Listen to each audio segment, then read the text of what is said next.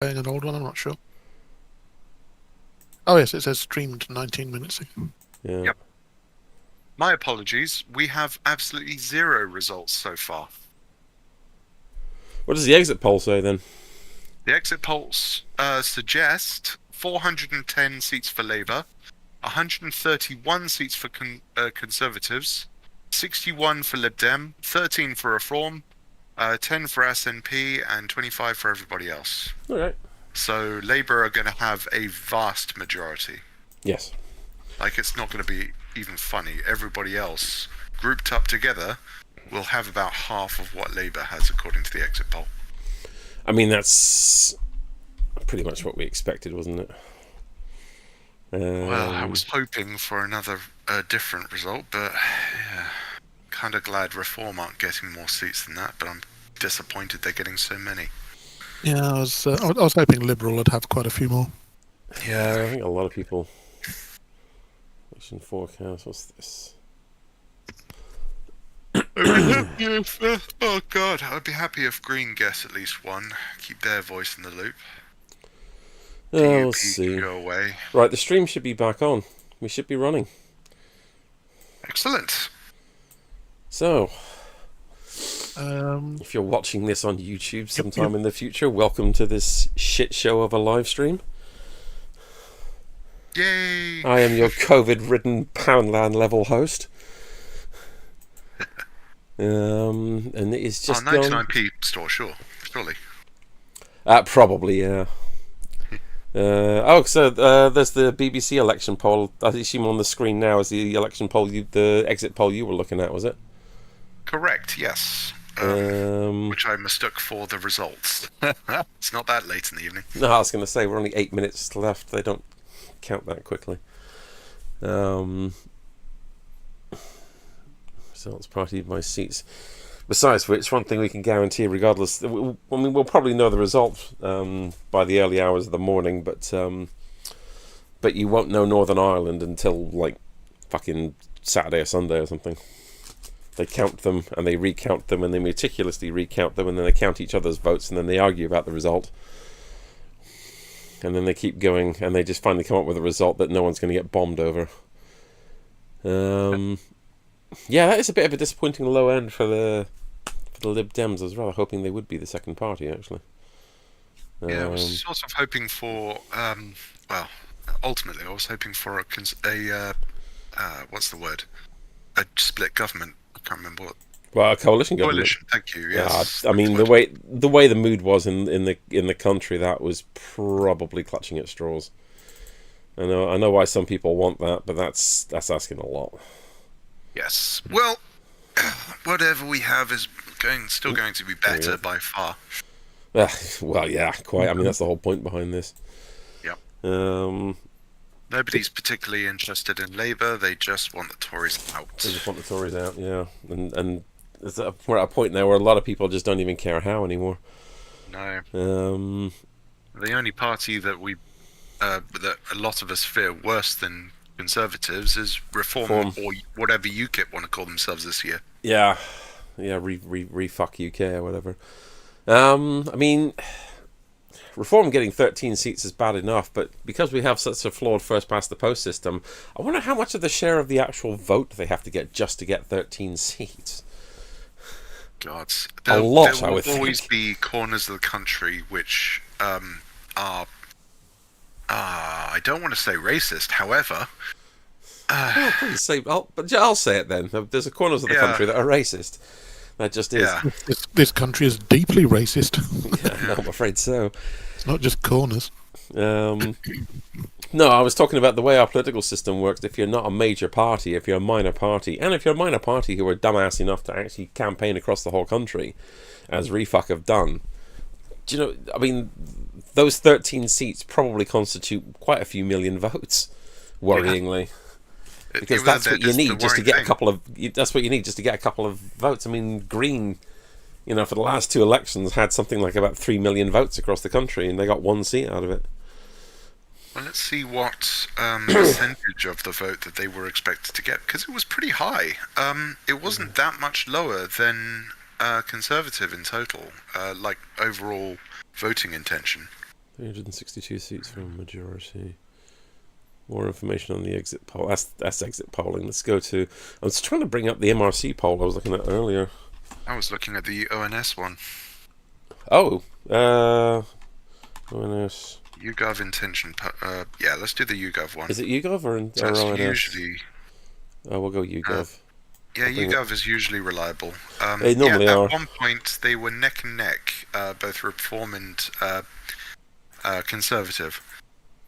But theoretically, Reform should be getting around, what is that, 20%-ish? Pension final call. Whereas, apparently, according to this, Conservatives are getting 22. That might be incorrect. Are you going by the central estimate, presumably, on that one? Where are you looking? I apologise. No, it's the, that's the number of, oh no, you are right. Yeah, that's different to what I found, but I found a graph which wasn't particularly accurate. That looks better. So yes. Well, they've done a lower bound and an upper bound, basically. And that's not by seats, that's by percentage of the vote. But percentage of the vote is a complex piece of hypermathematics to convert into seats.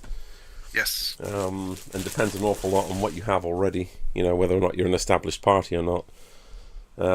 Which is why 39% of the vote gets Labour 400 seats, but 15% of the vote gets Reform, like 13 seats. As much as I'm glad in this case that is the case, I really hate that in general. I hate the fact that, while 20% of the population, as misguided as they may be, vote for Reform, they get essentially no seats. I mean, 13 seats is not enough to sway any decisions within government. No. No, not really. To make your voice heard. It's barely enough to heckle. Although, given the fact that the leader of Reform is Nigel Farage, and being a professional heckler is literally all he can do. Yeah, he's just a liar. He's not a good liar. No. I hate it whenever I hear the likes of Boris Johnson or Nigel Farage being described as good liars. They are not. They are just shameless, and they repeat it over and over again. Did you hear he got wheeled out in the last couple of days? Johnson, that is, not Farage. He can't seem to stay off the screens. The amount of oxygen the BBC have been giving Nigel Farage has been colossally pissing me off. But yeah, Johnson got wheeled out over the last couple of days. Apparently, there's some Conservatives around there who seem to think he's going to, Oh, that's why the Conservative share dropped. Well, yeah, quite. At this stage in the game, if they truly think that wheeling out that idiot is going to help them in any way, they are far more misguided than I give them credit for. So there you go. First past the post floors 39% of the vote, 431 seats. Yes, 22% of the vote, 102. 12% of the vote, less than Refuck, 72 seats. Refuck get 15% of the vote, 3 seats. Yep. Now, I don't disagree with the idea of Refuck being kept as low as possible, but that is fundamentally wrong. It is. It's fundamentally a disgrace to democracy in general, or we call it democracy. Well, yeah. Representative democracy is not the best way to do things. It's the worst way, apart from all other ways that have been tried. Yep, the only. And a mass murderer said that. Yeah. The only system that's worse than ours is the American system, where their electoral votes can just ignore the popular vote in specific states. Across nationally. In theory, although I don't think they'd survive very long. No, that's happened before. They've actually had presidents who, I think Trump, when he won, got a lower popular vote. Oh yes, no, I mean the electoral college votes. I believe there's been a couple of instances where they voted against the public intention, but it was such a massive scandal that it was eventually reversed. Oh right, I see what you mean. They have a name for it in America? Bad faith electors? Is that what they call them? Possibly. Sounds familiar. I'm not entirely sure what the terminology is. I think Basically, the Electoral College representative is encouraged to cast their vote the way the vote went, but is not actually required to. No, which is absolutely disgraceful. As an interim measure, I would say that it would be a good idea to, for one thing, sack the House of Lords entirely. And I mean that in the firing sense and the complete destruction sense. But replace that chamber that already exists with a proportionally representative council, and have them perform very much the same function. There's been quite a few models put out to. There's been quite a few models put forward as to how they would go about doing that. So it's a reform that's an option. It would certainly stop the likes of Boris Johnson and similar putting Russian agents in the House of Lords. Yeah. Which, That also, I mean, why? How is this not a worse scandal? I don't understand. I don't know. That nomination went against everything the security services said, and somehow went through anyway. Yeah. It was just pushed through because he paid enough money to the Tory party or something. I can't remember what that specific guy did to buy his peerage. I think he just went on a couple of cocaine parties with Boris Johnson. I'm trying to imagine a more boring cocaine party than that, but God, yeah, that would be God. Do you imagine that? Yeah, their wildest dreams are parties that I've been to. It's just depressing, really. It really is. Reform may win more seats than expected. I mean, they might. Yeah, Looks as though Reform may win more seats than polls suggested. This dude here probably is reasonably reliable for predictions.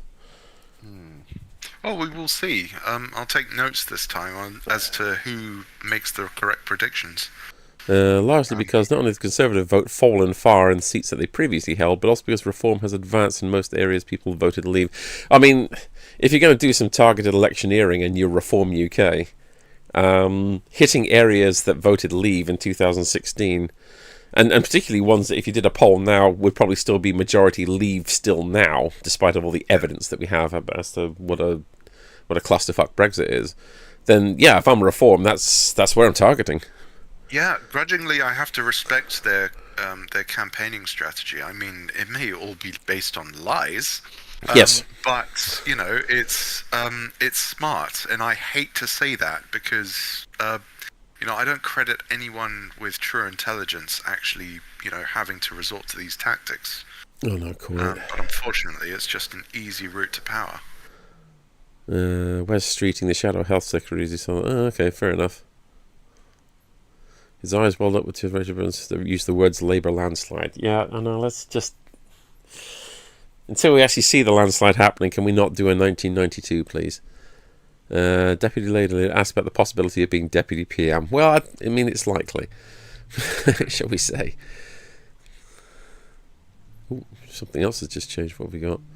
This could be our best result for a generation. Well, I'd say the Lib Dems. I mean, it could be. It'd be nice if you guys were second place, but I think there are some people still a bit raw about that dreadful coalition that you entered into with the Tories, where you didn't do a single thing to try and curb their austerity. Oh yeah, the Lib Dems can't be trusted. They promised to temper the Conservatives and put in their own politics. They ended up being lapdogs. Yes. So ended up delivering austerity, and has now actually been proven by several leading psephologists. Austerity delivered Brexit. Yep. The higher the amount austerity hit an area, the more likely they were to vote Leave, which is ironic because austerity was done by David Cameron, who was a Remainer. Yeah. So the Remainer Prime Minister delivered Brexit. Yeah. It's because they were told that the reason their public services were being cut was because of the EU, whereas in fact the opposite was true. Well, yeah, I think Oh God, this is COVID. I've forgotten his name. Leslie? What was the name of the guy who played the Bolovsky family? Alexei Sale. Thank you. It was Alexei Sale, who apparently compared austerity to the Conservatives blaming the global financial crisis on there being too many libraries in Wolverhampton. He was trying to just show you what stupid logic there was to austerity being the way to solve the financial problems of the early 2010s. Yep. Every time we've tried austerity, it hasn't worked, and every No, time we've fucks everything tried, up. public spending and investment in infrastructure, it's worked. Yeah. Tremendously. And just putting money in people's pockets always annoys me whenever you see retailers. Supermarkets are very, very notorious for this, but retailers in general whining about the fact that, oh no, the number of people who are spending in the shops is going down, spending on the websites is going down. Well, two things on that, retailers. One, you're a retailer. The onus is on you to fight to sell something people want to buy, number one. And number two, if you're whining about the fact that people aren't spending, don't blame the consumers, blame the government that keeps taking money out their pockets, because if they ain't got any money, they're not going to spend it in your shop, are they? Yeah. You're missing a big factor there. Shoot. The sellers themselves keep putting the prices up ridiculously, blaming inflation when they're just lining their own pockets with the profit. They're actually profiteering, yeah. Yeah. At least 10%. Every time they put the prices up and they go, oh, inflation, it's 10% higher, at least. When they have a better excuse, like, oh no, war, it's usually around 40%. And then, they'll reduce the prices, a month later, but by then they would have made massive profits. So they go, oh, we fixed the issue. Yeah, and you've already profited, so it doesn't really count for anything. Do you know, I actually found it quite difficult to find where it was that they were going to actually be doing the announcement in Fareham. Where the returning officer stands there and actually tells you I couldn't figure out where it was. I wonder why. Well, yeah. I mean, probably because Suella Braverman is actually in a position now. I still think that Fareham is going to go Conservative. I don't think it's going to be one of the changes. Whenever they list a series of people who might end up having Michael Portillo moments and just being ousted from their seats, they never list Braverman. But the fact of the matter is, despite the fact that I think this place is going to go Conservative, Braverman can't actually walk the streets of Fareham these days. Twice she's actually been harassed. Now, she's not been assaulted, but she has been harassed. That I also, it's difficult because. Oh yeah, no, I don't agree with it either. But yeah, I don't have any sympathy for these people who just tell lies and expect to get away with it.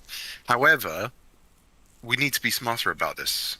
You can't just use violence in all cases, even if it's threats. No, you can't.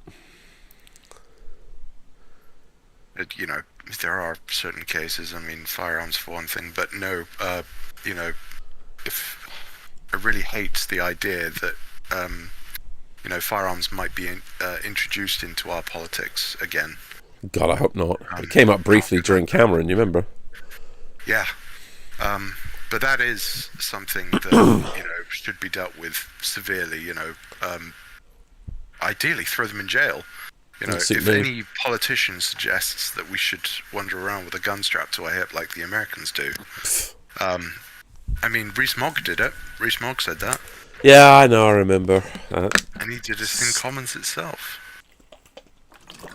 That snooty sounding prick. I mean, coming from Rees-Mogg makes it sound less threatening because even every time that he talks, he sounds like he has absolutely no grounds in reality at all. No.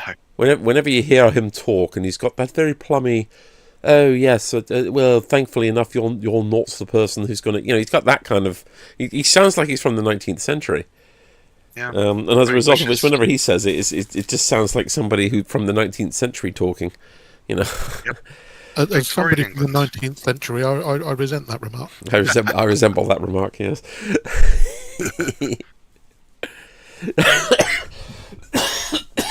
Shit, there it goes. I'm going to take a very good... Brian?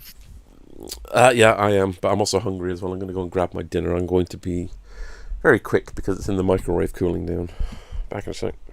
No problem. So, Leslie, any predictions for this evening? Nothing we haven't already seen on the polls. What would be the best outcome for you? I'd still be in favour of a Labour Liberal coalition. I think that'd be the best outcome, but it's not looking likely. No, it looks like a overall Labour majority. I think that has resonated, and I honestly, think that'll be the best and almost got a form of test for them, I suppose. Right, there we go. We were just saying, Brian, that we would like to see a Lib Dem Labour coalition. However, if Labour do get the complete majority that they're probably going to get, it'll be a good test to see how modern day Labour are compared to either a warmonger or before I was born, I think. When was the last time we had a Labour government before Tony Blair? Before Tony Blair would have been not Ted Heath. He was a God, who was Prime Minister up to 1979? You have to look that up now. Callaghan. Oh, him. Definitely, yeah. Oh God, yeah. Definitely before I was born then. Just amusing. So I've only known Tony Blair and Gordon Brown, of course, as the two Labour Prime Ministers. Two non-conservative prime ministers, basically. Yeah, two non-conservative prime ministers, and that's not a great example to draw from. Neither was the one before that. Their basic strategy during the 70s and very early 80s Labour was, do you know what? We can't be bothered running the country. We're going to let the trade unions do it, who utterly fucked everything over. Rolling blackouts and shortages and everywhere on strike, and You honestly saw student politics happening in real time then. it was a fucking mess. So, things to look forward to. Yeah. Yes, one of the reasons I wasn't particularly keen on Labour having a complete majority. I wanted something to temper them in case. Well, I mean, the problem I is, fancy trying that again. I agree with you in one sense. At least have them have some kind of edge to keep them on the straight and narrow. But if you want anybody to blame for Labour getting a massive majority again, you can blame the Conservatives. Yep. Because they are the reason we're getting this. They just couldn't help themselves. They had to fuck up this colossally. Yep. Get Conservatives out is pretty much the motto of most of the voters. Yeah. Well, I mean, I'm not expecting Labour to try and relive the 70s. So fingers crossed it won't go horribly wrong. No, hopefully they have at least some knowledge of failed. I mean, Blair's early record was actually fairly solid. When he got elected in '97, going up to about 2001, his record was fairly good. Yes. The minimum wage was actually put up against the wishes of both Conservatives and business, and lo and behold, it didn't actually bankrupt the country. It actually made it help prosper it because people had money in their pockets and therefore spent it. Funnily enough, money circulation is actually good for a country. Who'd have thunk it? Yeah, who knew? And yet, so many economists nowadays are saying the exact opposite. They're saying that, we need to restrict the amount of money going around because inflation. It's like, yes, however, that's what stimulates the economy, is, circulation. Yes, that's why Otherwise, the universal... it's just going to die. That's why the universal minimum actually ended up working. Yeah. They tried it out for a period of time in Finland. Still too much of a scary concept for everybody, despite the fact that, more and more automation is happening. So, of course, we have the ability to have more resources at the cost of lower manpower, but we're not even looking at anything like that. Instead, it's you've got to work for a living, and that is... Sorry. one of the big reasons that the governments are so against the universal basic income is the fact that the governments tend to be rich people, and when you give rich people money, they stick it in the bank and it's never touched. Mm-hmm. And what none of them realise is that when you give ordinary people money, they spend it to keep going. And people keep asking, or the governments particularly keep saying, well, where's this money going to go from? We can't just give out infinite money. Yeah, you give people the money, the people then spend it, the government then get it back in taxes, and they give it back to the people. And I mean, the money they give away initially, let's say, you go to the shops and you buy something with it. So instantly the government are going to get 20% back as VAT of that. The shops themselves are going to pay their employees 20% back as income tax. Basically, within 6 cycles of the money, the government's got it all back. Yep. Within a month or so, everything the government's given away, they've just got back. It's projection by Conservatives. That's what it is. It's pure projection. If they were given money, they would store it and hoard it, so they assume everybody else does the same thing as them. Exactly.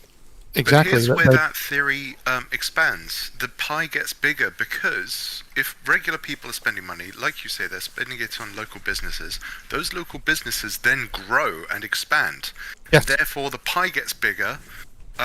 More people are spending more money, and the businesses are growing and growing and growing, paying more in tax. And that's how the economy grows. But many people do not understand this basic principle. Yep, it's exactly what Finland proved. Mm-hmm. They were told they were going to bankrupt Finland by doing it, and they actually did quite the opposite.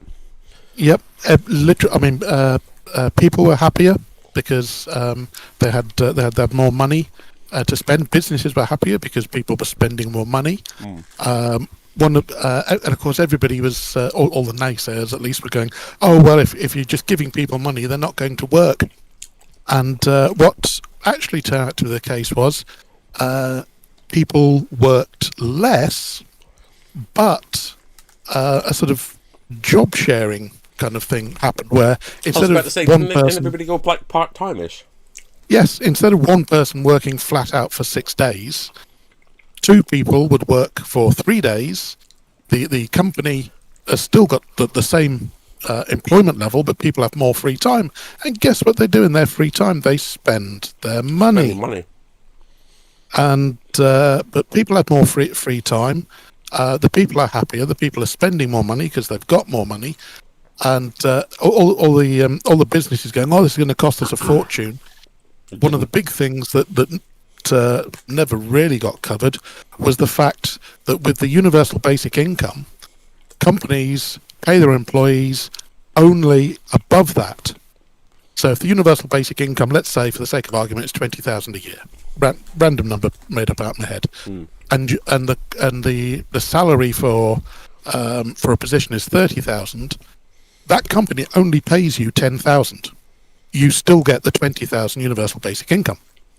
So the company's expenditure plummets because they're paying their employees less. Their income rockets because people are spending more money. So, I mean, companies should be absolutely clamouring for this because it's the best possible thing for them. People should be clamouring for it because it's the best possible thing for them. But the government, because it's run by rich people who hoard money, are just going, no, people will put the money away and they'll never spend it and nobody will ever work. And they don't see the dichotomy between those two statements. Yeah, that's the point where I would disagree, actually. A basic... we don't have the economy set up for, a basic minimum income. We just don't have that ready to go, I don't think. In my personal opinion, stimulus is a good idea temporarily. And also investment in small business, that kind of thing. However, if everybody had a basic minimum income, that would be a massive drain on the public fund. Now, I know a lot of that comes back. All of it. I know lots of it gets recycled, all of it. Yes. However, if you're spending 100% of, you're paying out 100% of the stimulus checks each year, but you're only returning back about 40% of it each year, you're still at a net loss. Now, You this don't may... understand how VAT and income tax work, Jack. It all comes back to the government. Every penny. Let's say you have £100, okay? Yes. And so you're given £100. You go and spend that £100. You know, let's say you spend it all in one go. It could be 5 different shops, whatever. But just for the sake of argument, you spend that £100. So you walked into a shop. Here's my £100. 20% straight to the government. So there's £80 left. That shop then pays their employees. Let's say £60 of that's paid to the employees. 20% of that straight back to the government. The rest, the shop will use to buy other goods. 20% straight back to the government. And pay. Don't forget they have to pay corporate tax as well. So part of that goes back to the government in corporate tax. Straight back to the government. So basically, literally in the first round of transactions, about 80% of that £100 is straight back to the government. The rest has been paid as wages to people and that sort of thing. Those wages, of course, people are going to spend. The moment they spend it, £20, 20% straight back to the government. The shop VAT, 20% straight back to the government. It literally, within 6 rounds, a couple of weeks worth of circulation, all of that money has ended up back in the government. I do, understood. However, there is a certain aspect that needs to be remembered, is that shareholders are greedy as hell. So all that they're going to notice is that their wage bill has gone down, and therefore they can take more of the profits, shove it into their offshore bank accounts, and then it's taken out of the circulation again. Well, that happens now anyway. But it would happen more. It would basically be the government giving money to their shareholders directly. And in the system that we have at the moment, we would need to make significant changes for that not to happen. Finland never made any such changes, and they never had that one. No, but they've got a certain different mindset, and it was a very limited experiment. But as you know, everything happened exactly as predicted, and as I just went through. Yes, indeed. I do think it's a good idea. I just say that we need to, before we do a wide-scale test or even, implementing it somewhere, we need to have laws in place to say, look, you cannot just pocket this money that we're giving to your employees, essentially. Oh yeah, I mean that. I think it's a given that would have to be. I think that has to happen anyway. Even if you don't have a universal minimum, I think you'd have to cover that somehow. Yeah, that's a very big given, though. That's kind of the crux of the whole issue, like Brian says. So until we have that, and until we have laws which actually stop the rampant profiteering, we can't think of anything that would actually benefit the humanity as a whole. But there we go. That's just I know it's a bit of a controversial opinion amongst lefties, but yeah. How dare you? I'm a solid centrist. Way it should be. Yeah, actually, to be fair. Way it should be. Perceptions have gotten warped over the last 10 years. Yes, about 90% of what is actually centrist has been declared left, because right wing is basically the norm, and anything that's not right wing is declared left. And centrism has just been lost in the middle, but it should still exist. Yeah, this is it. I mean, whenever you get a failure on the right, they all say we're not right enough to go. We need to go further right. And whenever you get a failure on the left, they say it's because we were never allowed to be left enough. We need to go further to the left. And everybody who's just having their lives ruined and is sitting there saying, "Can neither of you be extreme, please?" Yes. The further you go either way, the worse it works out for everybody. The worse it works out for everybody. Yep. They're constantly chasing their base, and everybody else is left with, oh, okay, so which one of these extreme points of view is my home? However, at the same time, I don't think we have a representation on the true left at the moment. It's mostly centre, centre-right, I suppose, for the Labour Party. Oh, yeah. Britain's never actually had a left wing at all. Most countries don't.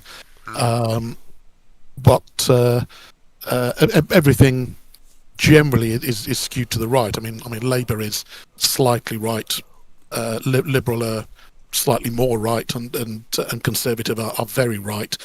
But in realistic senses, it's just the labels have basically changed. So as I said, where left starts, as far as people talk about it, it is about a third of the way into the right scale in real world terms.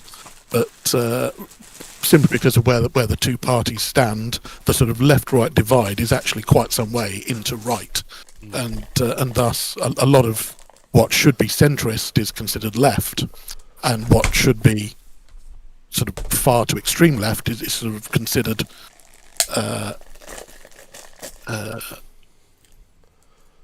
no, I'm going about that the wrong way. What's sort of sorry, I've got a migraine half the day. My brain stopped working. Tell me We've about all it, been mate. working today, but yeah. Tell me about it, mate. Brian, you're going to be starting a new job soon, so Starting a new job? No, no. I haven't got a new job. I mean, I've got my existing one, although I've been off for a week with COVID. I thought you got a new offer. No, I've made a couple of new applications. That's about it.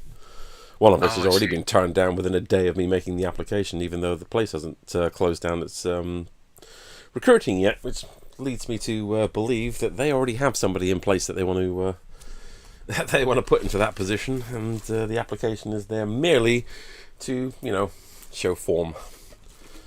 I really hate that. I do too. It's such a waste of everyone's time. Just appoint who you want, Yep.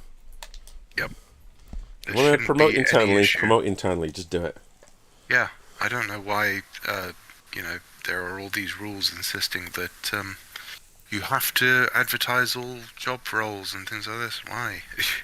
Well, the theory is if you advertise it, you might find somebody better and go, oh, actually, we'll give the job to them. Whereas in reality, of course, people don't even look at the applications; they just throw them straight in the bin. Well, that's it. I mean, if a company genuinely wants to look outside and maybe bring some new blood into their company, or if they're expanding and they simply can't promote internally, they need to bring some new blood in. Okay, fine, advertise externally. But if you're one of these companies that just wants to, promote internally with people that you know only, and you're not interested in finding somebody outside the company who may be better, fine, run your company how you want, but don't waste my time. Oh, The problem is they're forced to waste your time. That's the problem. Yeah. The thing is that I've had so many issues with external, hires in terms of managers, especially, who have no idea what the job is, and they are literally there as a HR person on the line, essentially. Yes. So they're trying to manage you as if you're a resource without any knowledge of your specialist knowledge or skills. So, oh yes, this developer is just as interchangeable with any other developer. Okay, except that developer is mostly JavaScript and this developer is mostly C. And that developer's must have been working on this project over here, whereas that developer's must have been working on that project over there. Yeah. I've referred to it often as managing IT or managing IT projects, because it often happens in project management, as if you're running a supermarket. Yes. Because and there's a lot of PMs that do that, and we all know it doesn't work. No. You can't manage an IT project like a supermarket. In a supermarket, you can take the person who's putting the toilet rolls out in the non-food aisle and say to them, well, we're missing 2 people over in the tea aisle. Can you put tea on the shelf this evening? And that's a skill share you can do in a supermarket. Or, if you have the huge amount of turnover that supermarkets have, because they do, because they're awful places to work, they can just hire more people in, and it's not a problem. They don't have much of a dip in their, output as to how much gets put on the shelf. IT's not like that. No. If you lose somebody from a knowledge-based place, we made this point with, we're on a live stream, so I don't want to say their name, but we know which company I'm talking about. We made this point with them before. You know, Yeah, they had naming such a their names, huge don't turnover of staff, and the amount of knowledge that walked out the door as a result of that. We know who we're talking about, and it was just they didn't seem to get it round their heads that was somehow wrong for an IT company. You know. Yeah. Disappointing. No names, but we know what happened. We got any results yet? Oh yeah, Steve Baker. Did you see this one up here on the stream? Conservative candidate Steve Baker has a less than 1% chance of winning his seat, and he says the dynamic in his constituency is different to what's generally expected, and it's just possible there's a path to winning narrowly. A 1% chance of winning a seat. That dude is expecting a hell of a dice roll. Yeah. That's a hell of a percentage roll if he thinks he's going to win that narrowly. Where are we? Oh, there's Rishi Sunak. Is it? I tell you what, I can't stand the bloke, and he's done considerable harm. But does anybody think he's the happiest he's been in ages? Knowing that he's just about to, like... That seems to be the case with every Prime Minister and President, doesn't it? They're just so happy to be leaving. To just get the fuck out of there. It's just... There's somebody actually did a little collage in 2020 when 2016 when Trump took over from Obama, because there's always a photo of the new president coming in and the old president going out, and as Jack said, in literally all the photos, the guy coming in looked really sort of serious and worried, and the guy going out just looked delighted and relieved. Yeah. But also grey-haired as well. Yes. Oh God, yes. That's the other thing. Eight years as president, and it just wrecks you completely. I mean, you know how... I mean, Clinton was actually diagnosed with, like, hypermania. He was known to be energetic. That was just his thing. I mean, you know, there's several interns that can, you know, attest to that. But even he, at the end of his 8 years, looked haggard. Oh, yeah. It aged him 20 years. Yeah. And that was a dude who was energetic. And Obama wasn't old when he got the presidency. He was in his 40s, wasn't he? Yeah. Something like that, yeah. And yet he had completely shock white hair when he left. Yeah. Great. Yeah. Trump doesn't, of course, partly because he makes himself up all the time, but partly because he didn't do any fucking work. No, he just sat there. He didn't take it seriously. No. I'm pretty sure the cabinet, they're not called cabinet, but his staff didn't let him see a lot of the decisions and work and things like that. Thank bloody God for that. Yes, I know, right? Unfortunately, August 61. Yeah, he may have learned different over the past 4 years, or however long it's been. So he might want to be a bit more directly involved next time. God, I hope which is not. what everyone's worried about. 81, 91, 2001, 40, 2011, 47. There you go. Those are indeed numbers. Obama was 47 years old when he beat McCain. Nice. It's funny to think it's not that long ago. He beat McCain in 2008. Back in as recently as 2008, an American president could still make a graceful exit, and a classy exit. Yeah. Where's that gone? I don't know. I mean, McCain was slightly unusual for a Republican candidate in the fact that he was actually a decent person with morals. Yeah. I didn't agree with everything he came out with, but... Oh God, no! He was incredibly religious as well, wasn't he? He would have been a perfectly acceptable alternative if he had beaten Obama. Oh yeah, no. If Obama hadn't stood, if the Democrats just put up another one of their knuckleheads instead, and McCain beat them, I don't think we'd be looking back on a McCain presidency with any more disgust than any of the other ones, basically. We'd be looking back at 8 years of McCain in charge, and we would say, yeah, he bombed that country. Yeah, he did this. That bit of the economy went a bit to shit. which is like what you say about every president, you know. Yeah, but I don't think but we'd at have the same anything. We time- would be looking back at Trump, would we? He definitely wouldn't have done a Trump thing, would he? At the same time, we could have also looked back at a McCain presidency and gone, but he achieved this, and he achieved that, Yeah, and he exactly. achieved this, and he He did would have- this. He actually did something as well. You know, he would have been an acceptable president. It was Yes. it was one of the few times where sort of either candidate would have actually been decent in the job because they were both moral and decent people.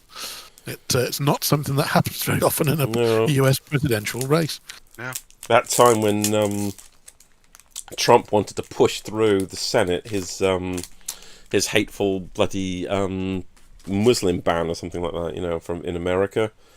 That infamous shot in the Senate of McCain wheeling up the aisle painfully in a wheelchair, strapped to a fucking oxygen mask, and with Yep. like shit going into his veins from IV tubes and things like that, but still having the strength to pull himself up onto the railing that goes along the front of the Senate and limp along it enough to make eye contact with the Speaker of the Senate to say no, to vote no against Trump's plan. Yep. As I said, I don't think he would have been as good as Obama, but he would have been an acceptable, It would have been a perfectly decent president. decent president. Mm-hmm. So it certainly says something for your government when half of your senators can be knocked over by a severe flu season. You know. It does. It's politics. Conservatives of suffered old heavily in man. places where more than a third of households have a mortgage. A reflection, perhaps, of the damage done by former Prime Minister Liz Truss's fiscal event. Fiscal event, is that what we're officially calling it Funny now? that. Tanking the economy That's to the tune of £40 billion? That's a fiscal event, is it? I was going to say there's a very fancy More like term a for a fiscal fucker. event. Yeah, quite. Yeah. Tiny hands. Anyway. Advancing thoroughly in Scotland, but less well in Wales, where they're in power. Well, I mean, yeah. Luckily, we never need to look at Lettuce Lady again, apart from when she becomes part of the next cabinet, or shadow cabinet, I should say. Because who else is there in the Conservatives? God Well, knows. mind you, she may not. I really hope Boris she doesn't Johnson's talent drain that he affected over the course of his time there has left them with such a talent puddle to draw their midges and flies from these days. Yeah. I really. I mean, they hope had to bring these Cameron back as everyone's- foreign secretary, for fuck's sake. Yeah. I mean, how desperate was that? Oh God, yeah. Everyone looked at... I mean, honestly, there were even some conservative commentators who were like, really? Yeah. Is this what honestly, you're down I'm surprised to? he came back. Yeah. Why hasn't Cameron gone on to do other things? I mean, surely he's got He got bored. speaking dinners. Oh God. Go away. Get out of here, Cameron. You've done enough. Advancing Having strongly in said that, Scotland. yeah. Well, we'll see. I'm actually fond of the days of David Cameron compared to what we've had since then. David Cameron was nobody's moderate. He was the No. one who put austerity through it. That was where the wrecking of this country started. And that's why it's such an absolute tragedy that I look back on those days with fondness. Yeah, I suppose. Compared to the shit pit that we're in now, I suppose. Yeah, and I see Keir Starmer and I see David Cameron and I go, these two things are fucking the same. I'm sitting here laughing because I've got two screens up at the moment, and obviously I'm keeping the BBC feed up on one screen so that we can actually start trying to catch some results as they start coming in. Probably won't come in for another hour or so. It depends on how quick the count goes in some places. But when I sent Jack the list of talking subjects that I was going to use as a vague thing to have subjects to talk about whilst we're going through the course of the evening, and Jack said, well, there's only 10 of them there, aren't we going to need more? And I said, well, we'll probably work out things to talk about on the night. We haven't even hit them yet. we haven't even started them yet. I knew we'd find shit to talk about on the night, so I wasn't too worried about not having that many talking points. Anybody want to know what the first one was? The first one I actually had was, why did Sunak call 4th of July? Why did he call it now? Why didn't he leave it for another few months to see if Labour trip up? We haven't even touched that. No, we haven't even touched on that one yet. That was my first of 10. You know what? Why did he suddenly walk out on that damp night in May, without even the skills to hold an umbrella for himself, or the friends around him to hold one for him? Yeah. I reckon that there's something coming up towards the end of the year, and I'm not an economist, so I couldn't say what it is. But yeah, in the second half of this year, there will be something absolutely devastating which happens, which will massively impact the popularity of the ruling party. See, my theory was more selfish than that. Oh? Yeah. I reckon he just got a wind of because you have to remember, in the leading up to that election call, he'd had 2 meetings with the 1922 committee. I reckon he knew that there was going to be a coup to push him out, and this was him making the entire party fall on its sword, basically. I think he found out that the backbenchers were going to have another revolt, and either try and put Johnson back in, or pick somebody else from their talent puddle. Probably Kemi Badenoch. She seems to be the front runner, apparently, for some strange reason. Yeah, I know, right? Talent puddle, indeed. And Sunak, rather than face that and have to go through the votes of a popularity contest within the party, which he knew he was going to fail, because it was becoming more and more obvious the next election was going to be a crusher, that instead of facing up to that, he called a snap election. And the reason I think that specifically, rather than something that they know is coming in advance, was because when Sunak called it, a lot of his own party, when they had a microphone stuck in front of their faces and said, "What do you think of Sunak calling the election?" A lot of them went, "Wait, what election?" Yes. What do you mean called an election? Oh no, he called an election just now. Oh, did you not know about it? No, we've not been consulted. Oh, that does sound more plausible than my idea. But I don't know. Leslie, did you have a theory as well, or did you even care? I like your theory, actually. Yeah. It tracks with the man, doesn't it? Yeah, it is. Therefore, we have a 2-to-1 preference on a theory. Therefore, that theory is now true. yes. That's how theories work. People vote on them, and whichever one gets the most votes are true. That's definitely how science works. Honestly. Yeah. Thank God it doesn't work like that. No, quite. I saw Eastleigh listed on that list of potential Liberal Democrat gains. I thought Eastleigh was already Lib Dem. So did I, actually. I'm pretty sure it's always been real-time research now. I'm pretty sure they always vote the same way as Winchester, Eastleigh. Yeah, quite possibly. Constituents. I'm certainly surprised that Guildford are going Lib Dem, although I haven't lived there for years, so I wouldn't know what they've sections in originally. 2020s, 2000 general election 2024, 2019. Oh wow! No, Mr. lives in Eastleigh. I have to admit that does surprise me. 32,690 Conservative, 19,083 Lib Dem. Holy shit! Wow. Yeah, I can only assume that Eastleigh had an awful lot of Brexit votes. That's all I can assume. That's the only reason I can assume they had such a huge swing to Conservatives in 2019's December election. That's the only reason I can think of. Although having said that, there was 2017 was Conservative as well. When was it Lib Dem then? 2015. When was Jeremy Corbyn on the ballot? I can't remember where Corbyn. I mean, Corbyn's not in the party anymore. No, well, he was basically a brief thing, wasn't he? Yeah. Thankfully, he didn't manage to do too much damage to Labour. Thank God. No, I agreed with a lot of his stuff, and I disagreed with a hell of a lot more. But for the fact that if he wanted Brexit, that was one of my principal hatreds of him. Yes, That and the rampant racism. God. Yes.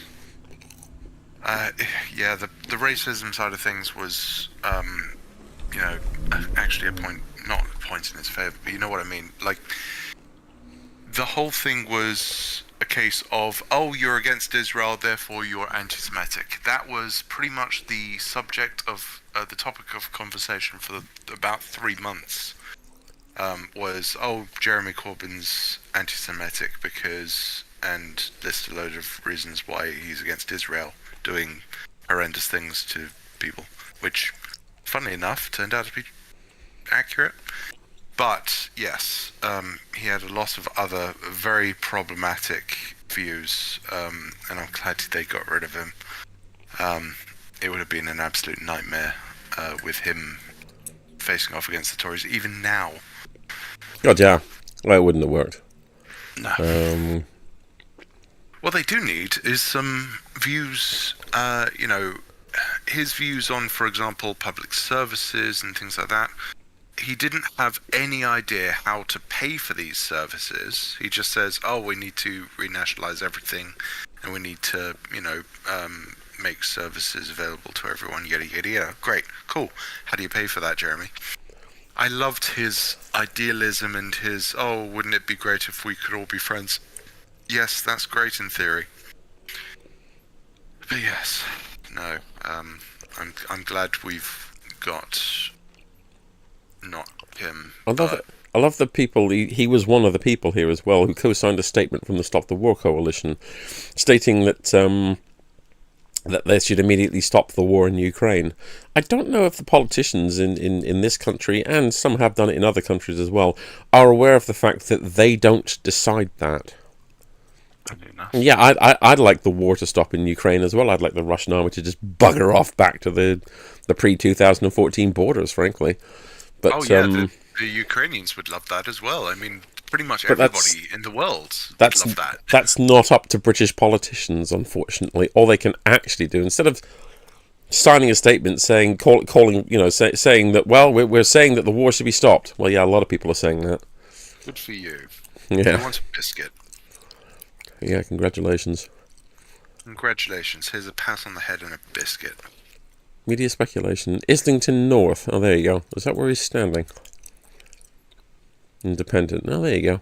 Honestly, I wouldn't be surprised if he gets it, and ultimately, I think it would be actually a good thing for our politics to have him as a voice in Commons, just not with overall super majority. No, I honestly, he blew his last chance with me with the combination of the anti-Semitism and the waving through of Brexit. Yeah, I didn't like. The anti-Semitism was. It was a mixed bag for me. Obviously, it's horrendous any way that it comes from. We're seeing a lot of anti-Muslim hatred from a lot of the members of the Conservative parties as well. However, like I say, this conflation that was going on as well did not help matters. It didn't help, the Jewish people at all. Conflating Israel with them, and it's kind of made the whole thing incredibly toxic. By design. By design, yes. By design from Labour members themselves, and that's why several people who leaked the report into how much they purposefully screwed themselves over has been going on. I mean, it shouldn't be illegal to leak a report that should be public knowledge anyway. These people purposefully sabotaged Labour's efforts to root out anti-Semitism within themselves. It's like, yeah, that should be plain as day. Looks like the SNP are predicting that they're going to get absolutely smashed as well. I mean, I can't say I'm sorry. No, not really. They screwed themselves over so hard. I mean, I have a bit some of respect for them. Back when they were saying, oh, let's have another referendum after since Brexit has basically screwed everything over for us. You can't blame them for that, in fairness. No, absolutely not. And I went, yeah, do it. Cool. It'll be good to see, how opinion has changed thanks to Brexit and how much it's changed by. Even if it's just as an opinion thing and it doesn't have any legal standing at all, at least you'll know where you stand. And then you can explain to people what, funnily enough, ironically, you can explain to the Scottish people exactly what leaving means and ask them, are you sure? However, they didn't do that. They didn't even do the first bit. They just said, "Oh, we'll ask the British government." It's like, Hang on, guys, he's banging on my door. What? Okay. That's a bit late, isn't it? arranged, yeah. But yeah, the Scottish people the Scottish government could have arranged an impromptu poll at any point. They did not. The SNP could have sorted that out. They did not. And Well, yeah, they've got that nobody kind to of blame but points. themselves for their own downfall. Yeah, if they'd have stuck with that and said, "Yeah, we are the rebels. We are against Westminster." Yada yada yada. It may have been a bit disingenuous, but it's what they stood for initially, and then they kind of petered it out, and so everybody lost respect. I know, right? Yeah, I don't know. reckon they had a slim, but it was their chance of actually making a good go of it if they did achieve independence, because they've got all these resources in the northern oil fields, and they're leading the way in terms of green energy production as well. So It was a weird thing for me to watch the SNP fall the way they did, because I do have, quite a few relatives in Scotland, and quite a few of them actually said during the times when I was in contact with them, and I'm going back to the 90s, mind you. Oh yeah, no, I don't vote for the SNP. They're just a bunch of criminals. And I just assumed that was a normal Scots disdain for politicians in general. But it turns out they're right. yeah, They were a bunch of it turns criminals. out. It's just, They are, yeah. they've all been arrested. They can't keep a leader in charge anymore without that leader coming under some kind of police scrutiny now. So in the 90s and the 2000s, and everybody would say to me, "Oh no," I'd say, "You're not interested in having a nationalist party in charge." "Oh no, not them. No, they're just a bunch of crooks." Yeah. And I just assumed it was just Scots being cynical, about that kind of thing. But it turns out they were actually right. Yeah. So sorry to all of them if you're listening. I didn't believe you, and you were right. There's no good options anymore. No, not really. I had a lot of time for Caroline Lucas, Green Party, Yeah, when she was around. Green MP, Brighton. Yeah. A One lot of of people were sad. She was not only an excellent voice in Parliament, but she was apparently also an excellent local constituency MP as well. Yeah, I'd heard exactly the same. Several of my friends used to live in Brighton, they're now up in Leeds, but she was fantastic on several issues. She wrote back quite a bit to various queries, especially about, transgender issues and things like that. Yeah. Which, given that Brighton's very much a multicultural and I don't even know how do you put it, multi-gender, multi-LGBTQ city, that would actually be quite important to a lot of people there. Absolutely, and she filled that role, despite the fact that it has nothing to do with environmental science or anything like that. She kind of took on that mantle of hero for justice for those who are oppressed under those discrimination and that kind of thing. The next one will be when the first seat is declared. Yeah, we're still waiting for the first seat. Yeah, still waiting on that, please. Ballot counters in North East England have long been known to be the country's quickest. Yeah, that's true.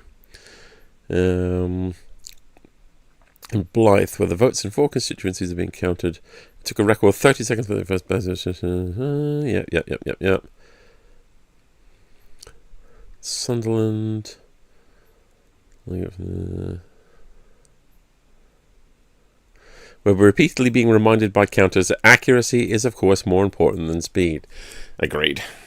Mm-hmm. Although it has to be said, if we end up with the kind of shellacking that we're expecting, and some of the Labour MPs win by 30,000 votes, then we're not really going to give a shit if 50 of them end up get miscounted. Let's be honest. Yeah. It's like I say, it's always Northern Ireland that's the last one to declare, because they count and then they recount literally on principle. Yeah, I would suggest a 10% difference would be enough for a recount. But do you know? I think it's 5, but I don't know why I have that in my head. I'm gonna do some real time research here. UK. Oh shit! Did we lose somebody? Have we lost Leslie? We lost Leslie. He was He'll be answering back. his door. I hope nothing serious has happened. He'll be back when he gets hungry. Okay, fair enough. UK election I do hope he's recount. okay. Yeah. What happens when the polls close? Provisional counts and electoral commission. Here we go. Recount procedures. If you agree to recount the votes, because there are a recount request, but by law, the provisional result before they proceed with the declaration. At this point, any candidate or election agent may request to have the votes recounted or following. Okay, so footnote 2. What's footnote 2? It's an article that I can't seem to get any access to.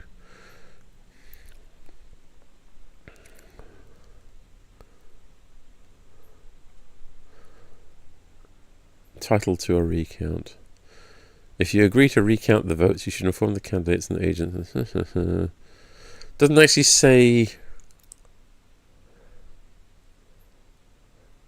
Doesn't actually say if there's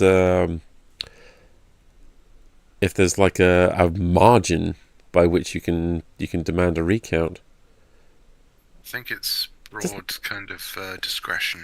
Oh, that's a shame. So somebody who's literally been hammered by 10,000 votes can sit there and say, "I demand a recount," and by rule they have to do it, even though we all know they're going to be wasting everyone's time. Hopefully they get told to take a running jump, because I mean, that would be the task of the returning officer to do that. You know, I would think a sensible returning officer would have the power that if he basically gives the provisional counts to all of the candidates, because the candidates all know it in advance. That's why we had that thing in the by-elections in the last couple of years where the Tories would just stomp off and the Huffer refused to go up onto the stage or something like that. Because that's happened. You know, some of the Conservatives have basically been told the result and not accepted them and just stomped off in the Huff. Yeah. But one assumes the returning officer would talk sense to them. If somebody's lost by 10,000 or 12,000 votes and they demand a recount, the returning officer would say, "Look, dude, seriously, you're not going to find 12,000 votes. Only 45,000 were cast. You know, you're not going to overturn a 12,000 majority on 45,000 votes, mate." yeah. But Leslie's having a trying to help the emergency services out with a neighbour. oh Hopefully, shit! Really? Oh no! yeah. Hopefully the neighbour's it's all right. good. Yeah. Well, that's bad news. Yeah. Bugger. They're just trying to check up on her, but they can't get access to the building. God. So yes, Leslie's helping them out because Oh, I fair. think he Okay. has spare keys to everybody's house and things like that. Yeah, he does tend to. Yeah. Okay, well, he'll be back when he's back, basically. Where's the... Greens say tectonic plates of British politics are shifting. Green Party co-leader wants to succeed in government. Exit polls would be tasked with pushing the Labour government to be bolder. See, Green are better at playing the system than Reform. You know what I was saying earlier about the fact that Reform will get like 2 or 3 million votes, but it'll only translate to like 3 seats. Yep. Green will probably get a fraction of that, but they'll get 2 seats because they're literally only standing and pouring all their resources into like 2 or 3 seats. I really hope they get Brighton again, because That'd be good. I mean, yeah, I'd welcome that. As the people with Brighton probably would as well. I would imagine. I think they probably would get it. To be honest, if another Green candidate stood there, particularly if they're as energetic as Karen and Lucas, then you know if they can literally take the mantle over from where she's left off, then first one. There we go. We're on. We're on. We're on. Labour wins Sunderland South. Sounds about right. Admittedly, they were going to probably. I don't think that one's a surprise, but that is the first one. There isn't that the first one, but yes, fantastic. No, they said it would either be Sunderland or Blyth, one or the other. So yeah, Sunderland South goes Labour. I imagine that's probably... They haven't actually said yet, but I imagine that's probably Labour hold, I would imagine. I would have said so. We'll see the map afterwards with all of the changes. Well, yeah. We probably shouldn't go through all the changes because that will take us until like 5 o'clock in the morning. But yes,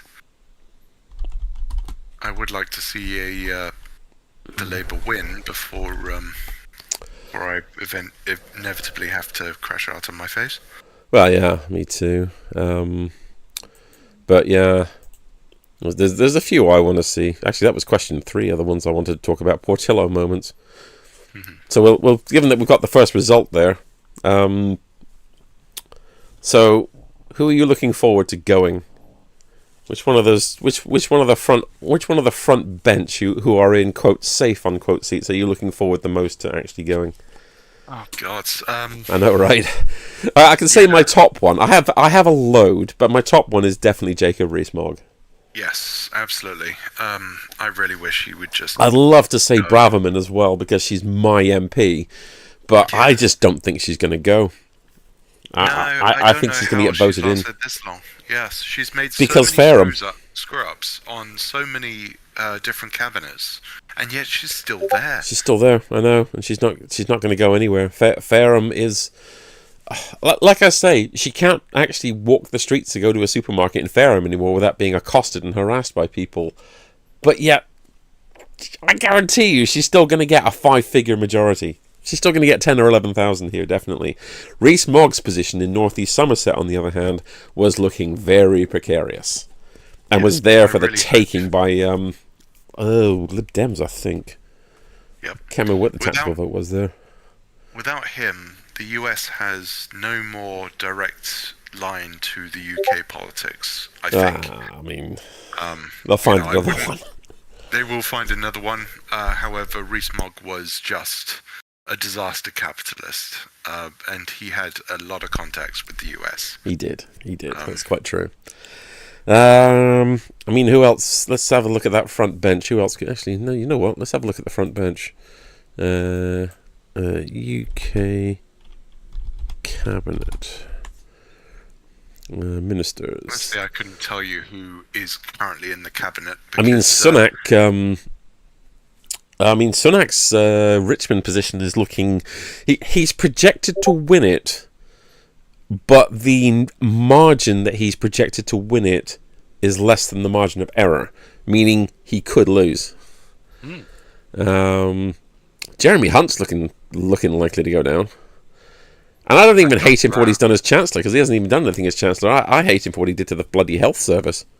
Oh, I just hate the guy in general. He's an absolute idiot. He really is.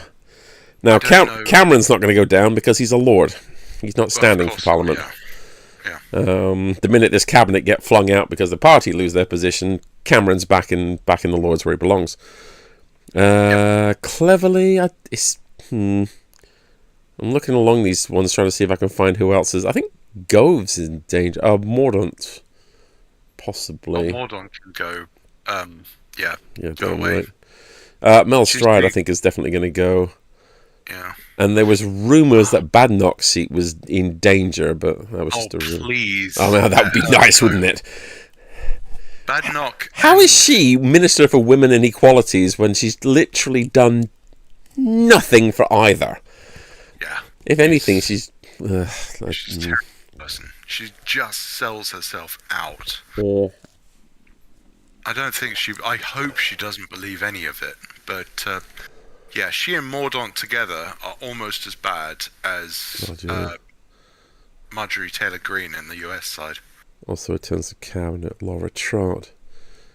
We're missing a couple here. I think are a big one. I mean, they haven't. Oh, there's Tom Tugendhat there. Minister for Security. I think he's in danger at the moment. What am I thinking of? Nadine Dorries, of course, isn't an MP anymore. She resigned No, I'm not seeing many names that I recognise. No, well, they've had quite a few government convulsions in the last year, haven't they? Oh, they have, yeah. I mean, you notice with interest that Braverman's not there anymore. No, funny that. Because she's... I thought she was pretty safe given what she knew and so forth. There was a Prime Minister's question just before she got booted out. I don't remember exactly when it was, in which Keir Starmer basically stood there, and in his best, kind of lawyer's speech style, stood there and outlined all of the failures and the dreadful things that Braverman had done or was planning to do, how it was against everything that the country stood for, and the damage that it had done and everything like that. He just carried on. He literally gave about this 3 or 4 minute speech. And over on the opposite benches, Sunak was just sitting there with his shoulders hunched, looking away from Braverman, who was sat next to him. Obviously embarrassed because he knew everything that Starmer was saying was true. The other benches around Braverman and Sunak were just sitting there quietly. But Braverman was sitting there looking straight at Keir Starmer, smirking like the cat that got the cream. She genuinely thought she was untouchable. Right up to the point that Sunak bounced her ass out into the curb. Oh, thank God for that. Yeah. Talk about too little, too late. Damage has already been done. Thank you. Too little, too late. I need to quickly make a pit stop, but I will be back go for it. in about 3 minutes. No worries.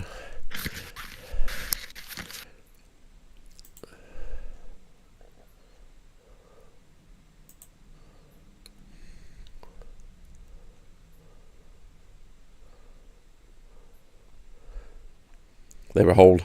There you go. There's the official line on Houghton and Sunderland South. It is a Labour hold, so nothing surprising there at all. We knew that was going to come in. First result of the night. So we're hello, we got another one coming up.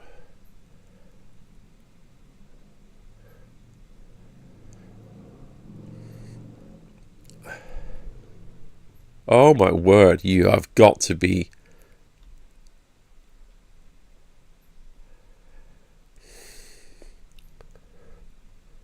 beat the Tories into second place. See, this is the bit that's really going to wreck them. This is the bit that's really going to wreck the Tories. Not even the fact that they're going to get smashed by Labour. But if they end up being booted into second or third place by... Reform, second place, obviously we're going to be third or fourth place, then that's just going to... wow.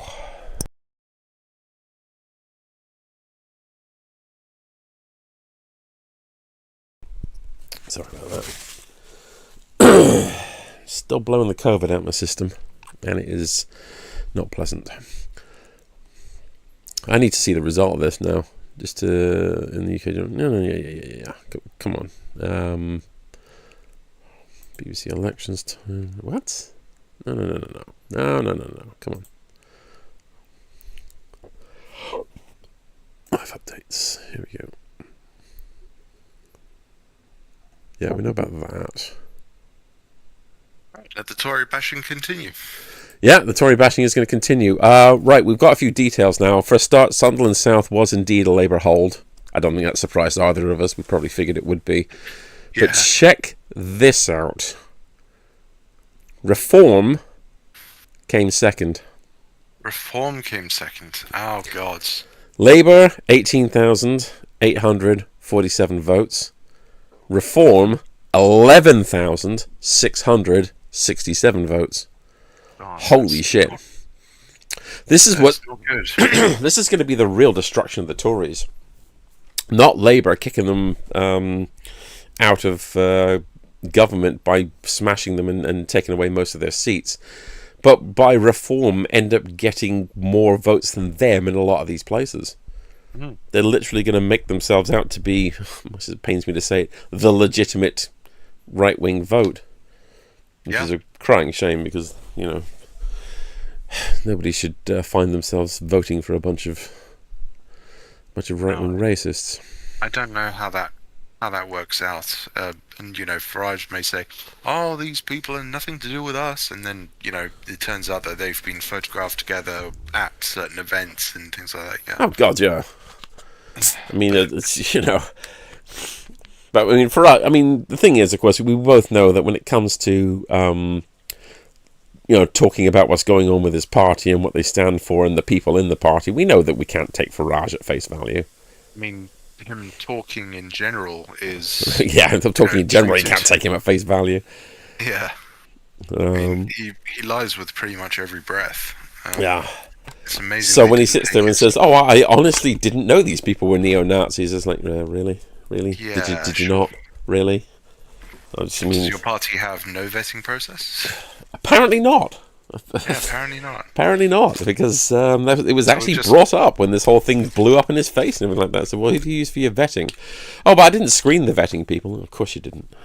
No, of course. you It didn't. always astounds me that these people, usually right-wingers, resort to saying, "Oh no, I was too stupid to realise that these people were, in fact, far-right extremists." Yeah, in fact British National Party people. Excellent. So you're either in league with them and incredibly racist, which you're on the record as being, Yes. or you're Rampantly incredibly incompetent, stupid. in which case Yeah, you have no place in rampantly government. you shouldn't be elected then if you're that bloody incompetent. Yeah, which again is on record. Therefore, I would suggest both. I'd love to get an actual count of that first one. I mean, I don't think it's representative. We are talking about Sunderland, which is part of the industrial northeast. Yeah, what was the percentage? I don't know. I'm trying to find. They've released the result, but they've not actually put up a map yet telling you where we use this one. They've not actually put up a map yet telling us, what the Parliament. Oh, for God's sake, no. Yeah, we'll be able to obviously analyse this in detail, but They've updates. it would be nice I to think more. know whether or not Labour actually had a. Well, of course, they didn't have a majority. They didn't have a majority even with those two parties.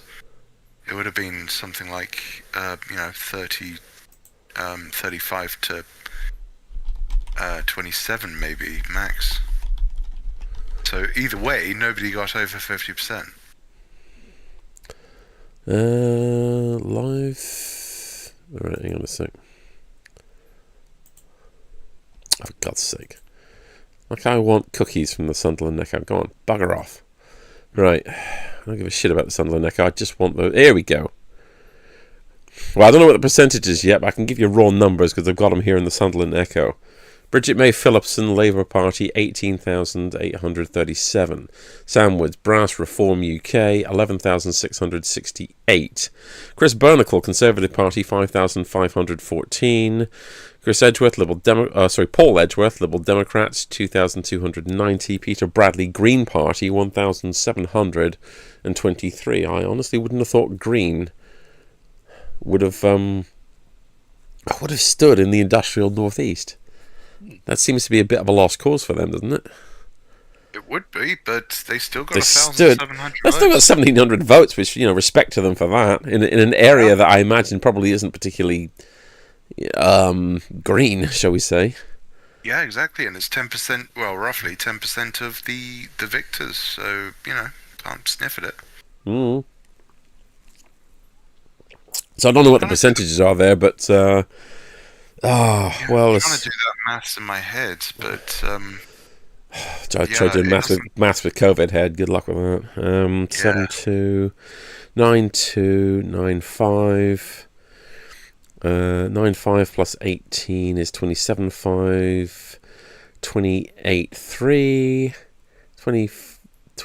29 plus 11 is 40. There was about 40,000-ish votes cast. Yeah. My rough estimates, and bear in mind these are incredibly rough, is Labour Party got roughly 40% of the vote. Looks about right. Reform got about 25, and the remainder got the remaining 15-ish. These are incredibly rough estimates. Yeah, I mean, give or take a couple of percentage points, I think you're about right. So that's what you're looking at. The main thing I'm looking at is if you add the Conservative Party and the Reform UK vote together, you almost get the amount the Labour Party got. Yeah. Now, that's not to say that if Reform didn't stand, the Conservatives would have run the Labour Party close. Because, sadly, a lot of... well, not a lot, but some of Reform's support has actually come from the Labour side. Yeah, oddly enough. Certainly there were a lot of Brexit voters in the Labour Party, surprisingly. Yeah. And unfortunately, a lot of those people are the silent types, the ones who don't talk about what they're going to do. What they're going to vote, yeah. That's why the YouGov and the MRP polls were so accurate, because they actually took into account... They literally took into account people who were quiet about how they voted previously. Yeah. The exit poll. Keir Starmer took the social media. Yeah. Thanked everybody puts trust. Senior Conservative Party Steve Baker told the BBC he accepts the Conservative Party have lost. Well, he has to, really. That's just facing reality. Yep. Ed Davey looks They're like... not great at that. yeah, quite.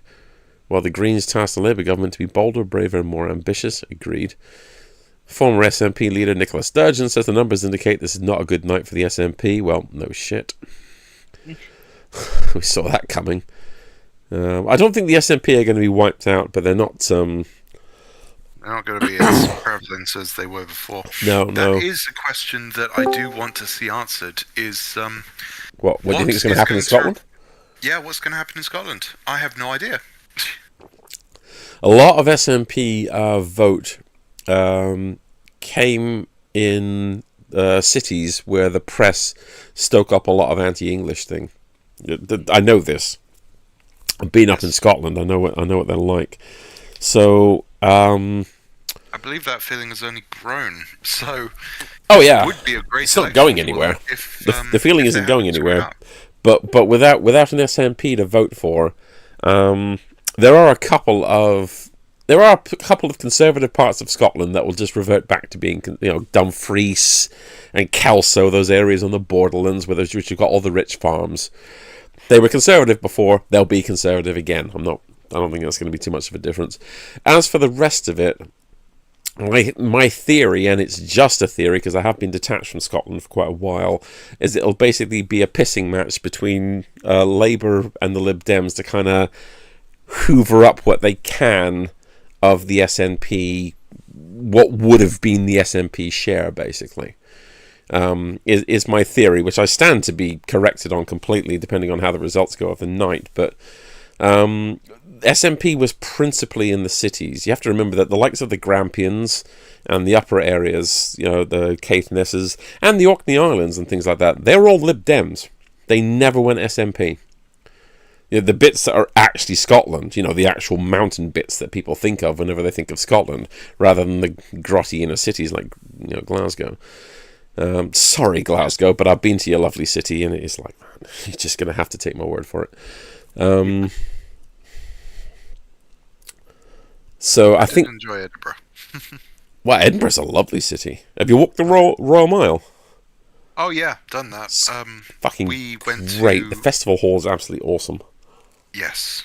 We went to a restaurant every level of the steps, up and down in the valley on both sides.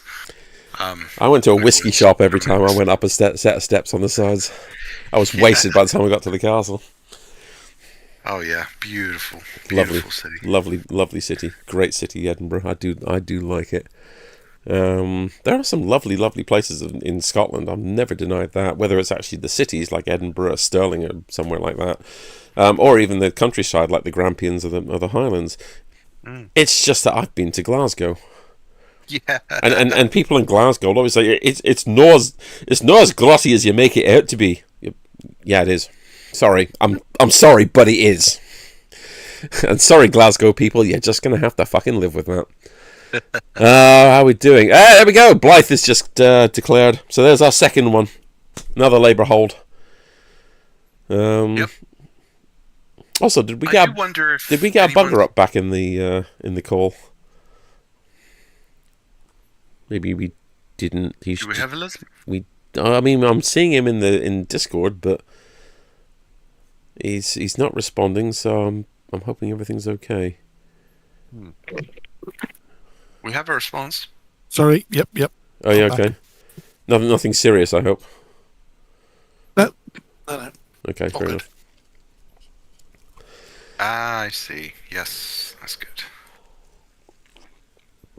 So, second declaration. We've had two Labour holds up in the northeast, which are to the surprise of no one, basically. I will be interested to see whether or not there's anybody who moves the other way. So anyone who voted Labour before, who now votes for Conservative specifically, I know there will be several who vote for Reform. It's more likely to be Reform than Conservative, I would say. The Conservatives, as a political force, are spent for this election. Yes, I don't see anybody swinging. Honestly, if anyone is going to swing to the right, they're gonna vote for refuck. They're not going to vote for. They're not going to vote Conservative. I don't think the Conservatives are a spent force politically. I mean, it's possible in one or two places they might swing to Conservative rather than refuck, but I don't think so. They haven't been making nearly enough noise on Brexit, for one thing, to actually attract that sort of vote. yeah. Unlike Reform, of course, who won't shut up about it because they can talk nonsense as much as they like. Yeah, who extraordinarily, despite the fact that going into this Parliament have precisely 0 MPs, somehow, despite that, got a lion's share of the bloody interview time on television. That's always the way. Mm. When it comes to it's the Brexit thing as well. This is why Brexit did so well. Is that at the time it was supposed to be a 50-50 debate.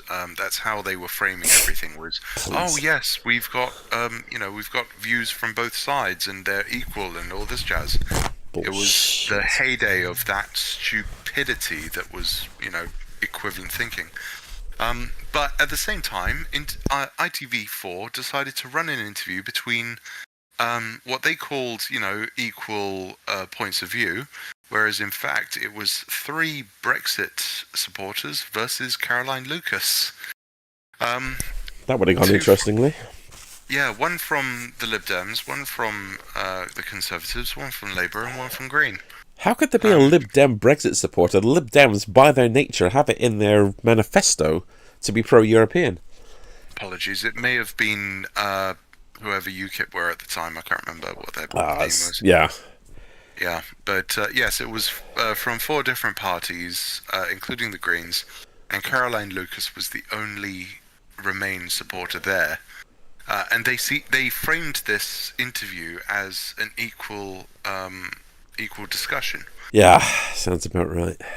The BBC were notorious for that as well. Yes, absolutely. False equivalency was it honestly got annoying. I mean, they even got asked after a while. Why is it when you frame an equal debate, you find somebody who is arguing slowly and carefully and logically and bringing facts to the discussion when they're arguing for remaining, and when you bring somebody in who's arguing for the case of leaving, you have a head-banging, gnashing at the mouth, slavering nutter? Why couldn't you find somebody sensible to argue the leave case? To which the answer was the same as it always was: we couldn't find one. And they can't point out the and they refuse to point that out. Because apparently that's being biased, is pointing out lies. Yes, it was an attitude that really annoyed me. Yeah. So again, Reform comes second place. Holy shit. This is the bit that's going to destroy the Tories, I tell you. Reform being the right-wing vote of choice. This is why we're going to end up with no Conservative and Unionist Party anymore. They're literally going to be buried by this. That's just like the previous one. You missed it, Leslie, but the first one... Do I still have the Sunderland Echo? The first one that declared... Labour came first with 18,800 votes, but Reform came second with 11,600. And now we've just had the second one declare. I think it's this one. Where was it? Is it this one? But yeah, the second one that's declared... 20,030 votes, and Reform came second with 10,857 votes, and the Conservatives came third. Holy shit. A bit worrying that Reform are They're getting a doing well. lot, aren't they? That's what I was thinking, yes. I don't like it. Mm. As much as I dislike the Tories, they're still better than. Well, they're not, because they've been driven that way.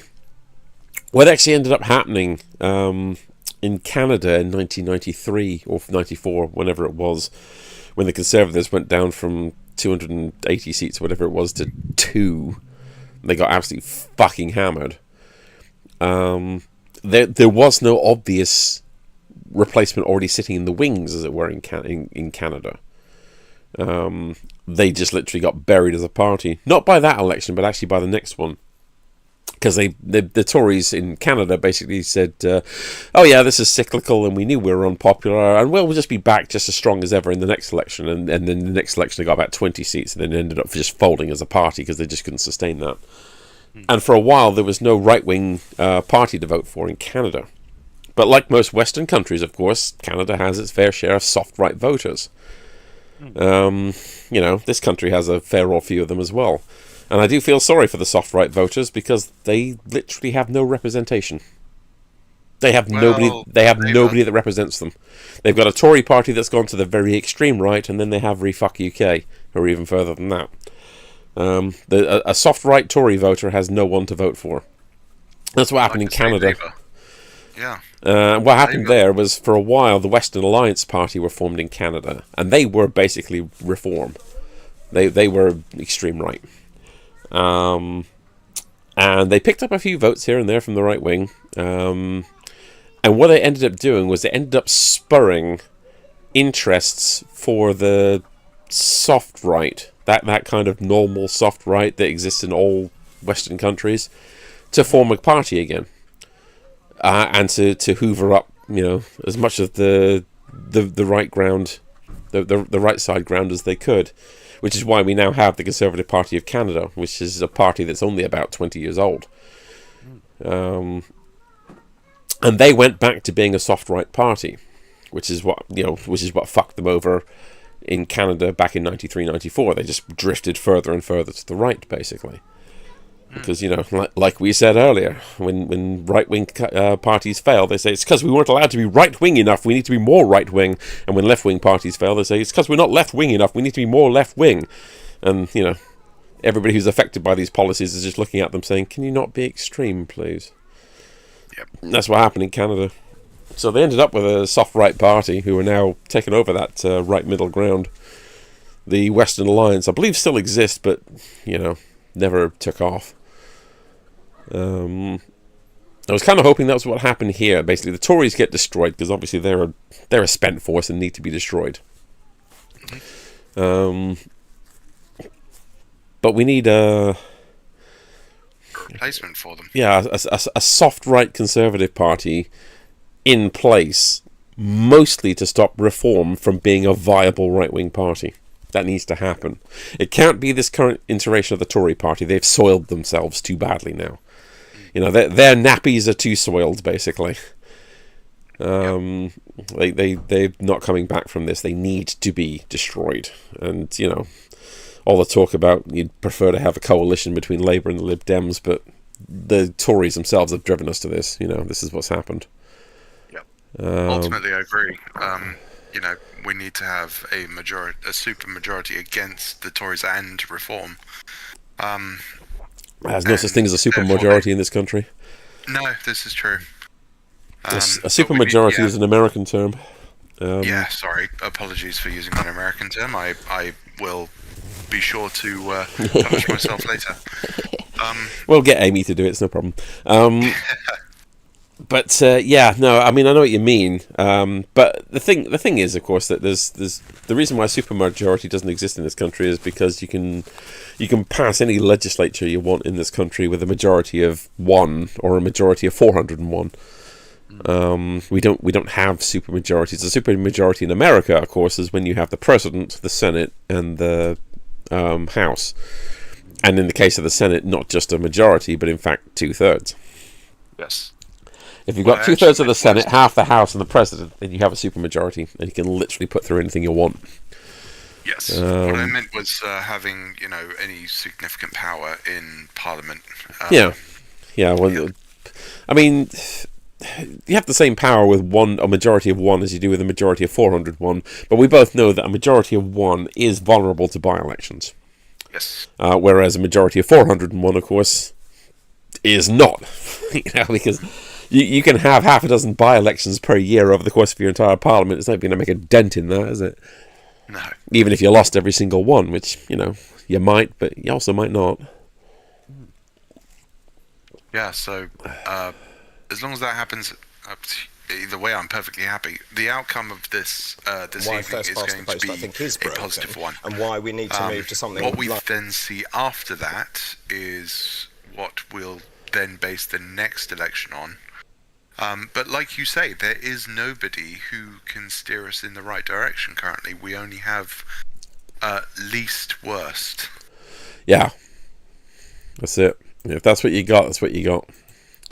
Yep. If least worst is what you're voting for, then least worst is what you're going to have to vote for.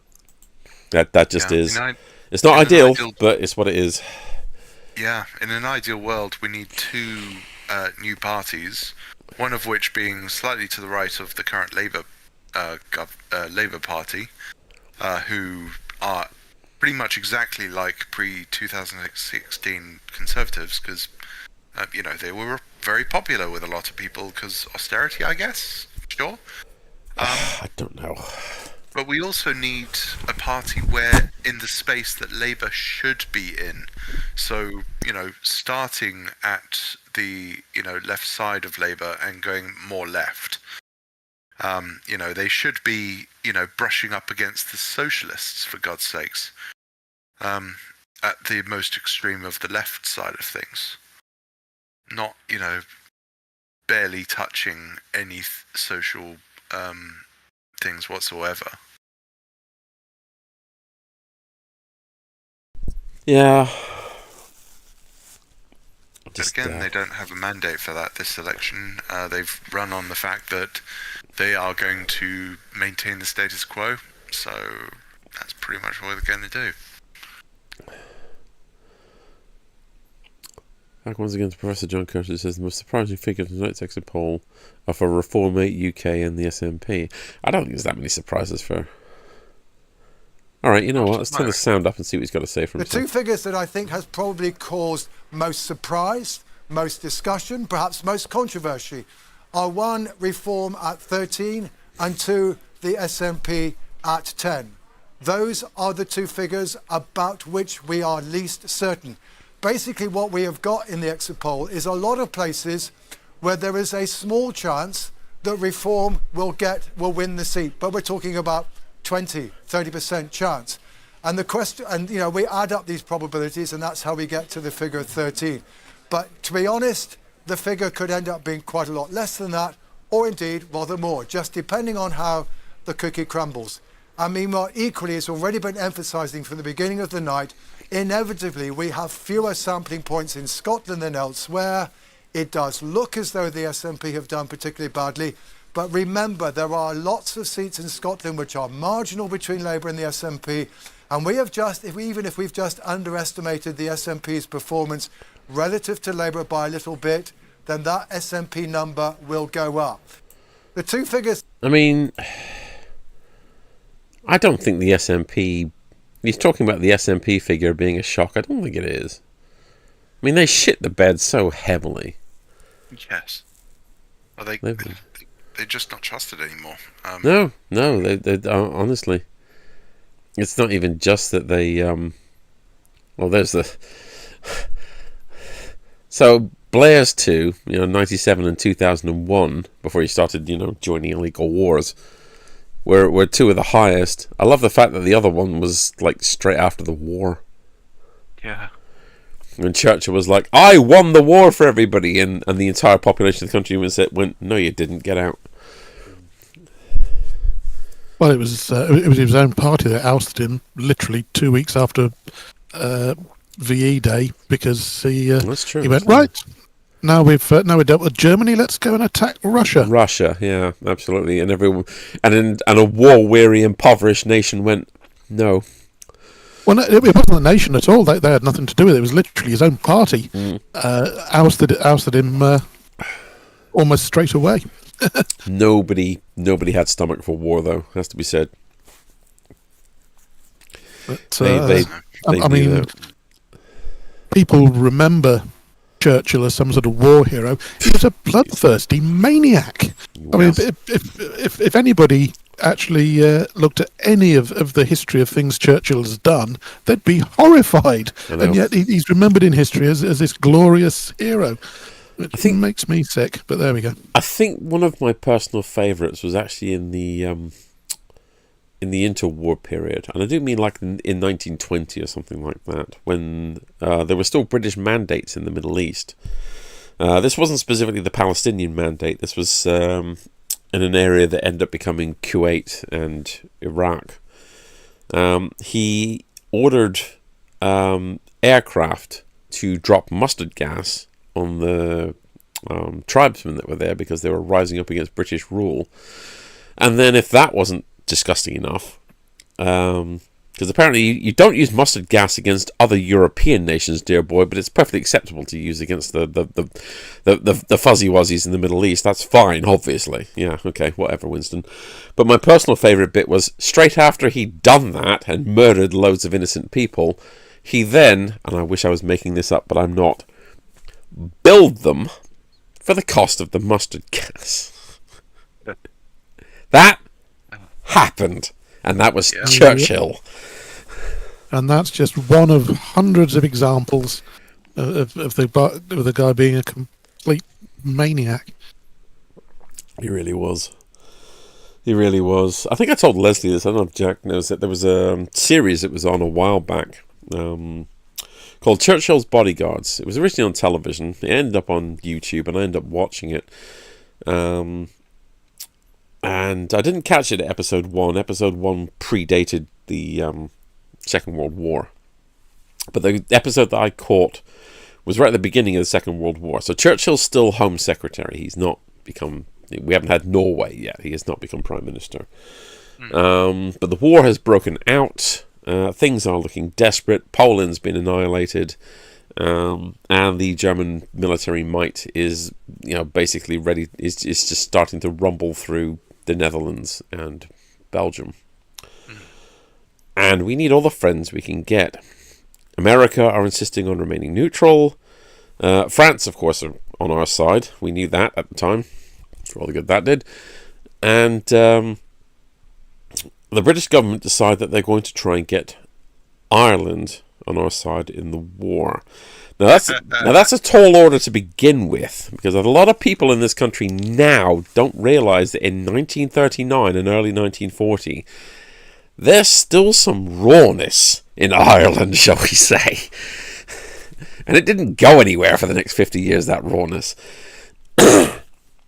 So to try and start a charm offensive to convince the Republic of Ireland to come in on our side, they sent Churchill. No, I'm going to have to correct you there. Who did they send then? They originally sent Chamberlain, who rocked up, and Chamberlain's speech was basically that naughty Mr. Hitler has invaded one of his neighbouring countries, and that's a very bad thing that you shouldn't do. So we need your help to kick him out. How the irony! Are you taking the fecking piss, mate? Yes. and basically sent him back to London with a flea in his ear, which was a big part of him being replaced by Churchill, who then tried the same thing, and quite frankly, I'm amazed he got out alive, given that Churchill was the guy that sent the black and tans into Ireland, and that was not forgotten either. A decade previously. Trust me, his bodyguards were quite good. But the thing was, of course, this Churchill's Bodyguards, this TV series, was obviously written and narrated by people who were big Churchill fanboys. It was quite obvious. It was written quite lovingly. And I just had to laugh out loud when this narrator was talking, almost shocked at the fact that the Irish. What we don't understand to this day why it is that the Irish tried to assassinate him. Really, really, you don't understand why the Irish wanted to try and kill Churchill. Yes. Okay. It's called history. Open a book. Yes. Okay. I mean, there's a lot of things you can bring it down. A lot of things. I mean, there's a reason why they were very, very reluctant to allow an English rugby team into Croke Park, because that's still a bit sore. But that was just one of them. There's a whole load of things. I mean, the Black and Tans were a principle. We need to put a regiment into Ireland to suppress the Irish. Okay, do that then. But we don't actually have any proper military regiments to spare. Okay, but I mean, we need to send somebody though. Okay, well, what are we going to do? Why don't we take all the murderers and rapists and other unpleasant people out the prisons, put them in a military uniform and send them over there? Ah, yeah, that'll be fine. We'll do that. What can possibly go wrong? Yes. Then that's what they did.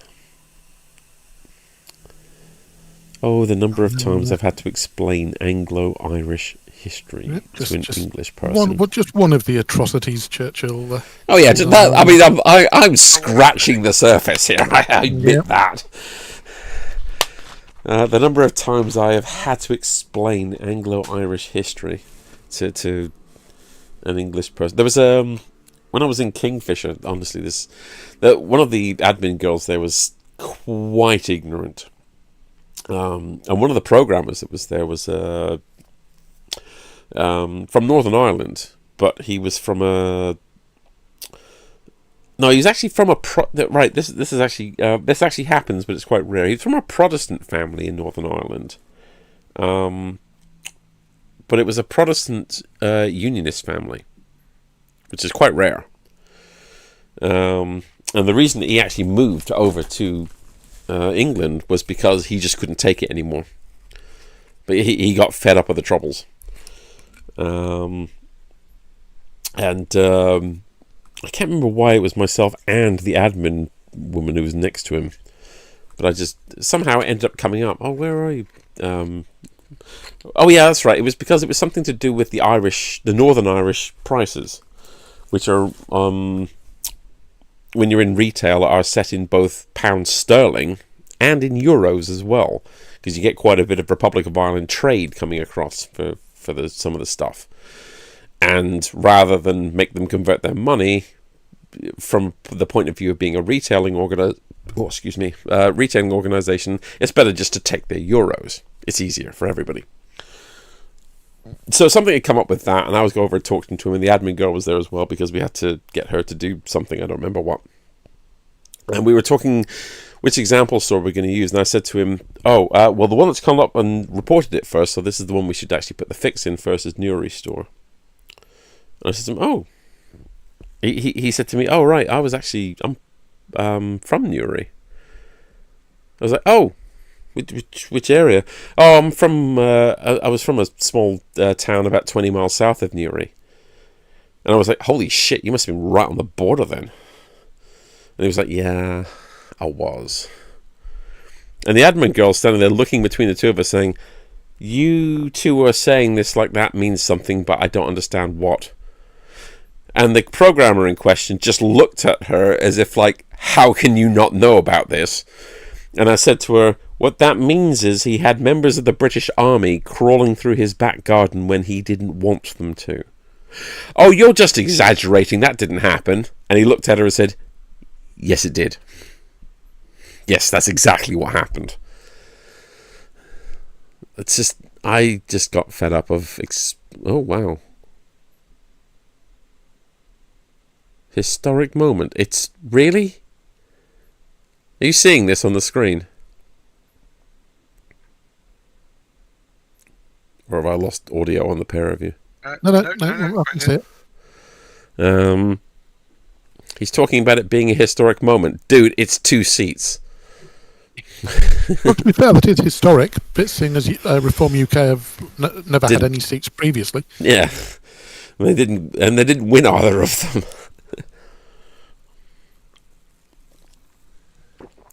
I have this theory that Reform are going to get like sort of 4 million votes, but 3 seats or something.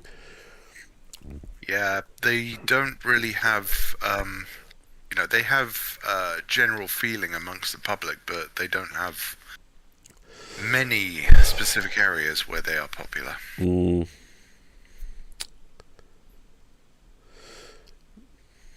And the thing is, the kind of thing that Reform put out are... sorry about this, Leslie. They tend to attract an older demographic of voter. There's very few younger people. There's very few younger people that are going to be voting for Reform. Oh yeah. A lot of the younger demographic who are voting for the first time are actually quite bitter at the loss that they've had to their future as a result of the people who voted for Brexit, which they do blame on the older. They do blame on the older demographic. What's this just come up with? What is SNP's Flynn in trouble? There are big caveats from these Scottish seats. Often it is the big picture broadly right, but gets shakier when they drill down to seat by seat. The exit poll predicts that big SNP figures like Stephen Flynn, the party's Westminster leader, and Joanna Cherry could be on their way out. Cherry, I don't know. I don't recognise her as a name. Stephen Flynn is going to lose his seat? Wow. That would be... and predicted to fall to the Tories. Holy shit, what the hell's happening in Scotland?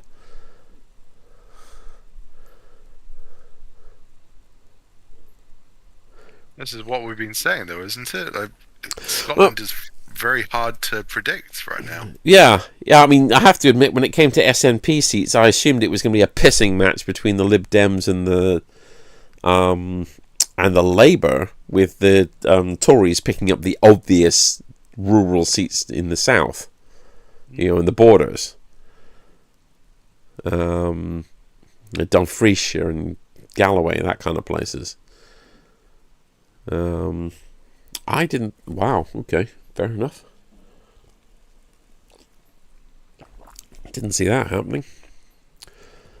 Yeah, right, whatever. Historic... where's the overall one?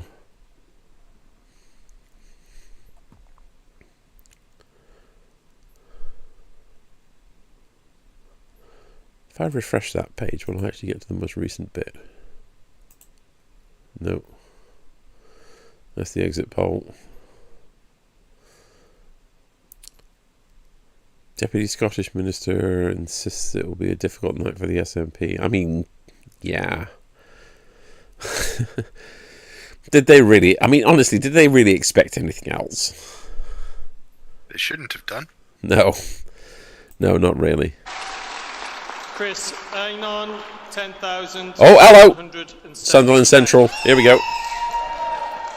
Rachel Sarah Featherstone, 2,993. Niall Dane Hodson, 3,602. 3,000 Green votes in Sunderland. Wow. 5,731. Yeah, that's surprising. The number of rejected ballot papers was 99. That's it.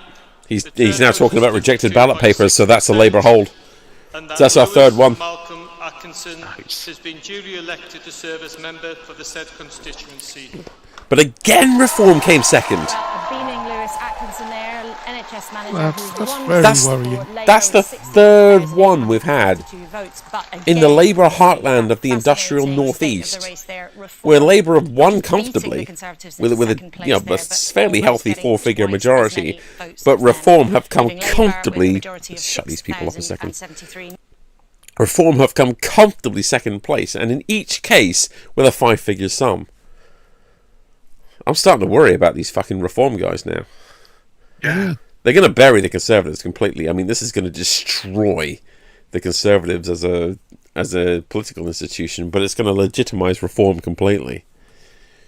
The only thing I can hope is that Reform carry on with their the trend of coming second everywhere, which means they're going to get millions of votes but no seats. Really hope that's the case. So do I. But it tell you certainly what, punctures the idea of proportional representation, though, because you imagine what our parliament would look like if they got their proportional based on the number of votes. Oh, could you imagine it though? I'd rather not. Reform become some of the most strongest proponents of proportional representation because of this. I mean, it could happen. It could happen. Oh God! The fact that it could happen disappoints me, but still. Yeah, that makes me sad. But I think the way things are going at the moment, I would think that we're going to be looking forward to a future, at least for the next 4 or 5, maybe up to 8 years, of Reform basically being the main right-wing party in Parliament. And the Conservatives just being this little rump off to one side. I see it more likely that Reform will implode, to be honest. It doesn't seem a stable party. No, they're not. I mean, do something stupid at some stage. I agree with you. They are. I mean, amongst other things, they're an ego project, aren't they? Let's be honest. Yeah. That is literally what Reform are. They are Nigel Farage's ego project. And ego projects don't last long in politics. No. Fuck me sideways. What was the name of the American dude who? Oh, now Jack won't remember him. Leslie, do you remember Ross Perot? Yes. Now there was an ego project over in America. Oh God. Nope, I definitely do not know. Ross Perot, he was an insane, rich American businessman who stood for president in, I think, one of the Clinton times. Can't remember now. It was certainly around then, yes. He basically stood as an independent. Yeah, and got nothing. 1992, there you go. That's definitely a Clinton one. Yes. Ran unsuccessfully. That's putting it mildly. He was fucking hammered. Oh God. Independent status, lost election. Yeah. I'm Ross and I'm your boss. Leadership for change. Yeah, that it sounded nice, but unfortunately, the thing about Ross Perot was that he was a fucking nutter. Although, given the way American politics has gone these days, yes, he'd be a shoo-in now. Damn right.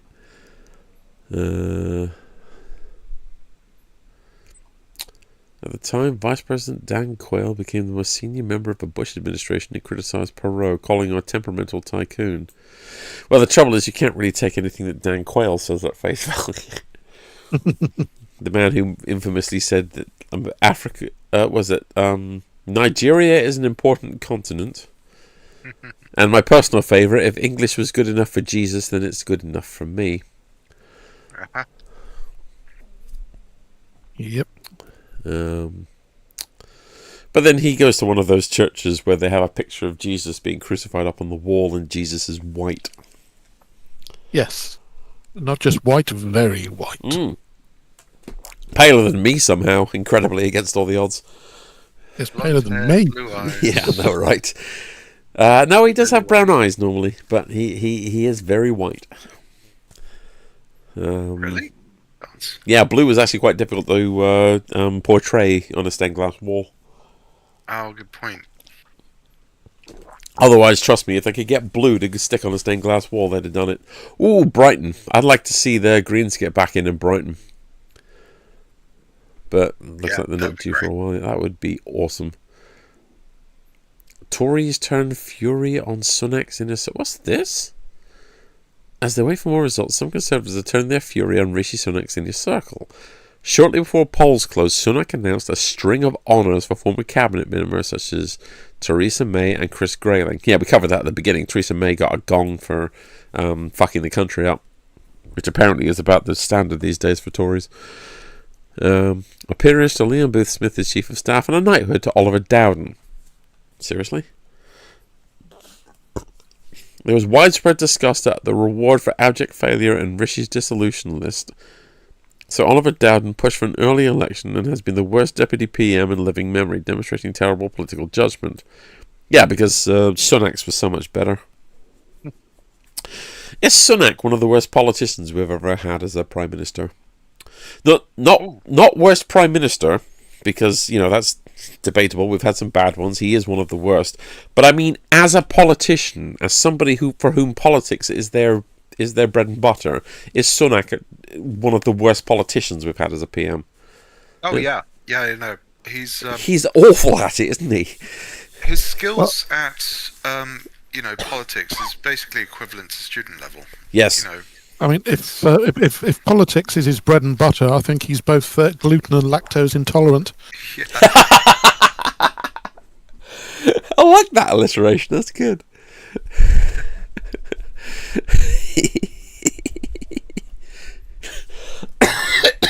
Oh, God, that set my COVID off. That was funny. It gives you a flavour of the recriminations which are beginning right now.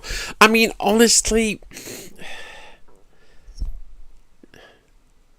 if the Conservative Party are going to start backlashing on each other and having recriminations, the one thing I would say is, what did they think would happen? Somewhere in the squelchy back of their brains, they must have realised they were going to get fucking hammered. You would have thought so, but Oh, here's the guy I want to see go. Sorry, carry on, Jack. yeah, I can believe anything of their intelligence. To be fair, I mean, if you're That's their backing a hubris party rather than their like this- intelligence. Yeah. If at this point you are still backing a party that uses, disinformation and all these disgusting tactics to win, essentially, then, I've got no expectations of your intelligence, let's be honest. True doubt. Jacob Rees-Mogg tells the BBC election programme, how is he still getting oxygen? I find that nearly as annoying as Farage. How is this toffee-nosed prick still getting oxygen from the BBC? Why you see so many people who may have voted in the question there. Well, it's true. Yeah. It's true. The BBC, the corporation that still seem to think that Laura Kuenssberg is an impartial political analyst, despite huge amount of evidence to the contrary. We have no divine right. Okay, well, that's whatever. So where was the Welsh Conservatives? Says BBC Wales. He's angry at Rishi Sunak's decision to hold a general election in July. We covered this earlier. None of us think that he called a July election because he thought it would be good for his party, did we? I don't think, regardless of the theories we did come up with, I don't think any of us came up with a theory that he called an election because he thought he'd win it or it was good for his party. No, like you say, I think it's probable that he didn't come up with this at all. Or rather, he came up with it despite Despite the people who were going to replace him. Yeah. He decided if he was going to be put out, fuck it, we'll just go to the country at this point. Yeah. Because, again, he is a student politician. He has no idea how to actually play the game. He got put into a job that he was not suited for. And this is the result. He does something completely unexpected that is completely against, quote-unquote, the rules. Because he doesn't know any better. Actually, this brings us to question 5 on my 10 question list, which we're doing completely out of order and I don't care. Question 5 was Sunak worse than Johnson, or Pigfucker Cameron, or Truss? No, he was nowhere near as bad as any of them because he was fucking useless. Yeah, I mean, yeah. I mean, Truss cost the country 40 million quid in whatever it was, 48 days, however long a lettuce lasts. Cameron did austerity, and Johnson did anything that will hold still for him. Yep. Johnson was by far the worst, I think.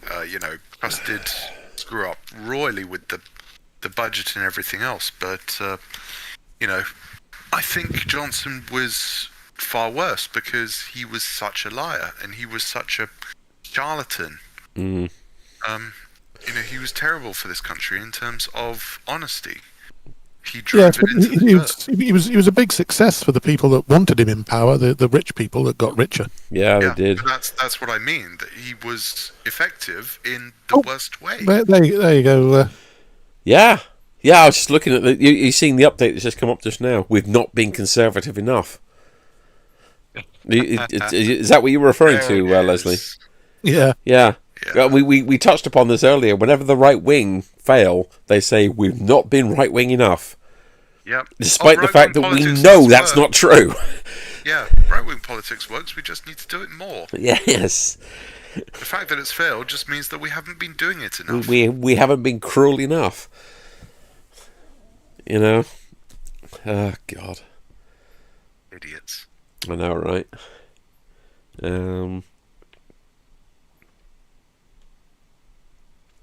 I mean, as for which one was the worst one, I get torn between Johnson and Cameron, because austerity was just, honestly, the austerity that Cameron pushed through literally laid foundations.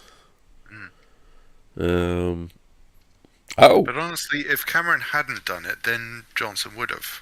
That's the thing. Any one of them would have. yeah, I suppose. Yeah, I mean, yeah. What's this?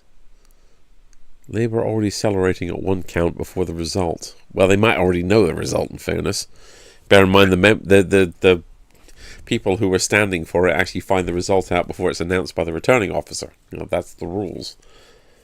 Swindon South, current seat of the former Conservative Minister Robert Buckland, where Labour are already celebrating. Oh, okay.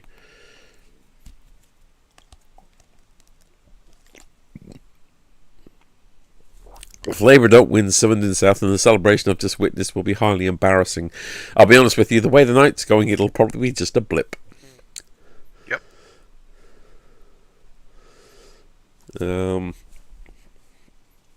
But yeah, one thing I will say, and we can have comment on this, when it comes to those previous ones, Truss, Cameron, Johnson and Sunak, I'm still going to make a case for Cameron being the worst one of the lot, because he laid down the foundations for the other ones.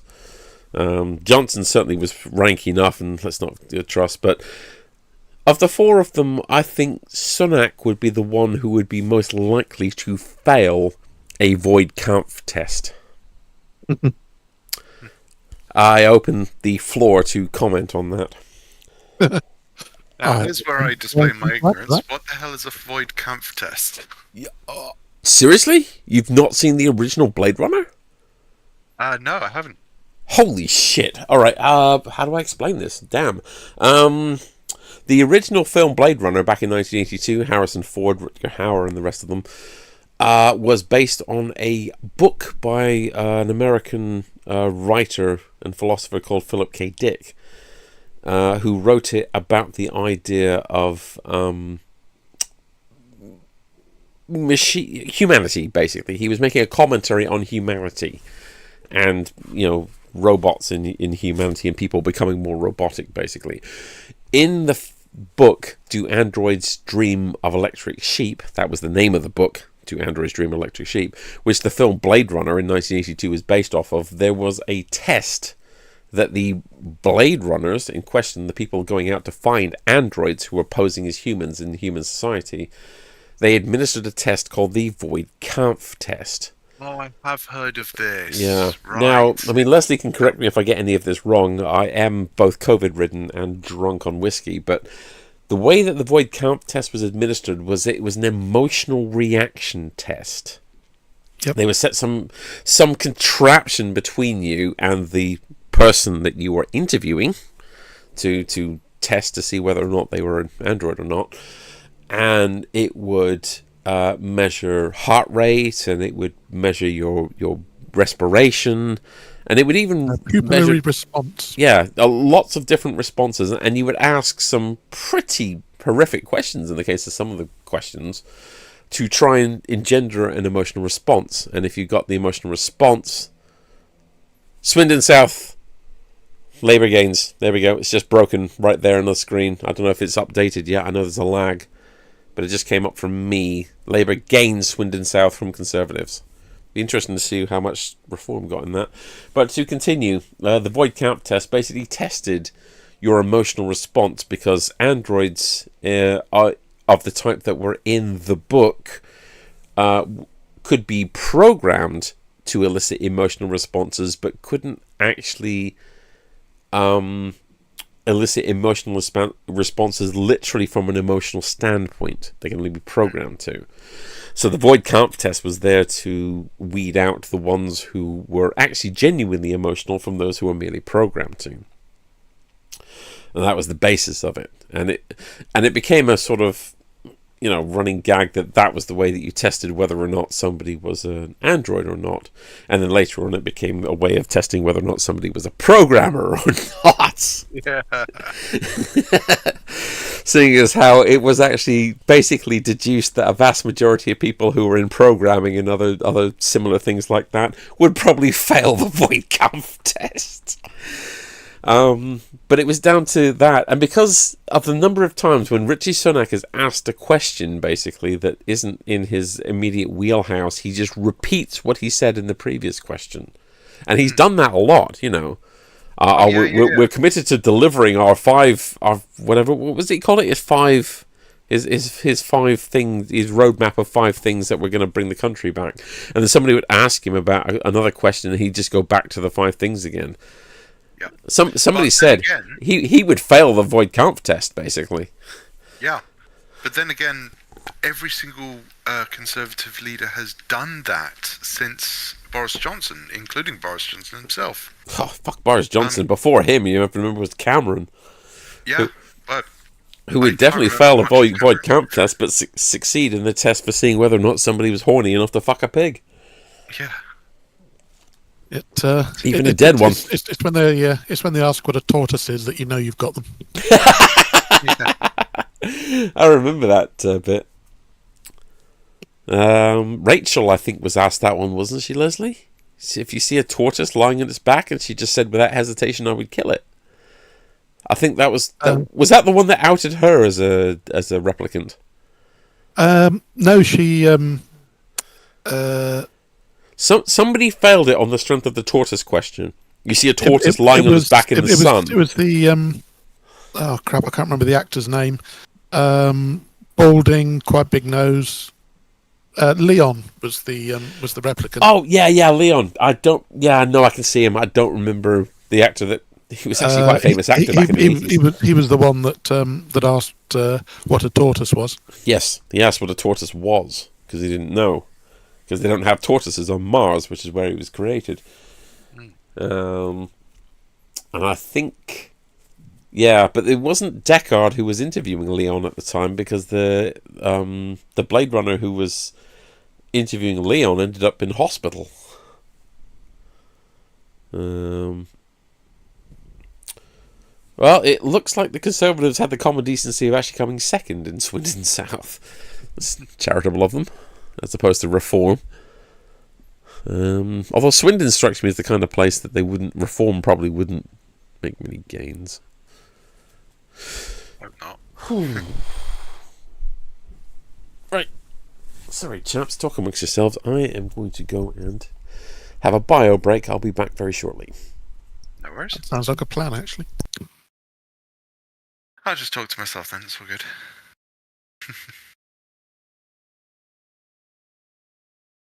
Well, in either case, this will be very interesting.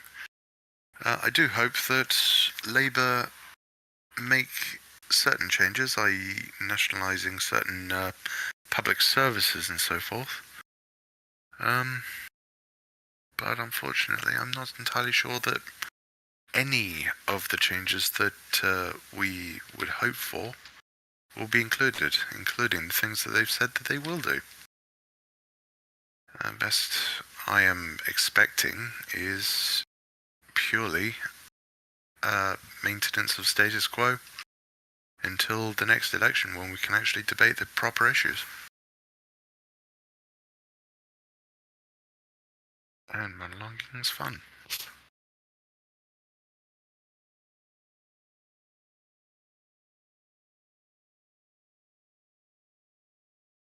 What else? What else? What have we got on the list?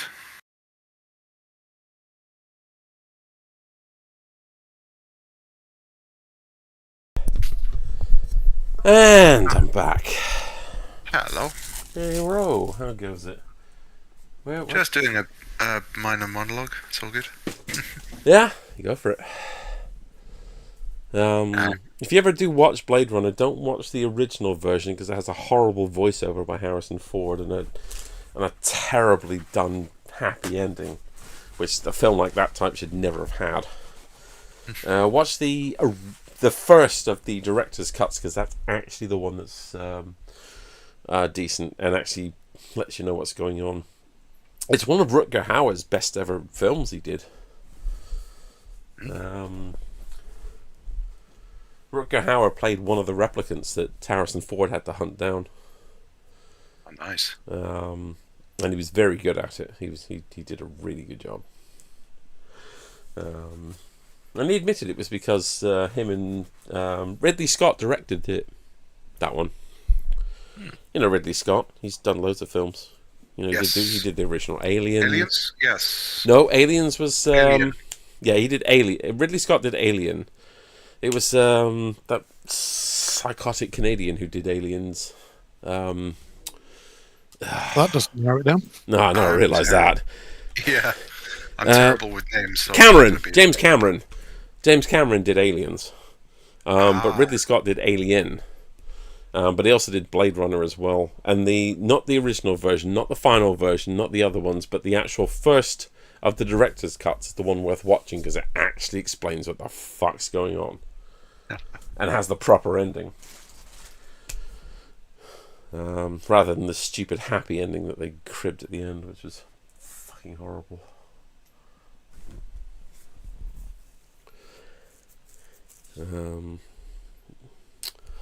Like I say, it's probably one of... Oh, and one thing I will say, Jack, is if you actually do watch Blade Runner, and I'm not going to give away what's said, but Rutger Hauer, right at the end, recites a little poem. He wrote it, not the writers. He made it up on the spot, and it's genius. Oh, very It's nice. one of the best pieces of cinema ever, and that's it. That's all I'm saying about it. No, I fully agree. When it comes to something ad libbed, I mean that's the gold standard. That is the standard. Yeah, absolutely. I mean, I love when it comes to something carefully written, that would still be the It gold would still be standard. the gold standard if it was carefully written, let alone the fact that the actor literally made it up on the spot. And Ridley Scott, because he's a good director, realised that Rutger Hauer was going off script, and so did the director of photography and the cameraman. And they sort of looked over at the director, and Ridley Scott just waved his hand like this and say, "Keep filming. This is gold. Keep filming. Yeah. Do not stop. Let him do his thing." Let him cook. Let him cook. Yeah. And it actually did lead to a continuity thing in that, because it was all supposed to be at night. But when they shot that final scene, it was just starting to get to twilight, and the sky was just getting a bit blue. And it get inserted before some scenes that were shot earlier that end up later in the film that were dark. So when you actually recite that, it starts getting a bit light behind him, and then it goes back to being dark again a bit later on. But Ridley Scott, who's normally got an eye for detail like that, was like, "We can't cut this out just because the light in the back's different. Fuck that. We're going with it. It's just that good." Brilliant.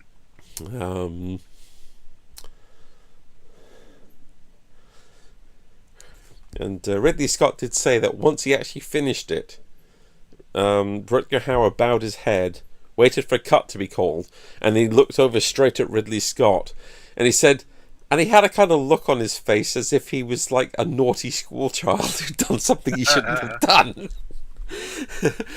And Ridley Scott said, so I just held a thumbs up at him, basically, as if to say, "Yep." That'll do. That'll do.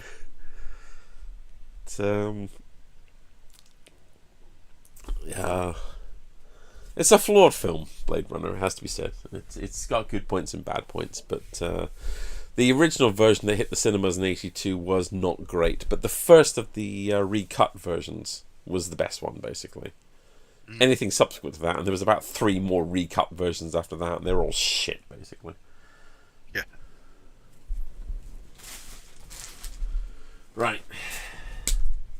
Which one of you two has nicked my ginger ale? I know it's one of you. It was me.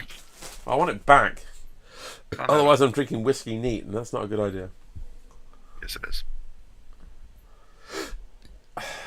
You are a bad influence on me. Of course I am. Oh, true that. I would have it no other way. Oh, look at that. I berate you for nicking my ginger ale, then you immediately put it back next to me. Aww. Thank you. I know, I'm amazing like that. You are. You are amazing like that. Let's see if anything else Who has nicked happened. £1 million? I wish. Oh, God. Oh, God. £1 million. I would honestly retire on that. £1 million, yeah. Well, how much do you need per year? I mean, I don't know how much I need. All I know is I need enough for me to live out until the rampant alcohol abuse that I've done over the course of my life finishes me off, and enough that I can set aside for my brother's kids so they can go to university without crippling debt. That's literally my priorities when it comes to money that I need to retire. If I end up making some kind of windfall that I get in, I have 2 priorities. One, to last me out until I'm finished off, so I don't have to work anymore and I can just do what I want. And the other being to make sure that my brother's kids don't have crippling university debt. That I can just pay them to go through university in this system that we seem to have now. That thankfully I didn't have when I went to university. Yeah. Yeah, isn't that just fun? Oh God, yeah, absolutely. Where, yeah, we now have American-style university fees in this country.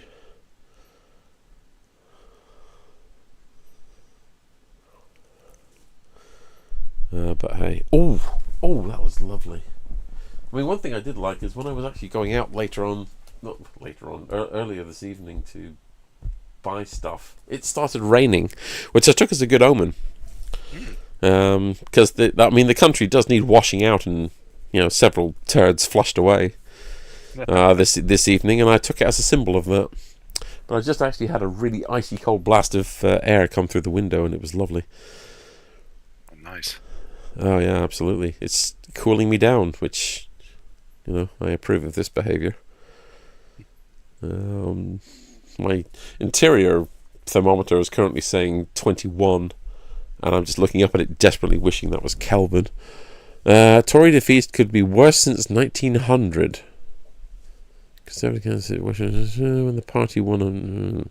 If the exit poll is right, the Conservative Party will win just 131 seats tonight. That's still higher than I'd like. Yeah, that's still, The trouble is, they are one of the longest. I mean, everyone's sitting there saying they're one of the longest-serving parties in this country. Well, I think they're the longest-serving party in this country, actually. Or yeah. Well, yeah. What have they been doing right that has caused people to not get rid of them before? I don't know. I've voted against them every single election. You and me both, mate. For what reason? For whatever point I do that over here in Fareham. And their politics hasn't changed, and yet people have. Has in the last 10 years. See the truth, yeah. Has in the last 10 years. It's shifted further to the right in the last 10 years. Well, yeah, you know what I mean. Just the worst policies are still there, and yet people have only just started to realise that they're terrible policies. Why? You have to remember, when the Conservative and Unionist Party were starting out as a force in British parliamentary politics, women didn't get the vote. Yeah. The poor didn't get the vote. They started out in a ecosystem where the only people who got to vote were wealthy male landowners. Good old days. Said Riz Mum. I knew you were going to say that on an open live stream.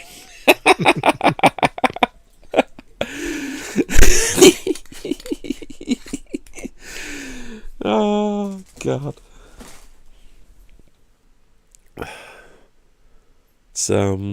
It drove my brother up. Which one was it? It was, where was my brother in Wales? I mean, we're going back nearly 15 years or something.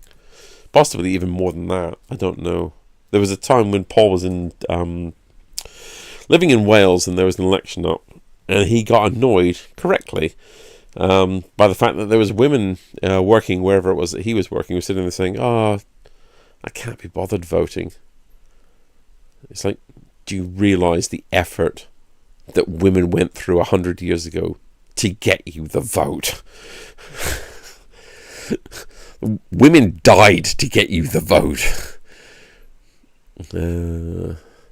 Local Conservatives confident that Sunak will keep his Yorkshire seat. I mean, he might. You know, Richmond's not a guarantee. It could. Sunak could win that. Yeah. And do you know what? This is not one of my 10 questions, but I'm going to pose this one to the panel anyway here. Even if Sunak wins Richmond and the Tories get beaten down to a tiny majority, you know, like even if they get down to 100 seats or whatever like that, do you all really think he's going to stick around? Or is that another? Unlikely.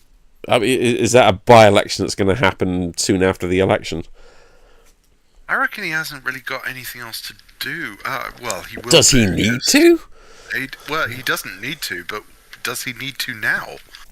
Yeah, but I mean, at the moment, he has the power. You know, he's Prime Minister. Yeah. He has the power. If he ends up becoming a backbencher in a I don't know, Kemi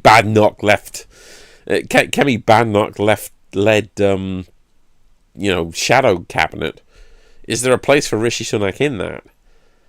And if, I mean, given the fact that it's a shadow cabinet we're talking about, where they hold no real power other than pointing out where the government are going wrong, which I wouldn't trust a lot to do anyway, given their own record, is he going to stick around, or is he going to fuck off to America? He's going to fuck off to America. Or, you know, anywhere else that his wife has business interests. True that. But I mean, if him and his wife are going to fuck off, I always assumed California. Sorry, you were saying, Leslie. Sorry about that, no, Leslie. I was going to say, it's basically an ego thing, as much as anything. Same as calling the election. Basically, if he's not going to get something that boosts himself out of it, he's not going to bother. Mm-hmm. Yeah, I'd agree with that. For Labour, 2-point rise, 7 point is pretty much in line with what we're expecting from the exit poll. The rise in Reform, although quite substantial, up 13 and 18 points, is a little less than we were expecting. Oh. Okay. That could be true for the specific seats that have already been called. I guess so. I mean, that was actually more than I was expecting. But of all of the BBC commentators, I will defer to Professor John Curtis. You know, he is one of the country's leading psephologists. So I didn't think that was so, but he is an expert, so I will defer to him on that. Yep.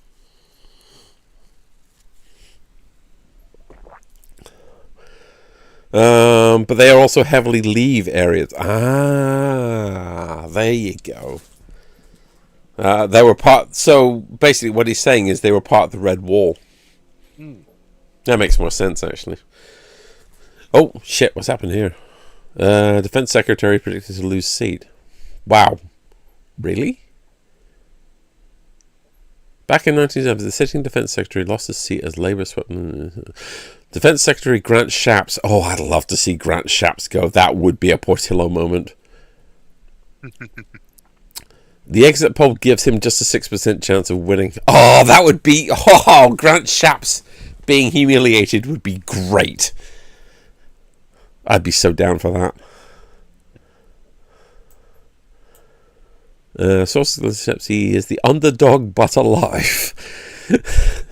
Yes, it's amazing how long you can keep something alive with necromancy. Leslie is quite experienced in this regard. On both sides of the equation as well. I wrote the second part of that fantasy thing, by the way, Leslie. I've almost finished it. Oh, excellent. Nice.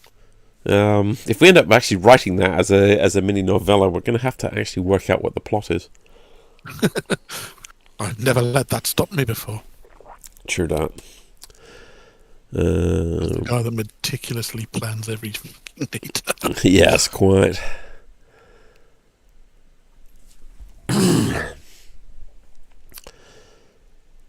Oh, hello. We got more information here. Hertfordshire, Conservative stronghold since 2005. Went up by 11,000 votes in 2019. Okay. So could the swing that we're having right now to overturn a majority of 11,000 votes? I mean, it could. The exit poll predicts reform in third place. We'll expect a result around... Okay, so I'm not going to find out about that for ages then.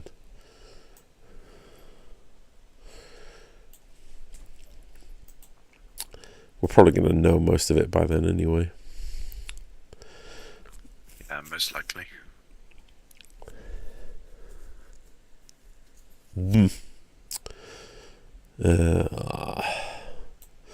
Which one of my questions have we answered so far?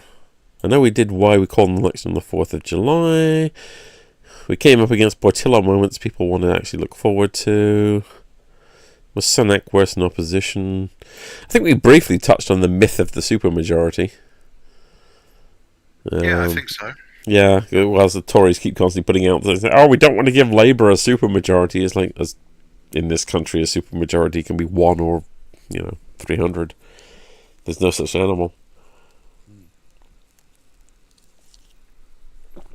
What else have we got? The concept of Farage on the opposition benches. He is splitting the right-wing vote right now, but will this lead to harm later? Do we actually think that Nigel Farage could end up actually causing some carnage later, even though he's actually doing good for the country now by splitting the right vote? No, I reckon he might spend some time on the benches and might actually get to speak in Commons, but he's very quickly going to be, in the public eye, and therefore, quickly discredited / imprisoned for something he's done that we haven't previously had any reason to look at properly. I mean, most likely it'll be Russian money. Oh, of course, yeah. Because he's under investigation for that anyway, before he's become a member of Parliament. I don't think Nigel Farage knows how much scrutiny he's going to come under if he becomes a member of Parliament. No, I doubt he does either. Because he's never been a member of Parliament before. He's always lost. Yeah. And so, and when you become a member of Parliament, they put everything under the microscope on principle. Correctly, in my view. I don't have a problem with that system. Our public officials should be held to account. I agree. So when he comes under the microscope and we find out stuff that is mostly already known already, which I'm not going to name specifically because, again, we're on a stream here, but it's there to be read if anybody chooses to look it up. I think that might cause him some problems. Yeah. And have some serious questions asked of him by the security services, which I would welcome. Yep.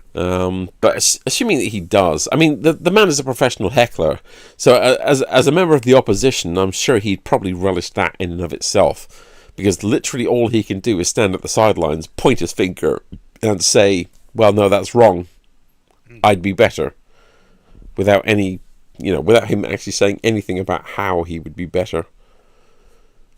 Yeah, that is not the danger, but it is the thing that he will just sit there and go, "Oh no, you're all terrible," yada yada yada. Yeah. Without anything substantive as to how he's going to be, better. Yeah, that's Farage in a nutshell, basically. I don't know. We'll see. We will we'll see. But the prospect of having him on the in opposition is fucking terrifying. But you know, I mean, I think last poll I said was that he was down to actually win the seat he stood for. I mean, he'd given himself literally the most Brexit seat in the country. You know, he literally deliberately cherry-picked himself a seat that was most Brexity. So he had the highest chance of actually being elected. Because of course he did. With him as with everybody else, it's all about ego. Yes. So, I'd say more in the case of him. Yeah, he wasn't going to run until Reform had a decent chance of winning, and even then, he cherry-picked the best seat for himself. Yeah. Clacton, I think. If he doesn't win that seat, then as I said, the entire party will implode anyway. He'll stomp off in a huff and take his ball with him. Yeah, and good riddance or baggage if he does. Yep. Frankly, as far as I'm concerned, he should have fucked off to America to the after dinner speaking circuit the first time round. Best place for him. I'll tell you what, that would be the best solution, is if he completely destroys the Tory party and then sods off and breaks and then up fucks off and breaks up Refuck UK as well at the same time. Yeah, I know. That would be the best service he could do to the country, frankly. Oh, God. What are we going to say? Where are we here? Labour sources to pour cold water on predicted reform gains. Well, I mean, they would, but I think we may have to make peace with the fact that Reform are going to gain something in this in this election. They will get less than 13 seats. I mean, that's not a hard vote. I'd put money on the fact they're going to get less than 13 seats. I don't think Reform are going to get 0. I think they're going to win something. Yeah, I think they'll get at least 1, but 3, 4, 5-ish. But yeah, I wouldn't say 13, honestly. It seems high. I think they're going to get a lot of votes, though. I think they're going to get a huge number. I think they're going to get a huge amount of the votes. Yes, I think they're going to be much more popular than their numbers would suggest, because they speak to an ideology that isn't really area specific. No. They speak to an ideology which is incredibly naive, incredibly gullible, and is shared across vast majorities of the population. Yes. To a certain extent. Because there's a lot of closet racists in the country, and there's nothing we can do about that. Yes, unfortunately. Labour have retained Washington and Gateshead South. I don't know if you see the update that's just come up. Nice. Waiting for specifics on the numbers there, but yeah, that's well, I mean, Labour retain, so Labour hold. Which, and again, we're up in the northeast, the industrial heartland. We haven't seen any surprising. No, not yet. No, we're waiting for the rural southwest and the Kentish areas and places like that to come in. See where we go from there. Kent and Essex is where we're going to see a lot. If we're going to get any Reflux UK wins, then Kent and Essex is where we're going to get them. Oh yeah. The people who think they're on the front line of the small boat thing, and who think that there's a small boat thing. Yeah, God. I know, right? It drives at the wall, doesn't it? Yeah, it's just disappointing. Do you realise that 30,000 people enter this country through small boats every year? Yeah, do you realise that 300,000 people attempt to enter this country every year using other methods? Stopping all the small boats is going to take a small fraction of them out. It's not going to do as much as you think, mate. No, it's not. And then there's the whole thing, the myth of the illegal refugee. Yeah. The refugees who are attempting to enter the country illegally. It's like refugees by their nature can only enter the country illegally. That's literally acknowledged in the Refugee Convention. If they're escaping oppression, they can't do it legally. Yeah. And then they said in this thing, but these people are trying to enter the country illegally. No, they're trying to escape from oppression. There's a difference. Yeah. Oh, wow. They've just done an exit poll and Jeremy Hunt's... I know there's a lag on the stream. Are you seeing this? Hunt could be the first chancellors in history to lose his seat. Exit poll. Yes, please. That would be a Portillo moment. I'd go with that. A prime location for Hollywood films, new drama is unfolding in Godalming. Well, that's rural Surrey. Yeah. Godalming, I've got that right, isn't it? It's a little rural town south of Guildford, isn't it? Sort of. It's not exactly rural. But it is small town Surrey, though. It is very small town Surrey. Yeah. Yes, but it's got a lot of business parks and offices for such a small town. So I definitely wouldn't call it rural. Okay, but fair. yes. Oh, that's fair, actually. That's fair, yeah. But that doesn't make it any less conservative, though. No, absolutely not. It is incredibly conservative. Despite numbers suggesting the economy is turning, the Chancellor has gambled on increasing his personal vote, pounding the streets to focus on local issues. A Conservative focusing on local issues? That seems nonsense. Such as the NHS and sewage, but so too has Liberal Democrats Paul Follows, another local lad. Oh, if the Lib Dems take a Tory heartland position off of them, that would be awesome. That'd be lovely. That would be so great. I would approve. I would. Yes, most definitely. I think we all approve. Shit, what have we got?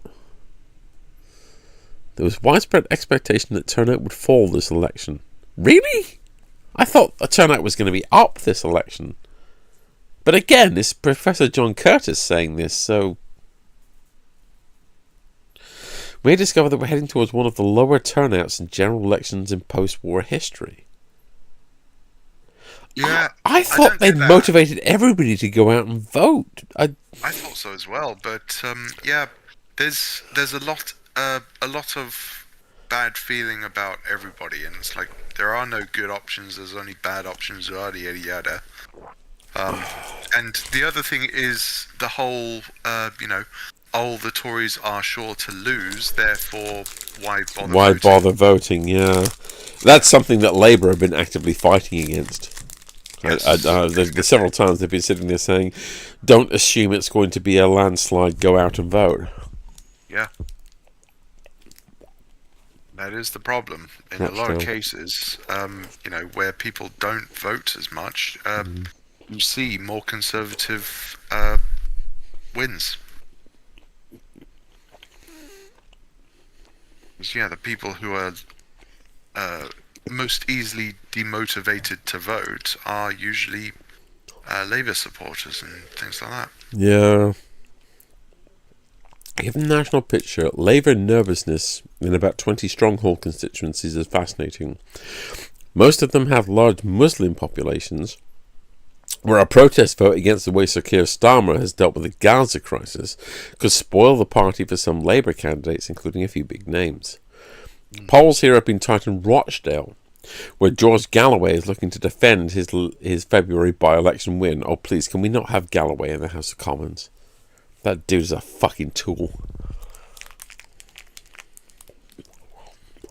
But also look out for results in Birmingham, Lancashire and Bradford, as well Luton North and South, Slough and Leicester South.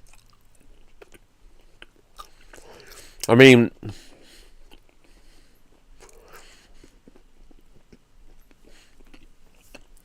Leslie and I had a conversation about this a while back about single issue voters and the difference they can make to an election. Because they'll vote for whoever it is who is in favour of their single issue, regardless of whether said party is will do them good or not. Yeah. Yep. And Dangerous. unfortunately, there's an unfortunate prevalence of them. not as bad here as in America, but Oh God, no. it's still far too many of them. And there will be single issue voters concerning Gaza. Yes. Which is a shame because I mean it's an important thing that's happening in the world, but it really shouldn't influence what's best for our country in terms of our general election. But it will be, because there will be single issue voters on it. This guy is not pledged to do everything he possibly can for this particular thing. Therefore, on principle, we're not voting for him, despite the fact that he's better on everything else. Now, if there's single-issue voters around who are not going to vote for Labour because of Keir Starmer's dealing with the Gaza crisis, I would ask them, do you really think the Conservatives are going to be better? And as for Galloway, God, can we not, please? Indulge his fucking ego. Please, can we not? Yeah, I wish that was the case. Yeah, me too.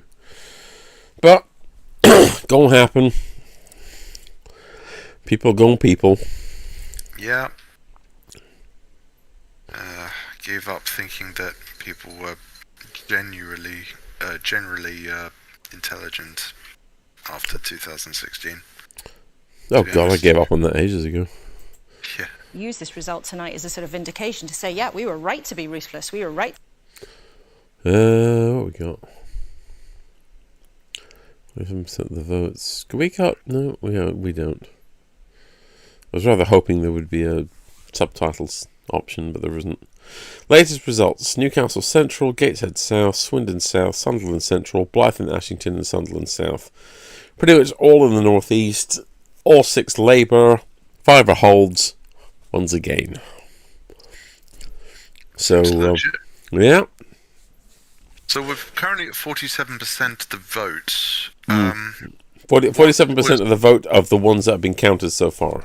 Of the ones that, yes, indeed. So six constituencies, 47% Labour, and all 6 won by Labour.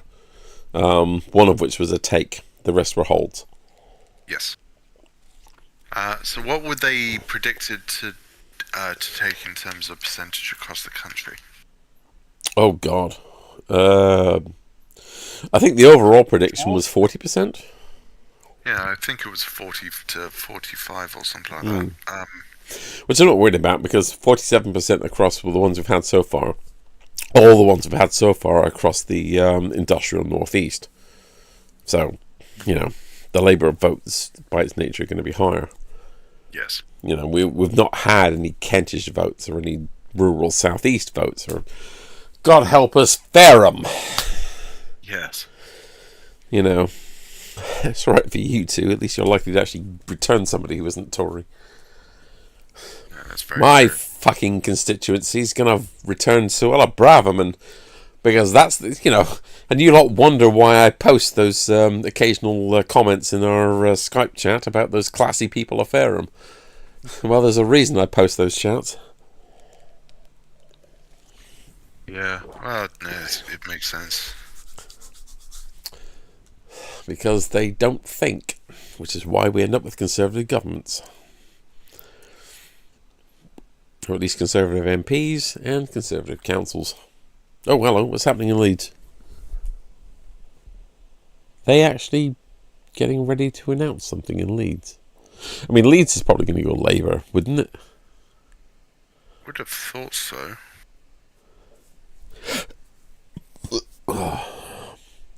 Although I don't know who they usually go for. Leeds.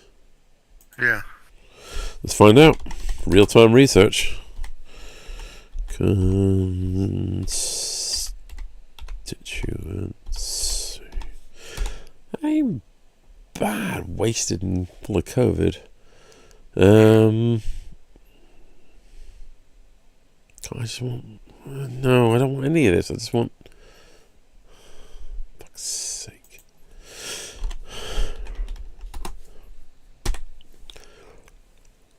Right. Leeds Central and Headingley. Fine. Okay. Right. So how did it go in the past? Yep, we don't know how it's going in 2024. Oh, wow, that's... right.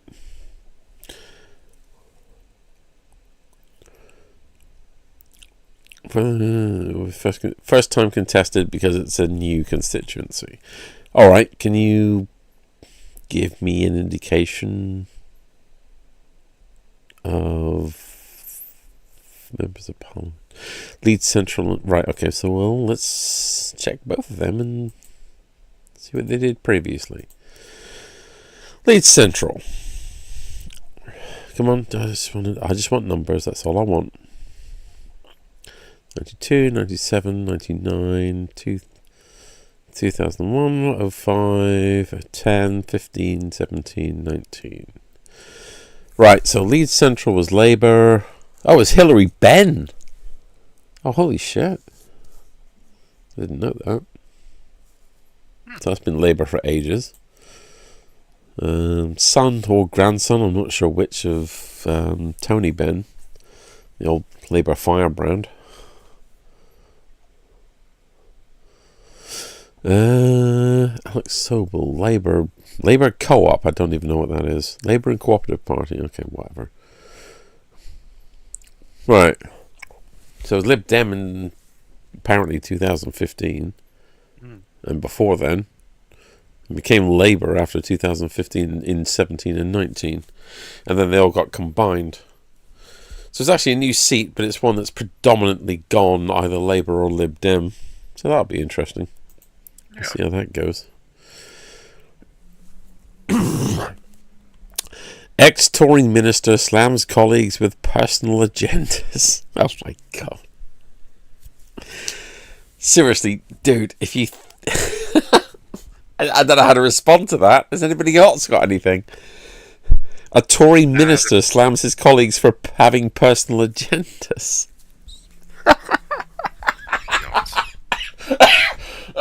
Sorry, I got the... Just any old excuse, eh?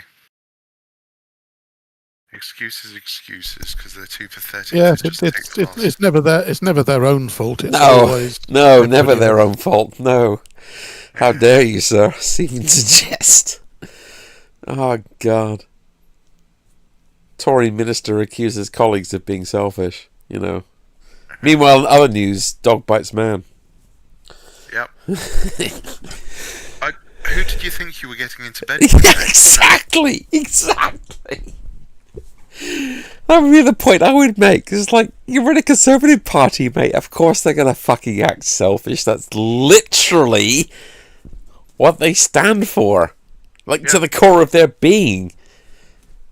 They would happily throw you under a bus if it was going to help them. You know, these are the people that you are allied with. You know, why do you not know this? You idiot. How can you not know this? Yeah, how can you not know this? Did Gaza hit the Labour vote in Newcastle Central? Well, possibly. Labour held Newcastle Central one time west, which was expected to be Conservative. Where we expected the Conservatives to be down 22 points, Labour up 2 and Reform at 14. In reality, the Conservatives down 16, Labour down 14, and Reform up 11. I don't know why the Gaza situation would up Reform. That's nothing to do with them. No, I don't understand. That makes no sense either. The party has been disturbed by 9% vote for independent candidate Yvonne Ridley, who is running on a pro-Gaza platform, which seems to have damaged Labour. The population of the seat is 15% Muslim. Maybe an indication of further Labour difficulties with Muslim-heavy seats. I mean, possibly?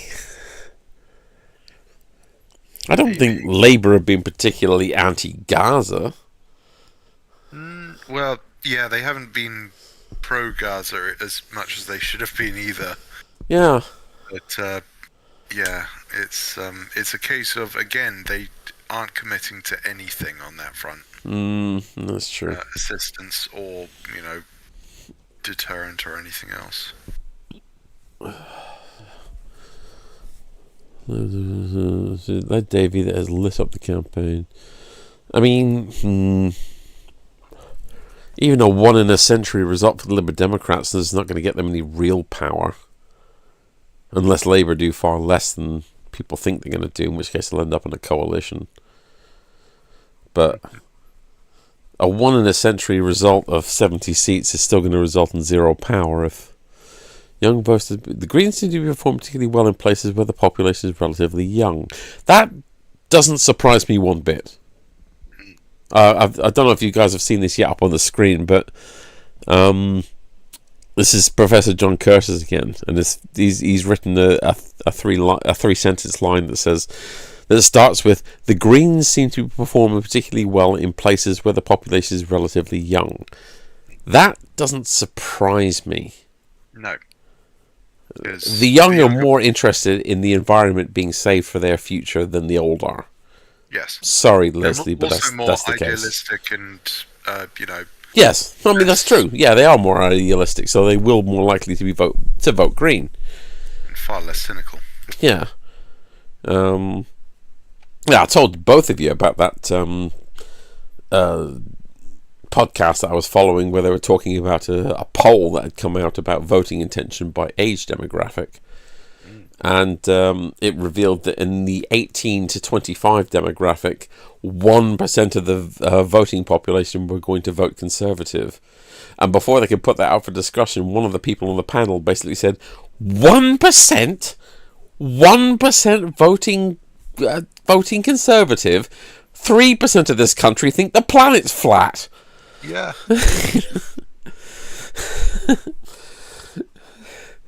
It's, kind of just sums it up, really. It really does, doesn't it? And it's the Brexit vote all over again. I mean, I know.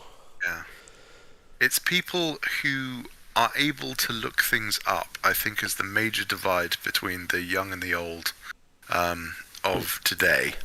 Well, that and the fact that I will tell you from bitter personal experience talking to them, that the old are less likely to change their opinions on something, even if you present them with evidence on it. Yeah. An old person who's always voted Conservative, you could prove to them, through numbers, that the Conservatives will take away their pension and ruin their chances of being able to have a dignified old age, and they'll still vote Conservative. Yep. We've spent 50 years being right. We're not going to be told we're wrong now. Yeah. Despite the fact that the 50 years that they think that they were right, they weren't actually right. But never mind. Let's not go into that. that could open up a whole new can of worms, couldn't it? Yeah, Leslie and I were talking about this actually. The concept of not only a minimum age of voting, but actually a maximum age of voting as well. Yep. And of all people, it was actually me, of all people, who actually said that that's okay, but it does need a guarantee. It does need to come with some kind of guarantee that, oh, hello. No, sorry, I thought it was a declaration. It's not. I'll carry on. It does need some kind of guarantee that the elderly will at least be looked after. If they're going to have their franchise taken away and no longer be able to vote on the government that's looking after them, then they need to be looked after. That needs to be a guarantee. Yeah, we needed some sort of a constitution for that to happen, though. Yes. Otherwise, yeah. I mean, we do have a constitution. We do actually have one. It's just not codified. Exactly, yeah. It's one of those things where they say, oh, America's got a written constitution, we don't. No, what America have is a codified constitution, and we don't. We do have a constitution, and it is written, but it is changeable all the time. Because weirdly enough, one of the most stuffy countries in the world, Britain, during a period of time when we were making our empire together, still acknowledged that our constitution needed to be changeable, and that times changed the whole time. And ironically, it was America, the young, enthusiastic country, who codified their constitution and basically made it almost impossible to change it. Not impossible, it can be done, but... Because, I've never stopped harping on about it since. Yeah, God, yeah, absolutely. You end up with right-wingers over there saying, well, yeah, can't change the constitution without anybody explaining to them what the term amendment means. Yeah, funny that. Yes, I did love when Ow. Oh, shit, I've forgotten the name now. Probably margarine. Probably Green. margarine Traitor Green. I would imagine you're talking about. Yep, and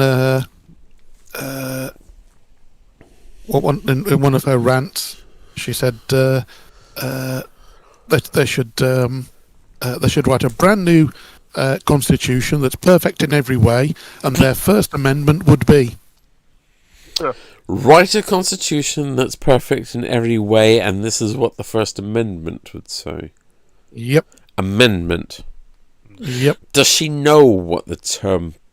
No. Nope. Nope. Nope. You know what? Nope. Nope. I'm not going there. I am not trying to debate Margarine Traitor Green. Nope. That way leads to madness. Nuts. Ian Duncan's... These are the representatives of, your political point of view. Is Marjorie Taylor Greene, Trump? Yes. Yeah. Donald Trump. Donald Trump. Yeah.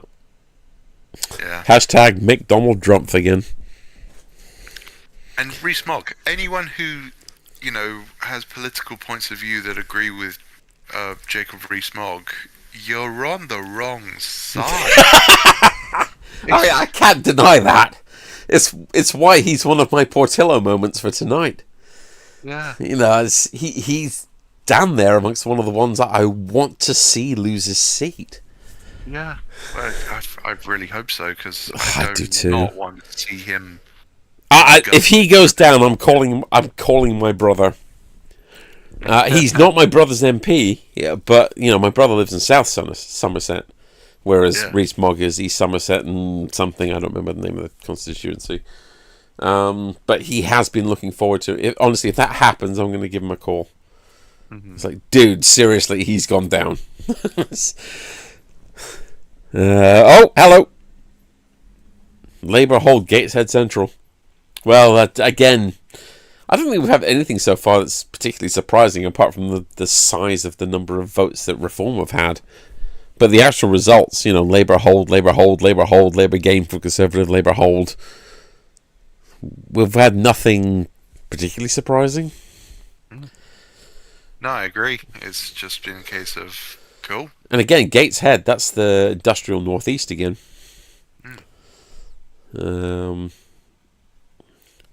I'm waiting, the main ones I'm waiting for are, Kent, Somerset, Devon, that kind of, those kind of places. I want to see what happens there. That's where the election's going to be won and lost. Oh, God. Really? I need to go for point it's already won. It's just a case of by how much. Yeah, it's going to be by how much and who goes down and who doesn't. Yeah, who's going to be putting Labour in their place? We'll see. Yeah.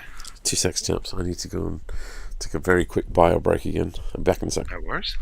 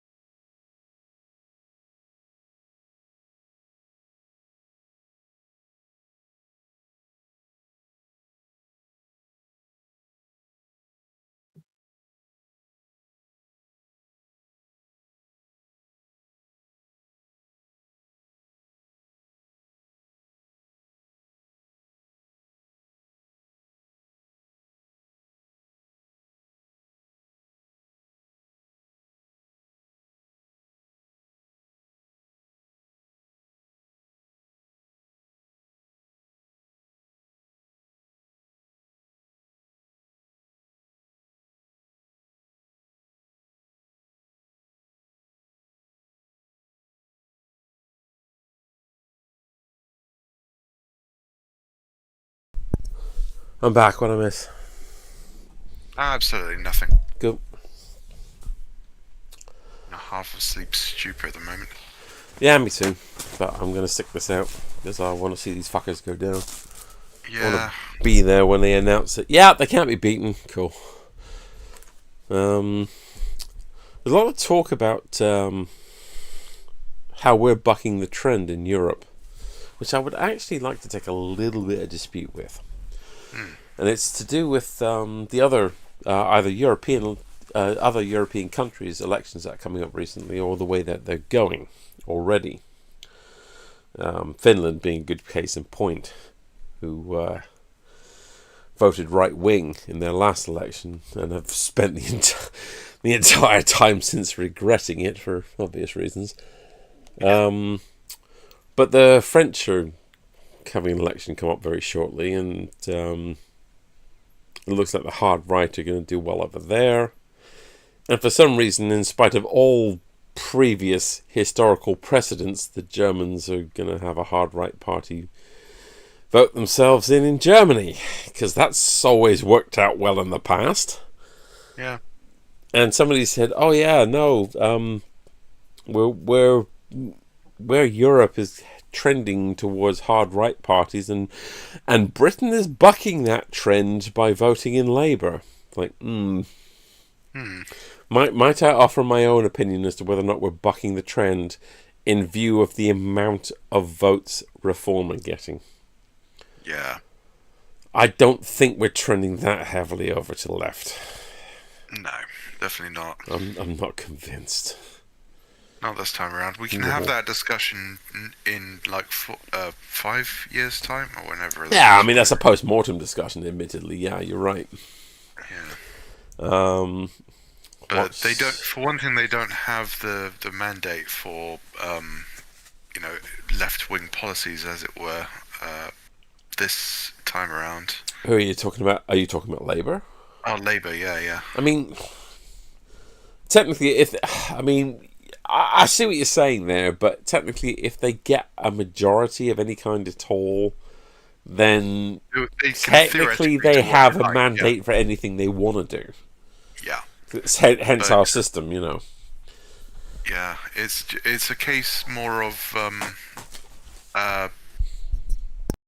they won't do it. They won't have a reason to do it, and they won't be trying anyway. They'll just make excuses. Yeah. See, you say excuses, and politicians are notorious for excuses. So I'm not going to definitively deny that. But one thing I will say is, given how bankrupt the country is, given how much money has been funneled out to Tory donors and everybody else, and given the fact that we know that whoever wins this election is going to be inheriting a bankrupt country with no funds to do anything, how much can they actually do? Not a hell of a lot, to be honest. A lot of people are going to sit there and say, well, you promised you wanted to do this and that and this and that, and over the course of the last 2 or 3 years, you haven't really done it. It's like, did they really have the chance to do it? No, there's no way in hell they're going to. We're bankrupt, Yeah. Oh my God, that's a combination of COVID and whiskey. Labour Party Starmer. There we go. I knew I'd get there in the end. Has actually gone on the record saying that what they'd like to do when they get into power is to go after, legally, like in the courts, some of the Tory donors, and see if they can actually get some of that PPI money that was so hemorrhaged during COVID back. Yeah. Because, and bear in mind, the amounts we're talking about is somewhere between 18 and 20 million, as of one of the reports I saw. I stand to be corrected on that, if that's different. And that's actually a substantial amount of money that you could use to, do some decent difference. Yeah. So, they want to do that because they don't have any kind of war chest to use to put through their policies. They're inheriting a bankrupt country. I mean, to be fair, that's not necessarily a bad thing, because it encourages small, frequent change rather than sudden, big, sweeping change. Yes, I agree with you on that. But at some point, you need them to have a monetary war chest to do something. There's no point in being the Chancellor incoming if you've got no money that you can give the Prime Minister to enact any policies. I mean, you're right. You're right. It will encourage them to be a little bit more frugal on what they choose to do.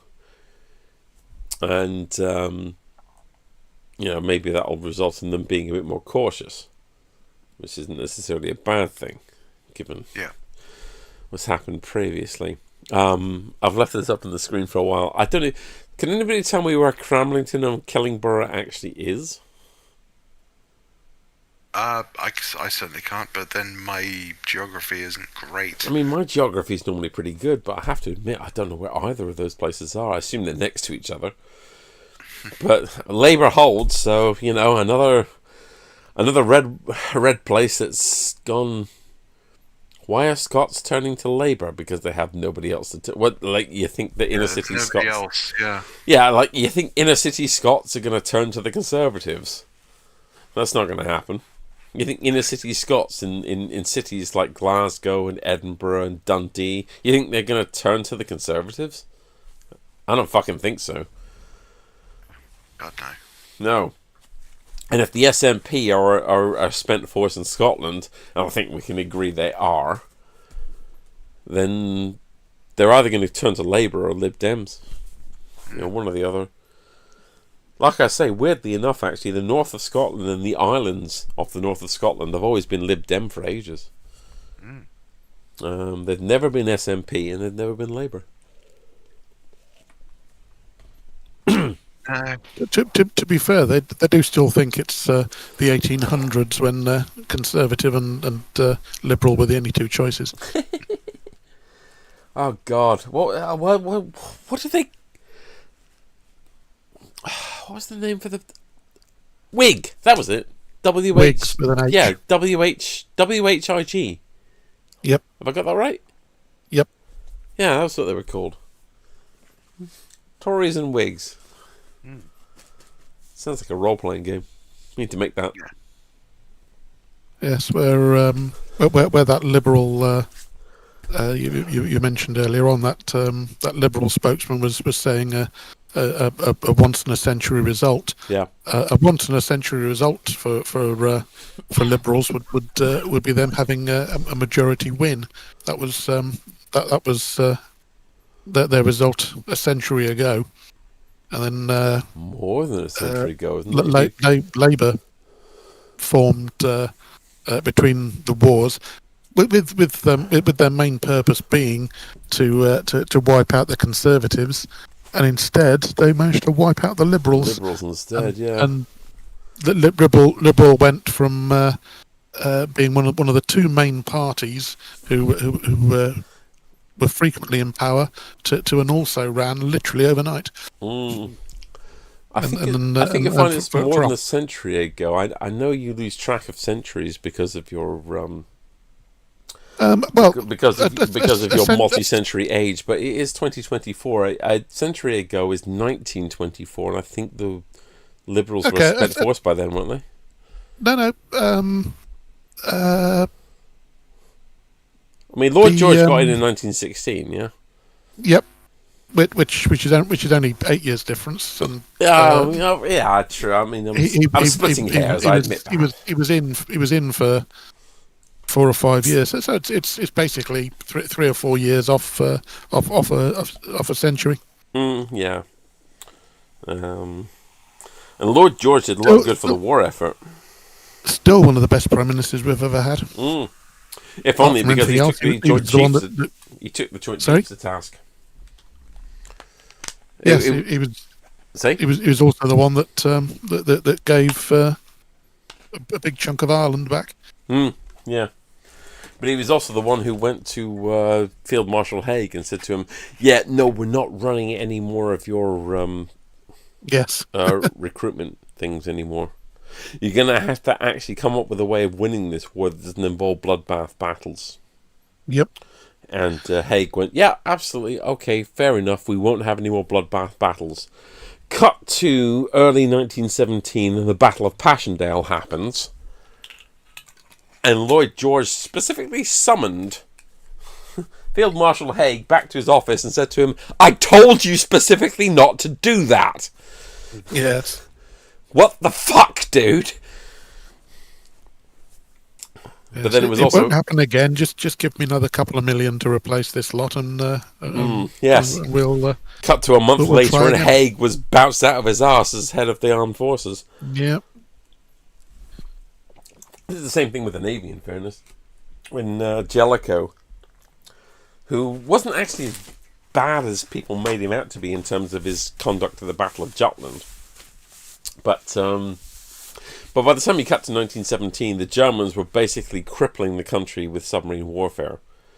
And all Jellicoe could come up with was, we need to negotiate with the Germans, or otherwise they'll starve us. And when people who were junior to Jellicoe were saying, well, why don't we convoy the merchant ships bringing food into the country? Jellicoe's like, no, convoys are a bad idea. They'll just concentrate ships together to be sunk more readily.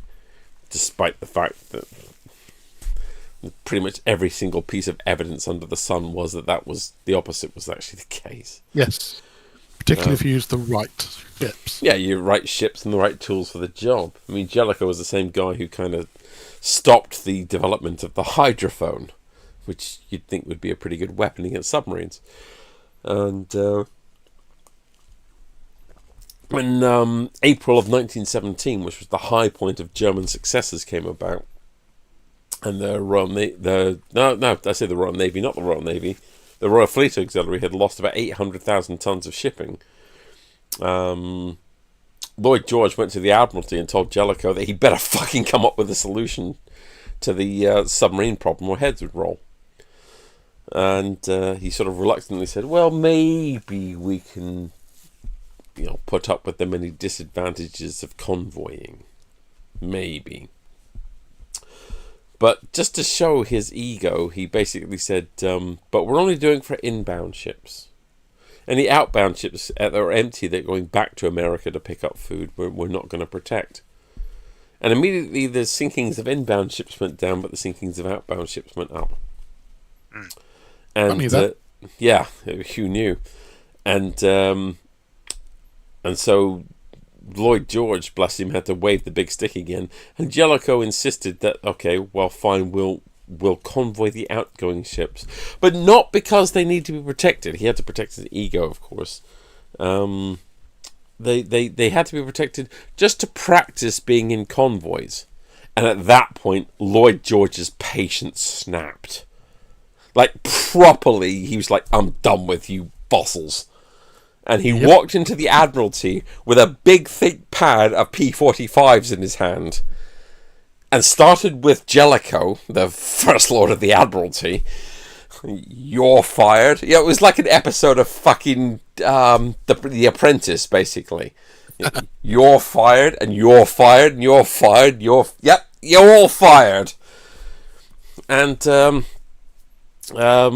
Captain R.G. Henderson, who was one of the biggest proponents of convoying, as well as somebody who was one of the most progressive members of the Admiralty, loudly stated when he found out that Jellicoe had been fired, well, that's one blocker to the successful prosecution of this war gotten out of the way. Yeah, seriously, Jellicoe was the correct admiral for 1914 when the Royal Navy had to be taught how to shoot straight and conduct itself, but he was the wrong guy to... It's complicated. Yeah. It's very complicated, but the natural result was that he should never have been left in post as long as he was. I mean, you could say the same about the Second World War. The First Sea Lord then was bloody Dudley Pound, who had no fucking clue what he was doing. The guy who thought that the Tirpitz might have been sortying against the convoy in the summer months. So rather than check to see if his information was true, ordered the convoy to scatter, where it got butchered by a combination of U-boats and German planes off of northern Norway.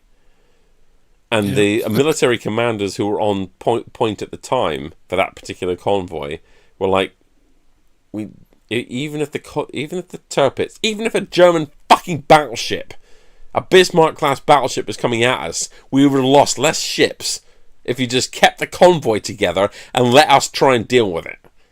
Yeah. They were furious at the decision made by the First Sea Lord. And he didn't last much longer after that, actually, Dudley Pound, because the Admiralty got to the point where they're like, we're not operating under this old fossil ever again.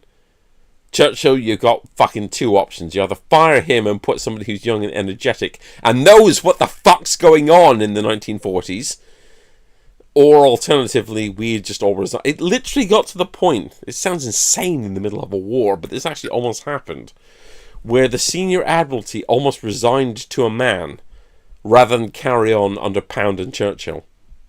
Yeah. And Churchill was PM, bear in mind, by the time. We're talking about long after Norway.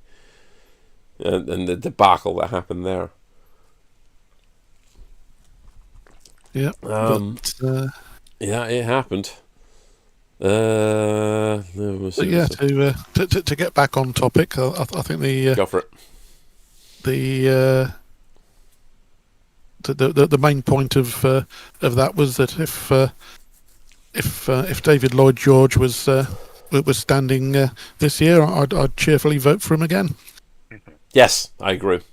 Despite the fact that he would hold quite a few outdated views compared to 2024 social, the way things are socially in 2024, I'd still vote for him. Yeah. Yes, but at least he was the type that was willing to actually change the other people's points of view and change. Yes. He was one of the few senior politicians in 1916 who was agreeable to the idea of women voting. Sorry, Leslie. Yes. Yeah, no. I know you sometimes make crack wild, flippant remarks about that, but the fact of the matter is, we can all agree that he was agreeable to more people voting. Oh yeah.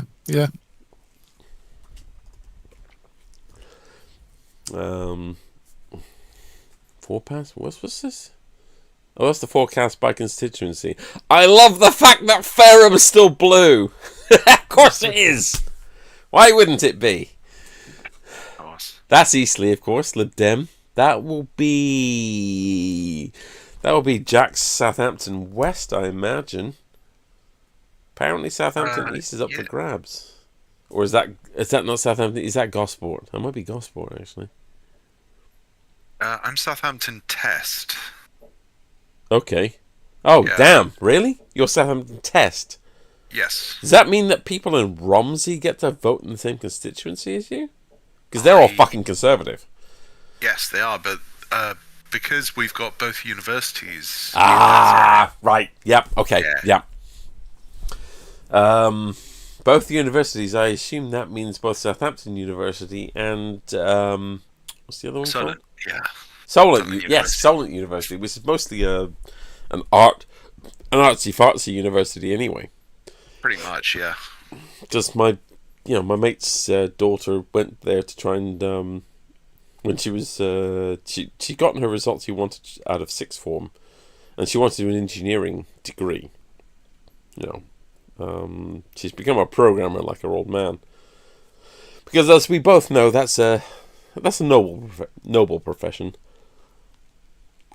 Entirely, yes.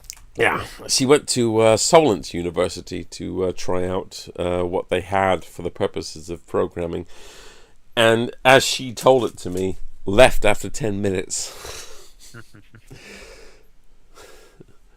They were all about the arts and, oh yeah, we can graphic design this and graphic design that and make this look pretty and that look pretty, and she's like, I'm not interested in any of this. I want to learn the nuts and bolts of programming.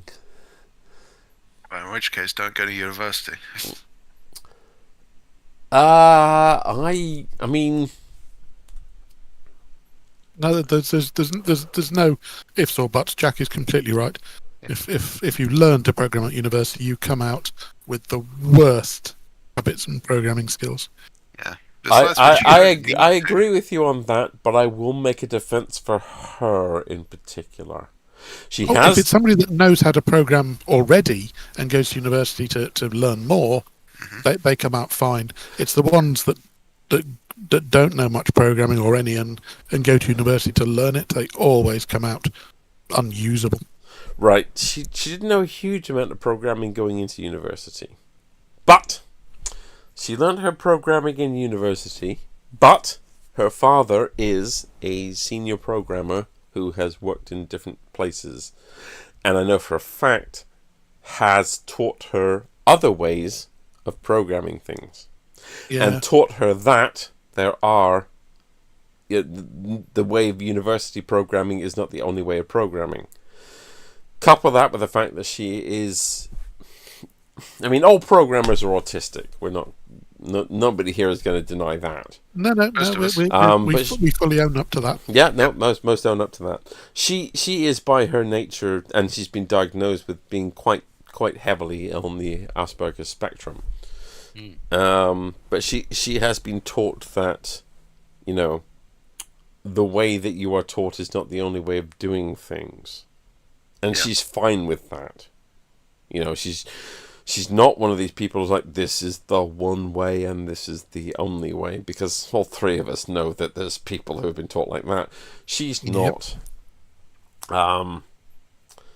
If Leslie ever formed a company and needed a couple more programmers to program whatever it was he was doing, I would actually make a case for her to be on the junior programmer list. Because if Leslie were to say, I can teach you easier ways of programming things that are more efficient that do this, she would be like, awesome! Teach me more! She'd be well up for it. Tired. Because she's the way she is. She's been taught by her father, because her father's a senior programmer as well. It's weird listening to Leslie moan about junior programmers and listening to him moan about junior programmers. Like, it's the same argument from two different people. They say the same things.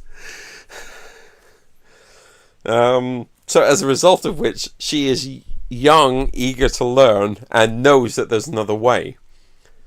And as a result, as a result of which, I feel like Leslie would be like, as long as she listens to me, that's cool, and she would too, 136 breaking. Are you guys seeing this? Harrogate just went to Lib Dem from Conservative. Lib Dem, not Labour. Lib Dem from Conservative. Hooray! Yeah. Go Lib Dems.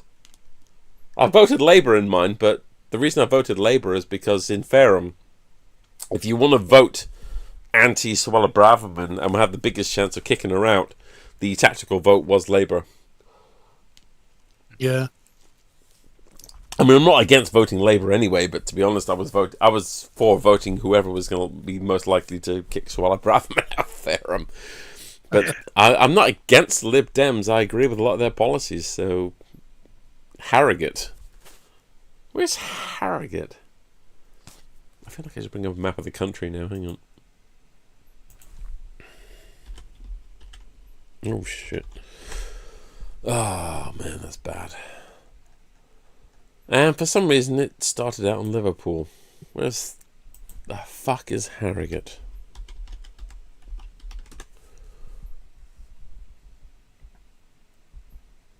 I don't know why, but I thought Harrogate was a coastal town. And it zoomed me into a place that is about as far away from the coast as you can get in England. It's just north of Leeds. How the hell did that go Lib Dem? Well, I'll take it. Sense. It's just level with York. Where's Bal live? You often mentioned York. Yes, they're up that way. Yes. Yeah. I feel like their constituencies are fairly safe. They'll probably go Labour anyway. Bal and Finder.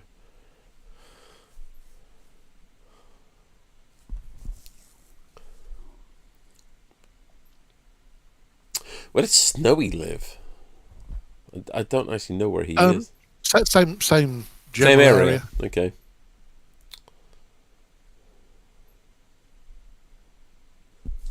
So Harrogate's quite near York. Okay, fair enough. Gonna have to disappear off, guys. I was So- kind of hoping to see more results by this point in the night, but I'm gonna have to wait until the morning because I am absolutely shattered and I need to sleep before work tomorrow. Yeah, I'm flagging a bit, but I'll try and hold on for a bit longer. Yeah, I'm going to carry on because I slept during most of the day, so I'm not got anywhere to go to. Yeah, if you Yeah. want to bail, feel free. No worries. Well, I will catch up with you guys tomorrow morning, Yeah, and we will be see around. exactly how badly the Tories have been destroyed. Yeah, well, let's find out. Yeah. Take care, man. See ya. Bye. Bye.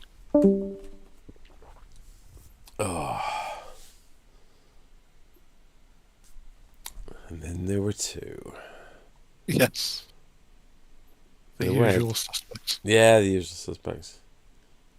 I thought Bowell was going to join us for a bit, but he didn't in the end. Yes, nobody else turned up. Oh well. Never mind. That thing game for Conservative. What's this? Turnout and Paddy Mormont. Wow. Portsmouth North. That's just down the road from me. 59% down from 63%. Turnout down here in the south tends to be pretty low anyway, I have to say. There's a lot of lazy people down here in the south. It was designated as too close to Cole in the exit poll, but there were some gloomy Tory faces. And Mordaunt, leader of the House of Commons, and not yourself yet appeared. They never do they? No. When we had those by-elections in the last couple of years, the Tories were always conspicuous by their absence. Because their egos just can't stand the idea of losing. Oh! Just got... It was County Durham's first Tory MP, unusual for a government to win general election after being in power for 14 years. I mean... She's not wrong. It's unusual for any party to be in charge in a constitutional democracy for 14 years. Even in America, did any one party run America for 4 terms? I don't think they did.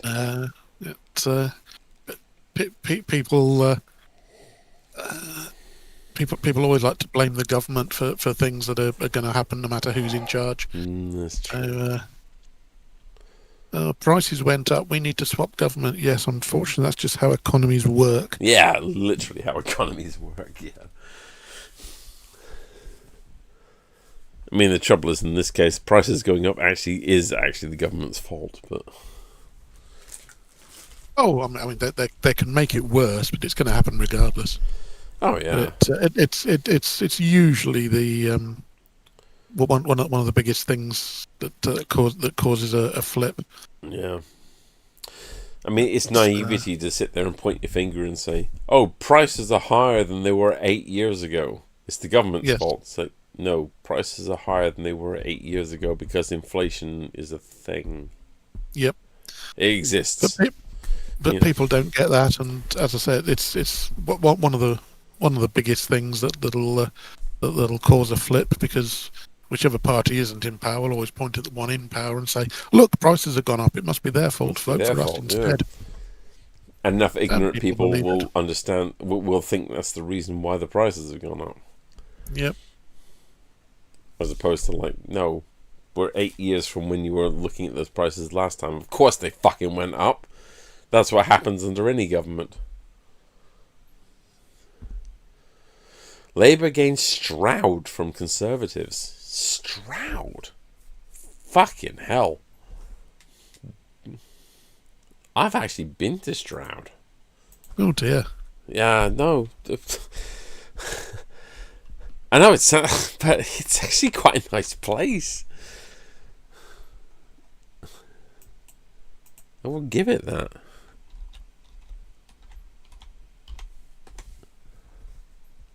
Right. That's yeah, there it is. There. That's Stroud. I went there when they. I've been twice there. Both times were for the Cotswolds Open Softball Tournament, which I once went with my own team and once went as a ringer for another team because they needed a pitcher. And in terms of the scenery and the area around it, it's a beautiful part of the world. You know, I wouldn't deny that. It's a nice part of the country. Yeah. But it's deeply conservative. I mean, look where it is. It's in the rural area in the west between any big towns.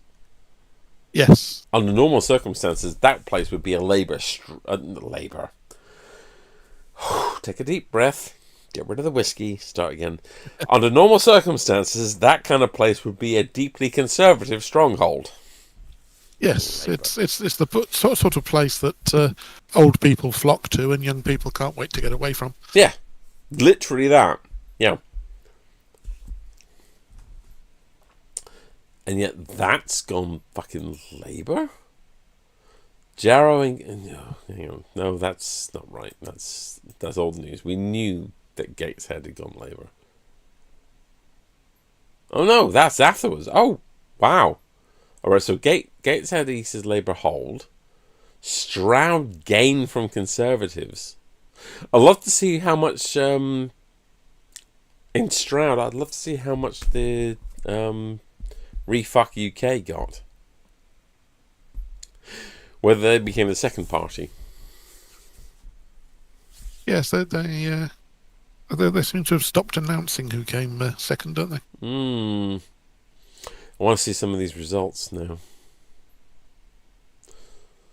I'm sure there's somewhere online with a detailed breakdown. Yeah, I'm hoping so. Who knew that the that the BBC were going to provide a really shit coverage of the election? Who knew?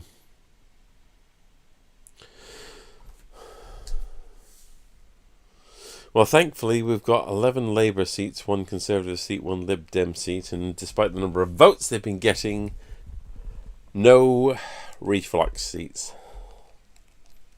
Thankfully. Oh. Yeah, indeed. I mean, they'll get one at some point.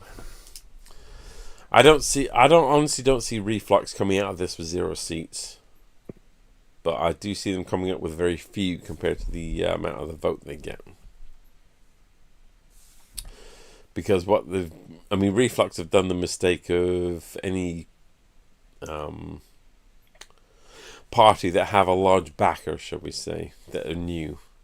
In that they've tried to contest the entire country at once. Yes. Yeah, I mean,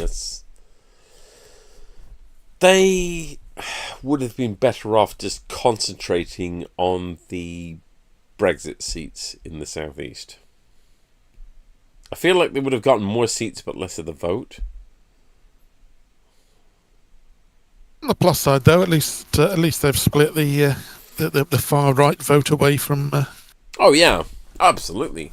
Conservatives have done the country a favour there. They have. You know, there's no getting around the fact that they have done the country a service by moving to the far right and somehow, against all the odds, because the Conservatives can't plan, dragging the Conservatives further to the right. Because apparently when Reflux went to the far, far, far right, the Conservatives went, in order to compete with them, we need to go to the far right as well and compete with them on the same grounds. And apparently nobody in their election campaign strategizers did somebody say, no, that's a stupid idea. For which we're very thankful. Yeah, I mean, we are. You know, it's going to result in the kicking we're about to watch now. But, that was down to my question I asked before, which was like, will Farage be more of a problem later on, even though he's splitting the vote now? To which the answer is, I guess we'll see.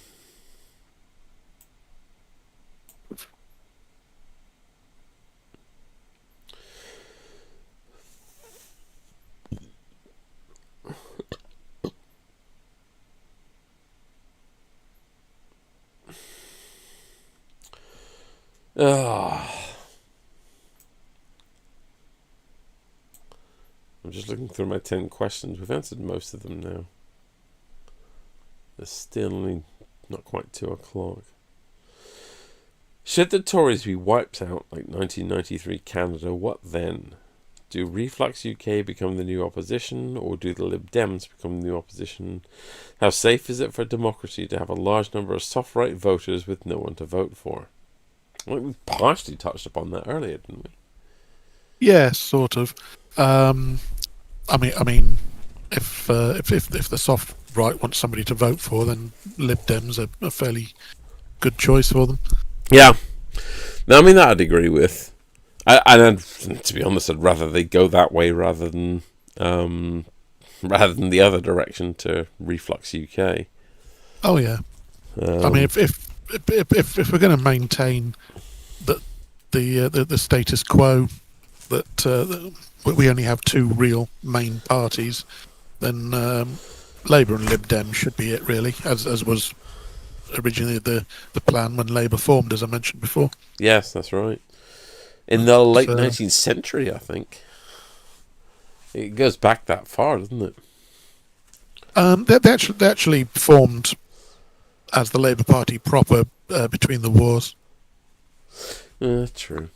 It was basically a reaction to the First World War and the sort of proof, for want of a better word, that the average working man was more important to the country than the rich toffs. I mean, I'm amazed they managed to get that to stick in view of the fact that the average working man had been butchered in Belgium. And enough of them came back, thankfully. Yeah.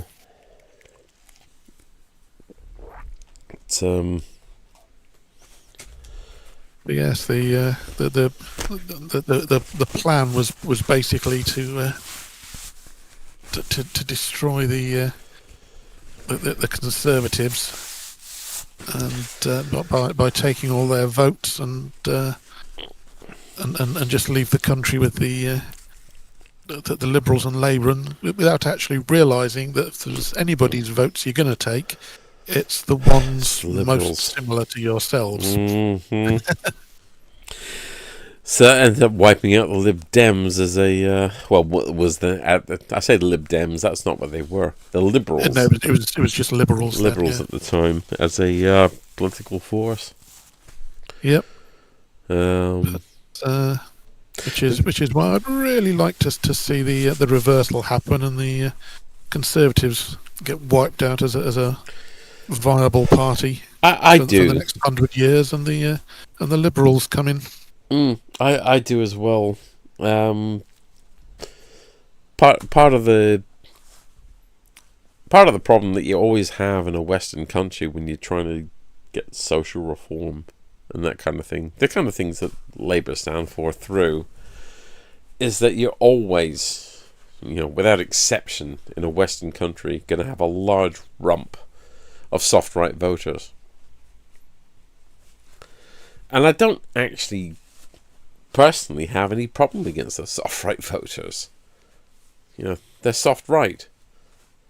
If the kind of things that they're after is what the party and they vote for ends up having, then I don't agree with everything they're doing, but it's not going to ruin the country.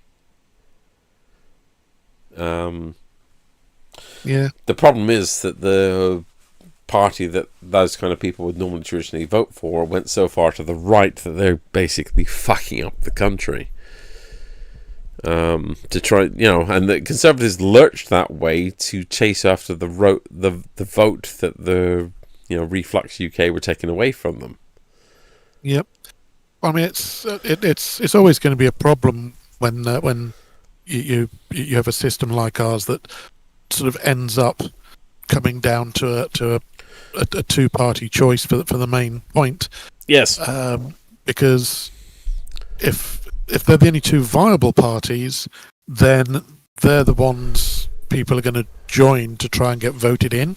Mhm. So you're going to get the people that would normally be in an extremist party if we had multiples joining in the more moderate parties. So even if you start off with two parties that are that are pretty central, that they'll rapidly end up polarizing simply because people will join them wanting to get voted in, despite the fact that that's not really the party they should be in, but that's the only chance of getting voted in. It's the only chance, yeah. And so no matter where they start, you'll end up with two quite polarized parties. And if you have a system that rewards basically focusing down to two parties, whereas in countries where they have multiple parties, and you have a reasonable chance of getting in no matter which party you're with, then there's much less of a I don't want to use that one. You're right there. Basically, each party is much more sort of focused, Yeah. rather than sort of radicalizing one way or the other. Yeah. It's funny because it was something that my brother taught me when he lived in Germany. Germany have had PR for since 1949. I can't remember when they were allowed free elections again. And it's been proportional representation, and as a result of which, because I asked him, who represents what, asking him this question from the point of view of somebody who'd normally been exposed to British politics. And he carefully explained to me that they actually have, a lot of parties, but the parties, were representative of people's opinions based on social policies and based on economic policies. Yes. And the two don't necessarily come together under the conservative Labour thing that we're used to. No, that's the point I was trying to make. It's the same point, except in Germany they kind of succeeded because they have a proportional system. So you can vote for a party that is fiscally liberal but socially conservative. Yes. So a German person can vote for a party that socially is going to be very much about the family, whatever the nuclear family, whatever myth that conservatives put out about that. Yes. But also at the same time, that party will quite freely be, and the people will vote for it on the strength of being economically quite liberal. Yes. But there's also a party out there that will be both socially conservative and economically conservative as well. Yep. But then they also have, the other sides of the parties as well. And they, every time they have an election, they've got to come to an agreement. Yes, but and then in order to actually join and stand for election as that party, your policies basically have to align with them. Yes. Rather than the situation I mentioned that we keep ending up stuck in, where if an extremist wants to stand and Party A and Party B are the only two choices, then they'll join one of those, and that party will get slightly more extreme one way or the other. Yeah. And that's the big problem with a system that basically rewards focusing on two main parties. Yeah. But that's what we're stuck with. So yes, I mean, for now. For now. I still stand by my theory that if Labour do get in by a huge landslide, and possibly even if they retain most of their power through the second Parliament after whatever election we have, they have to do electoral reform. They must do it. If they don't do it, then the Conservatives will gerrymander the system in such a way that they'll never get in again. Yep. Because Conservatives are all about power. They've always been less about doctrine. Labour have always been much more a party of doctrine, a party of, belief, as it were. Conservatives have never believed in anything, ever. They just don't. Except themselves. Except themselves, yeah. Except themselves. And so they're just about power, nothing else. I mean that's the whole thing, though, isn't it? I mean, the right wing politics is all about feudalism. It's basically concentrate power in the hands of the elite, which these days is basically the rich. Yeah, the rich, and that's obviously a very cynical overview, but that's basically right wing in a nutshell. Yeah, it is. All these young conservatives go to fucking Eton and whatever other posh schools they go to, where apparently they've even admitted that they're told that they're little soldiers of the empire. Yeah. I had a set of them once.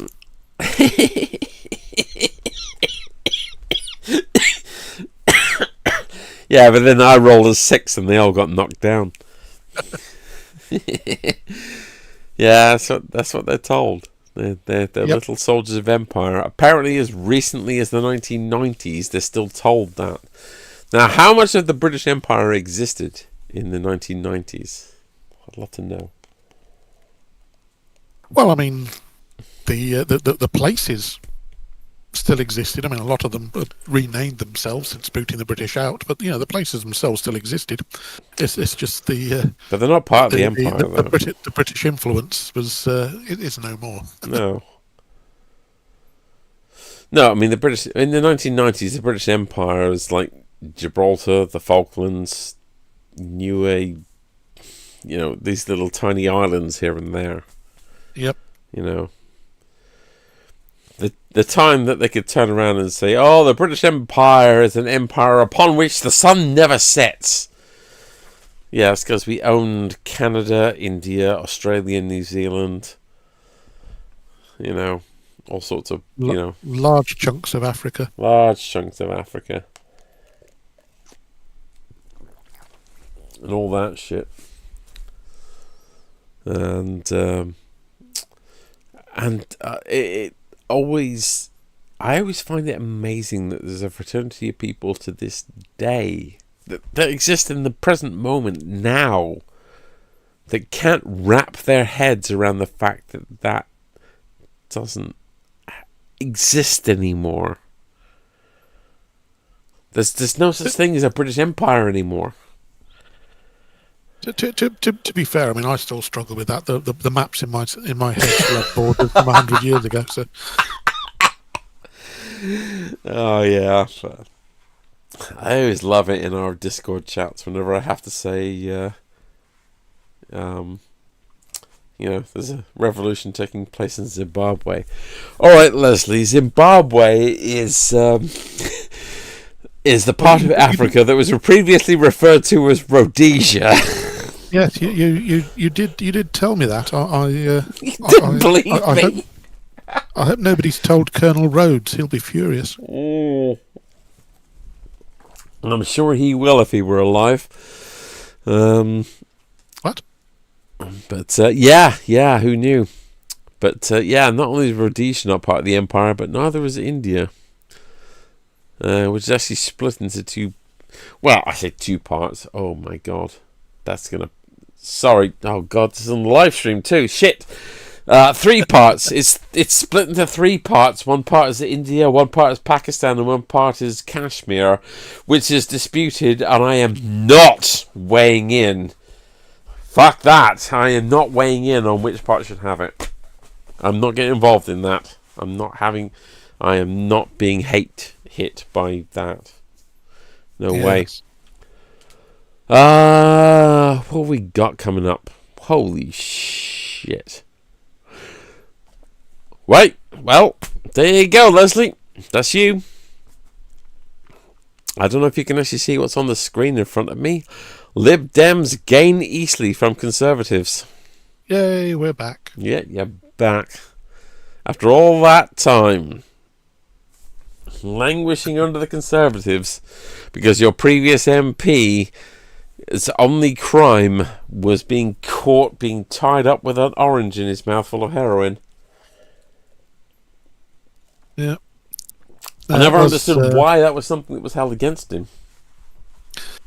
It was quite a blow for Lib Dem in the area, because everybody still wanted to keep Chris Hume. They've been perfectly happy with him. Yeah. And I said, yeah, we don't really care. They all do that. He just happened to get caught. We don't really care. We still want to vote for him. But, he's literally his crime was to be caught in a sex act. Yep. Like, MP gets caught in sex act. I mean, we're talking about like the same headline is like man bites dog, or dog bites man. You know, it's like it's the same thing. It's like, who gives a shit? Sky is blue. Yeah, sky is blue. Rain is wet. You know, the people here really didn't care. They wanted to keep voting for him because he'd done a good job. He got a lot done. And the Liberals went, no, we're pulling him, and we're going to force a by-election. And we're going to make a by-election, and it went Conservative. At which point, all the Liberal voters went, well, there's not much point us turning up then, is there? Mm. And Conservative got it, but it's back where it belongs. It's now. backward, yeah. Eastleigh is back where it belongs. It's right. Well, having had some good news, I'm afraid I'm going to have to turn in now. I'm really struggling. Yeah, no worries. Had a migraine most of the day, so yeah. I'm going to kick on for. Yes. I want to carry on until I actually see them fucking lose, because yes, I'm just that fucking vicious, and more importantly, the Tories have ruined enough of my life. And I know for a fact they've not even ruined it as much of my life as they have of other people, so, I want to see it happen. Yep. Right, well, I shall look forward to looking at the results tomorrow. Yeah. Take care, man. Bye then. Bye. So there we go. We're gonna kick on here. Tory dropping Braley and Wickford. 26-point drop. Holy shit.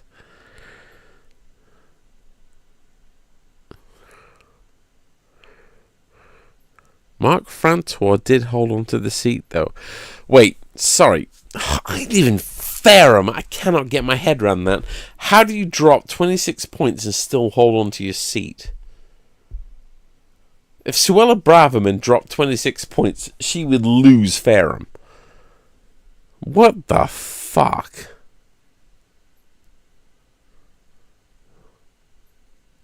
$5,500 over Reform, who came second. First Tory win of the night. Rayleigh and I don't even know what that is.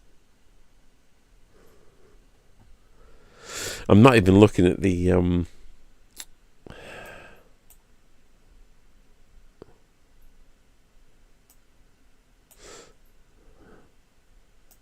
I'm not even looking at the map. I want to know where that is.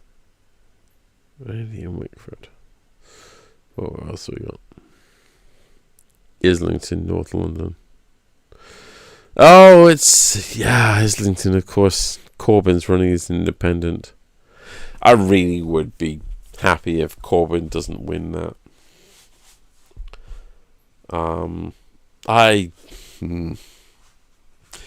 Him waving through Brexit, bad enough. His fucking racism, not interested.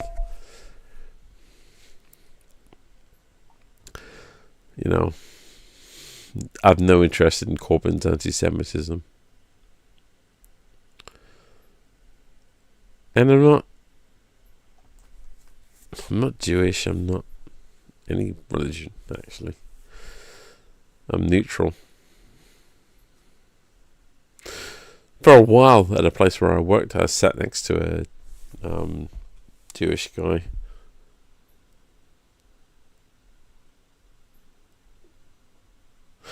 And I couldn't. It was one of those things where you're like, why would somebody have a problem with this guy on the strength of his ethnic background? I don't know why you would do that. Why you would just look at somebody and literally hate them on the strength of an ethnic background. I don't get that. Never have done. So Darlington gained from Conservatives. Nuneaton. Wow. Holy shit.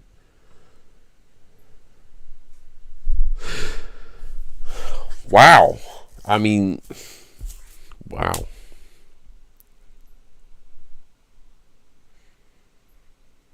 Nuneaton even sounds like somewhere conservative. I might be doing it an injustice, but wow. Recount. Oh, wow. Basildon. I mean, that's Essex. Now taking place in Essex, which was most recently seat of the Conservatives.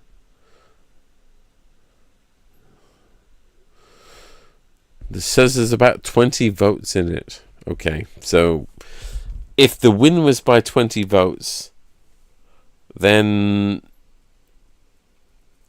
whoever it was who called the recount, whether it was Labour, or whether it was Conservative, or whether it was Reform UK, if the win was by 20 votes, then yeah, they were. Whether they were a party that's in favour of what I want or a party that's against what I want, they were right to call a recount on the strength of 20 votes. I will give them that. I'm not going to argue that. What the hell's Knowsley?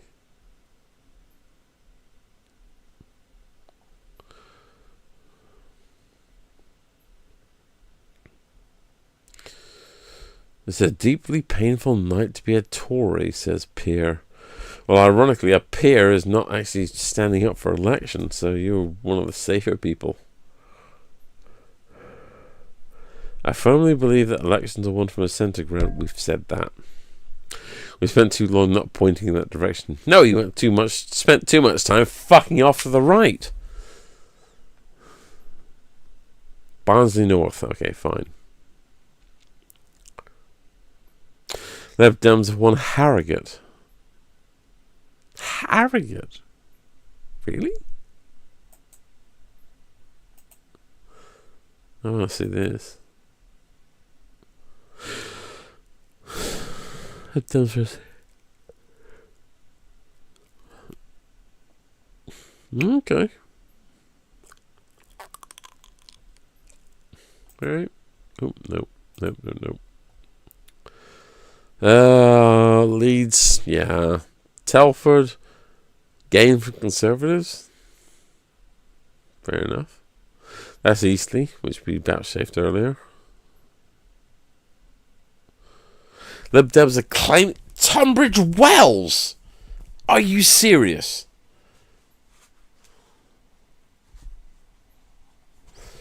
I mean, if they've gained in Tunbridge Wells, which is one of the most fucking conservative seats in all of England.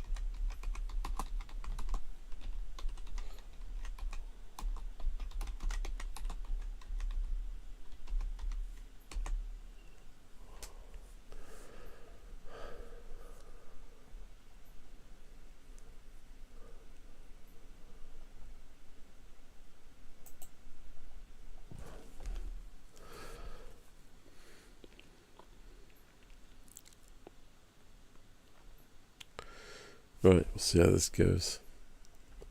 It's alright. I've actually messaged a couple of people who are online. Could Thatcher's old seat go to Lib Dems? I mean, who gives a shit? I mean, Margaret Thatcher stopped being an MP back in 1991.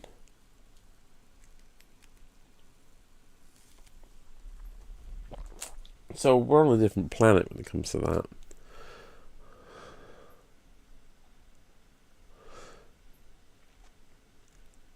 Swindon North, Barnsley South, Vale of Glamorgan. Should never have been Conservative in the first place. Shame on the Welsh. Sorry. I love you Welsh people, you're great. I've been to Wales many times and you've always made me welcome. We'll come to that in a second. So I love Welsh people, but the Vale of Glamorgan should never have been Conservative. So shame on you for letting it go Conservative, and well done for taking it back from them. I don't even know what Cannock Chase is.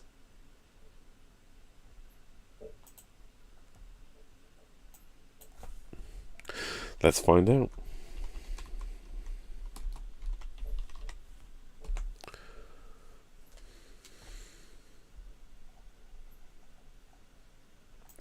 North of Birmingham. Okay. And what was the result? Oh shit, hang on. No. Shit, they're all coming in thick and fast now. Colchester, Cannock Chase, Labour game for Conservative. Lee and Atherton. Lee's up in the fucking northwest. Game for Conservative. There's Galloway in Rochdale. Can we not? Please.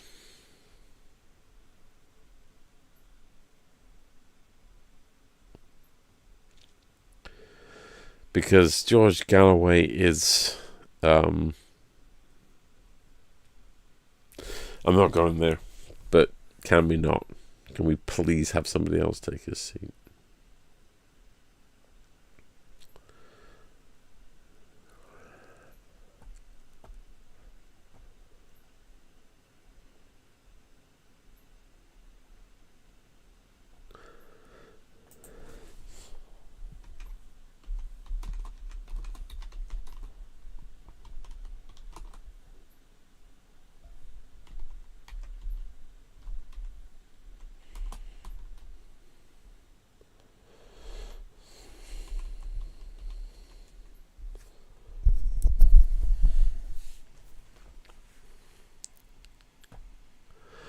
Let's see how it's gone here.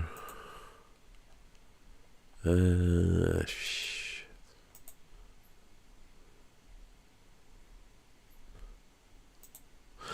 76. Oh, Ashfield.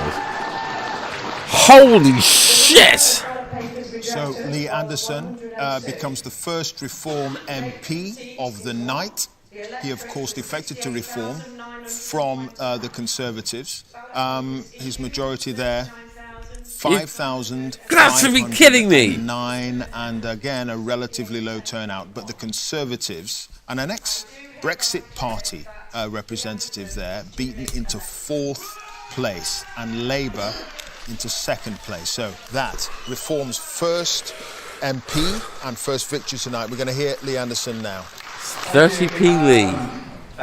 First of all, just a massive thank you to all the staff that's in here tonight helping. They worked incredibly hard, and all the people that's worked throughout this election campaign. Wow, there's Reform's first seat. Council.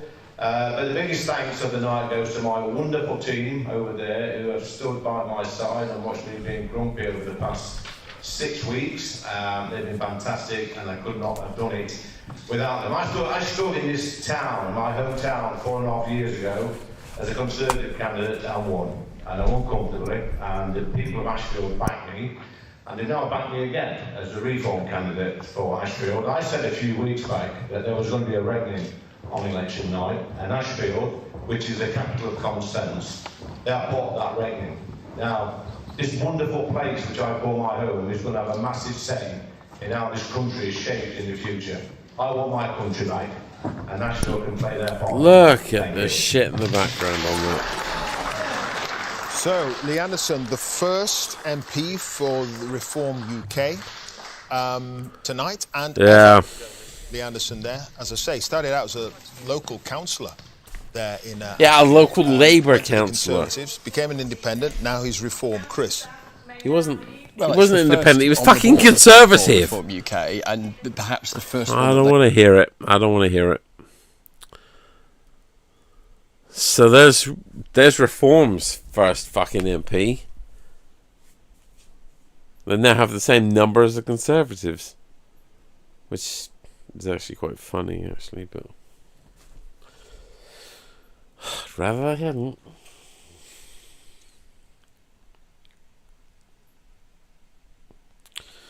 I don't know, what do you think? We've got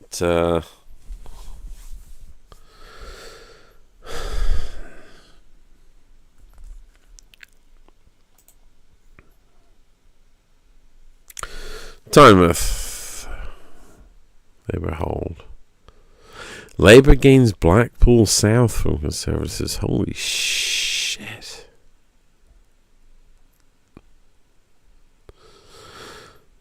Much wins Reform's first seat of the night in Ashfield.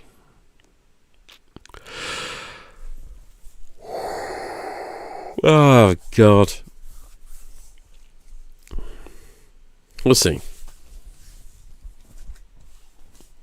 I mean, Anderson was always a big swinger in the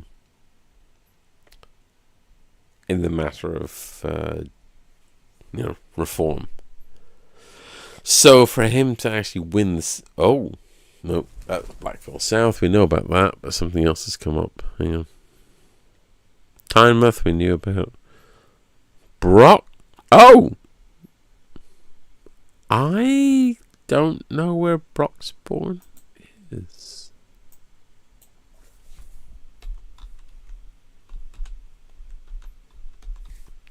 Where's Broxbourne? Where are you people? Just north of London, in the Green Belt. Okay. Well, the best thing I can say about you people is you went Conservative rather than Reform. So I'll give you credit for that. It's not what I would have voted, but, this is an echo chamber for those who would vote to the left side of the spectrum rather than the right. I wish the BBC would show an overall result. I'd like to see that. Now what?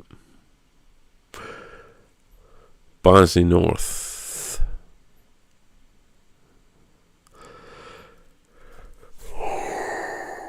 Oh, wow.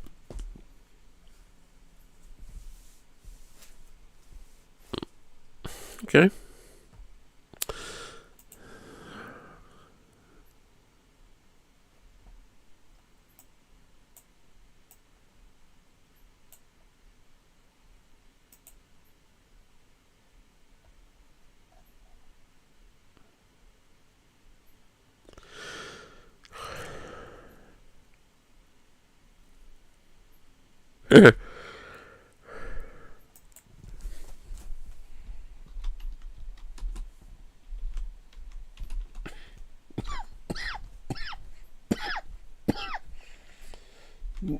Oh, God.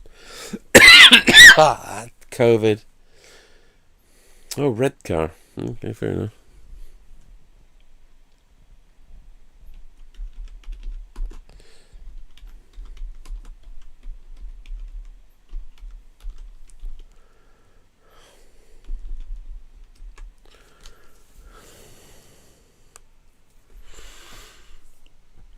Farage looks likely to win Clacton. Okay. I mean, yeah. Count still in the way.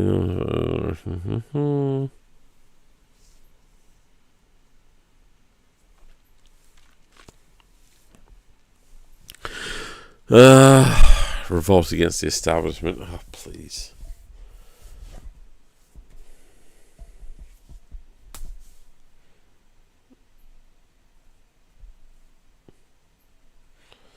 Yeah, it could be.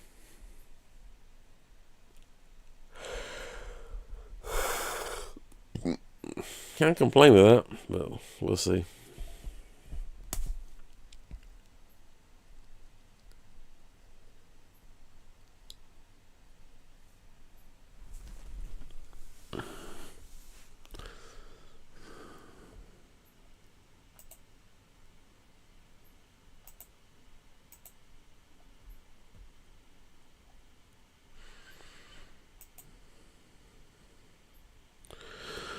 Okay.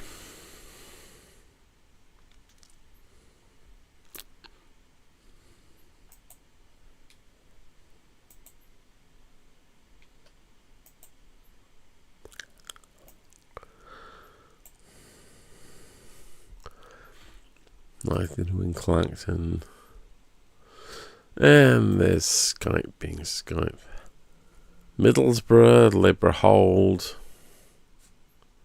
Why is there not an overall? What's the matter with?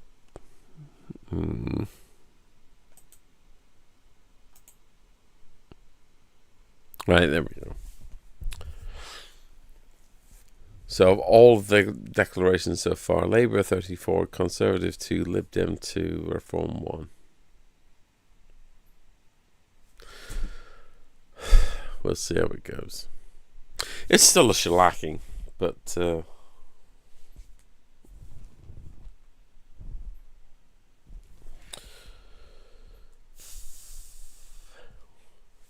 right. Okay. Set for general. I mean, 34, 2, 2, and 1 is a landslide regardless, you know. But no,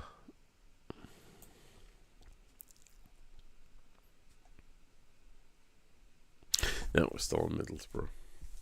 Farage looks like they win Clacton. That would be a shame, because he has been extremely poisonous to British politics. That's a personal opinion.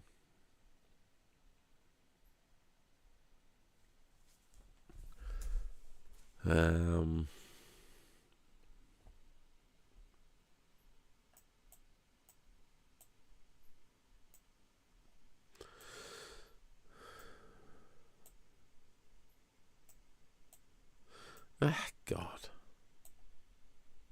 Where's Discord? I've lost Discord.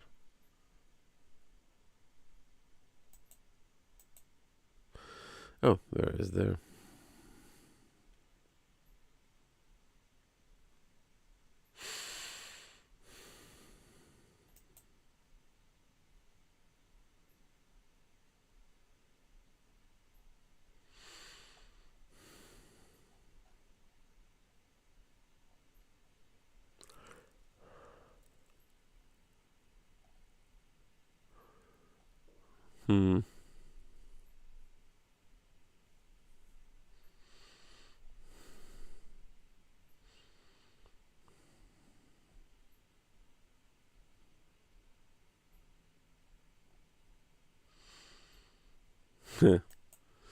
So I'm looking at other Discord channels I'm on. Let's put it that way. First pictures of Keir Starmer as he arrives at the count. Well, I mean, he's gonna win. He's standing for an inner city London position. Of course, he's gonna win. They always do that.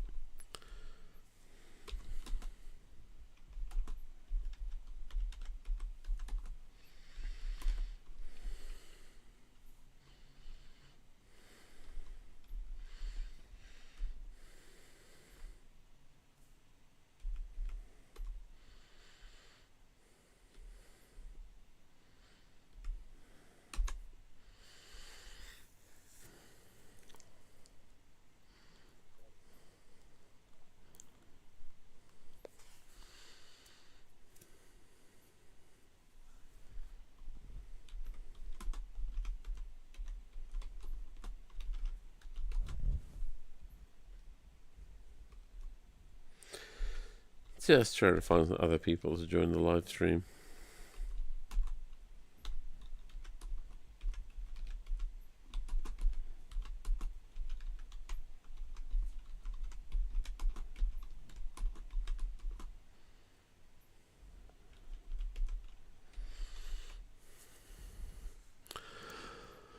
Alright. Rustcliffe, where's that? I don't know what that is either.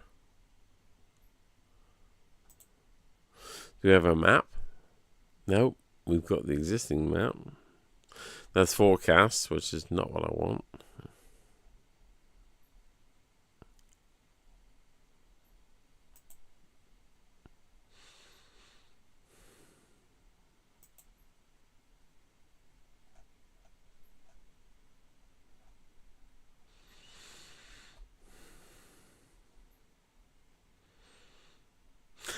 Battersea, Labour hold. Okay, fine, but that's not helping. No, that's helping. Who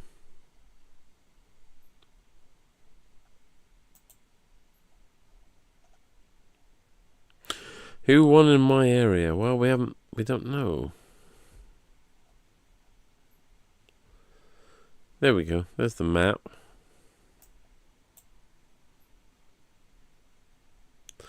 Boxborough.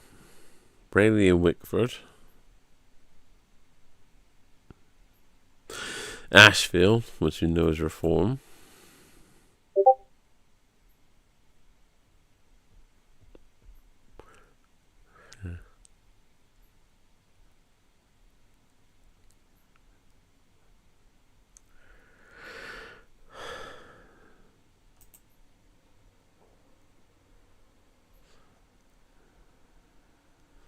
Okay. See how it goes.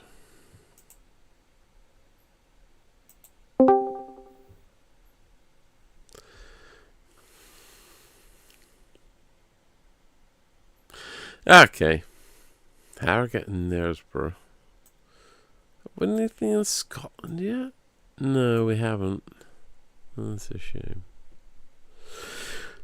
These are all of the many northeastern ones that either stayed Labour or went Labour.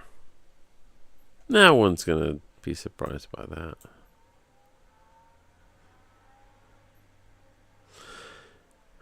There's a Lib Dem one. What's this? Surely? Speaker of the House of Commons win. Really? Okay.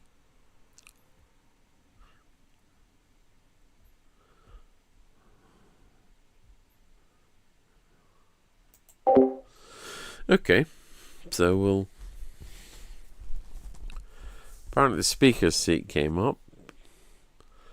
But they're neutral anyway, so no one gives a shit about them. I'm gonna... Oh, hang on. No, that's Eastleigh. Yeah, we know about that. That's Eastleigh. And it was Lib Dem gain. Reading's Labour hold. Putney's Labour hold. Battersea. Reading and Wickford, Conservative hold. Broxborough, Conservative hold. Colchester, Labour gain for Conservative. That's surprising. Norwich South, Labour hold. Is there an overall... Is there an overall number we can go with here?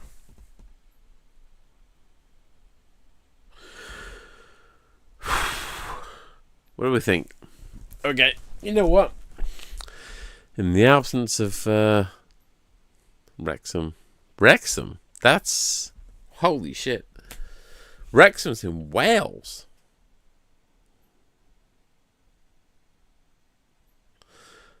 Whitehaven and Workington. Okay. Who the hell's Whitehaven? Here's what's actually happening. In places where they need a bigger swing, Labour are getting it. So have a look at what our exit poll is projecting. And I'm just going to wash the red across the right-hand side of the screen here, and you will see. This is the remarkable thing about Labour's performance, is that where they didn't need a very big swing, for example, in their own already safe seats, they haven't got one. Instead, they've targeted seats they desperately need. Maybe they're in second place to the Conservatives. And it looks like, from our exit poll, predictions only, at 13%, they're taking all the seats. At 14%, they're taking nearly all of them. At 15%, and you know what? We should move it round a bit more. Where does this very targeted Labour swing stop? This is the secret of Labour's victory, if victory it is. This, remember, is our prediction, it's our exit poll, but it shows them possibly in Romford, Redditch, Herne Bay, getting seats on a swing of 20%. Now, part of what's happening is the targeting of the Labour vote. The other thing is that the Conservatives seem to be hemorrhaging most in places where they're stronger. So for them, it really is a perfect storm. I'm not convinced that Labour are going to win Romford. That's asking a bit much. Here's what's actually happening. Yeah. In Go places away. where they need... No, fuck off.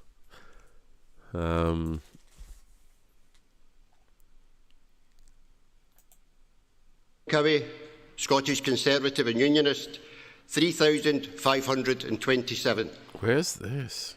Bex Glen, Scottish Greens, 1,237. Lillian Jones, Scottish Labour Party, 19,055. Holy shit. Labour Party. Stephen McNamara, Independent, 401. William Thompson, Reform UK, 3,472. 3,400 in Scotland for Scottish Reform. Liberal Democrats, 850.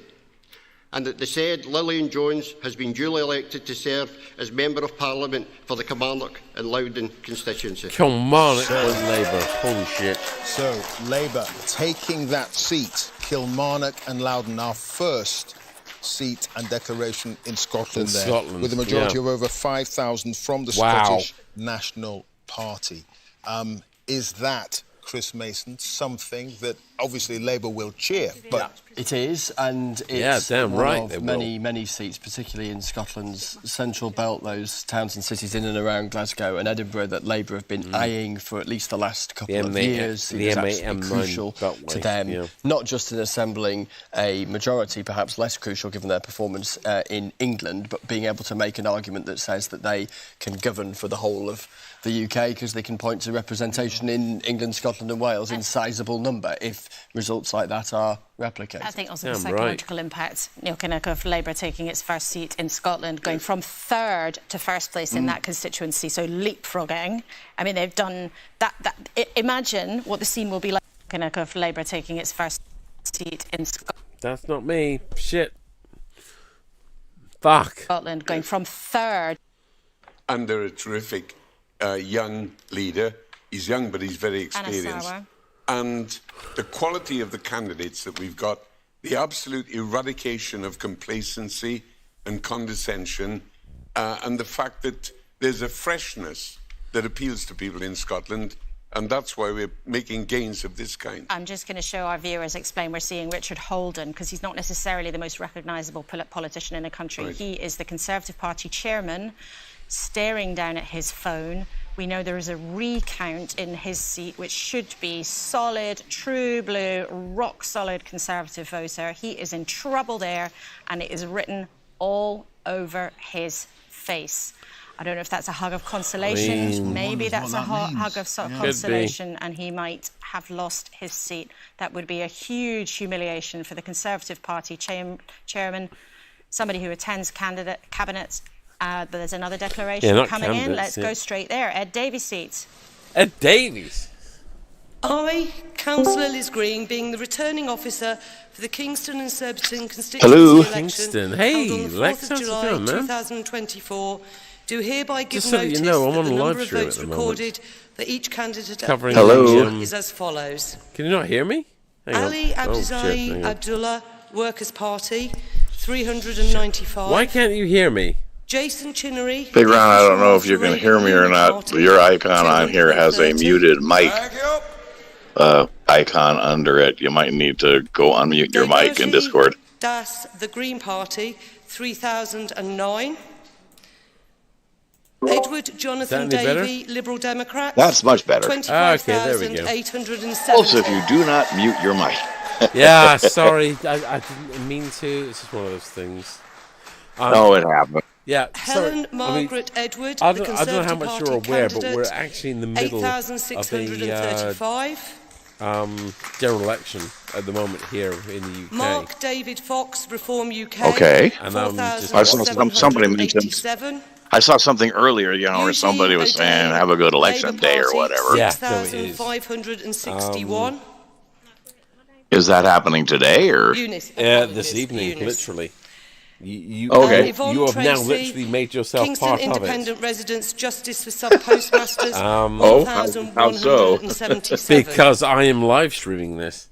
Therefore, I give notice that Edward Jonathan Davey is duly elected as the Member of Parliament for the Kingston and Surbiton. Getting here. So this is the thing. So what you're saying what you're saying is I shouldn't use any bad words and I shouldn't make my usual jokes about the British government. Do not give a solitary shit about that. Because what I'm watching at the moment, the destruction of a Conservative government here in the UK, I'm basically going to be live streaming with you in November of this year as we watch the destruction of Joe Biden. Assuming he's awake, which is, you and I can both agree is a bit of a crapshoot at the best. Yeah, that debate they did was an absolute disaster for him. Shit show. I mean, the polls. You and I can both agree. The polls swung so far. Oh God, yeah. You and I can both agree that I am not a Trump voter, but I watched that and I thought, oh my God, how are you throwing this over? And they were throwing it. Let's not beat about the bush here. That was disastrous for Biden. Yeah. Yeah, it was. For two guys who are roughly the same age, and they are roughly the same age, there's what, 2 years difference? I think Trump is slightly younger than him, but not by huge amount. 2 or 1 year or something like that. Yeah, Trump, but when you look at the cognitive faculties, he's definitely got one over on him. He may be obnoxious and crass and all the rest of those things, but his mind is still intact. Yes. And as a result of which, he came across as being way more with it, shall we say. Yeah. I mean, heck, even during the election, a lot of us, during the original election, a lot of us saw that there were cognitive problems with Biden. Yeah. But at that point, the majority of the media, which is all on the liberal / left side of things, well, they just didn't present that sort of stuff. No, so a lot of people didn't see it. And as a result of which, I would suggest that the Democrat Party end up deciding, you know what, we're going to do the easy out, and I'm gonna present this as them taking the easy way out here. And I welcome your dissenting view on this, as you know I always do.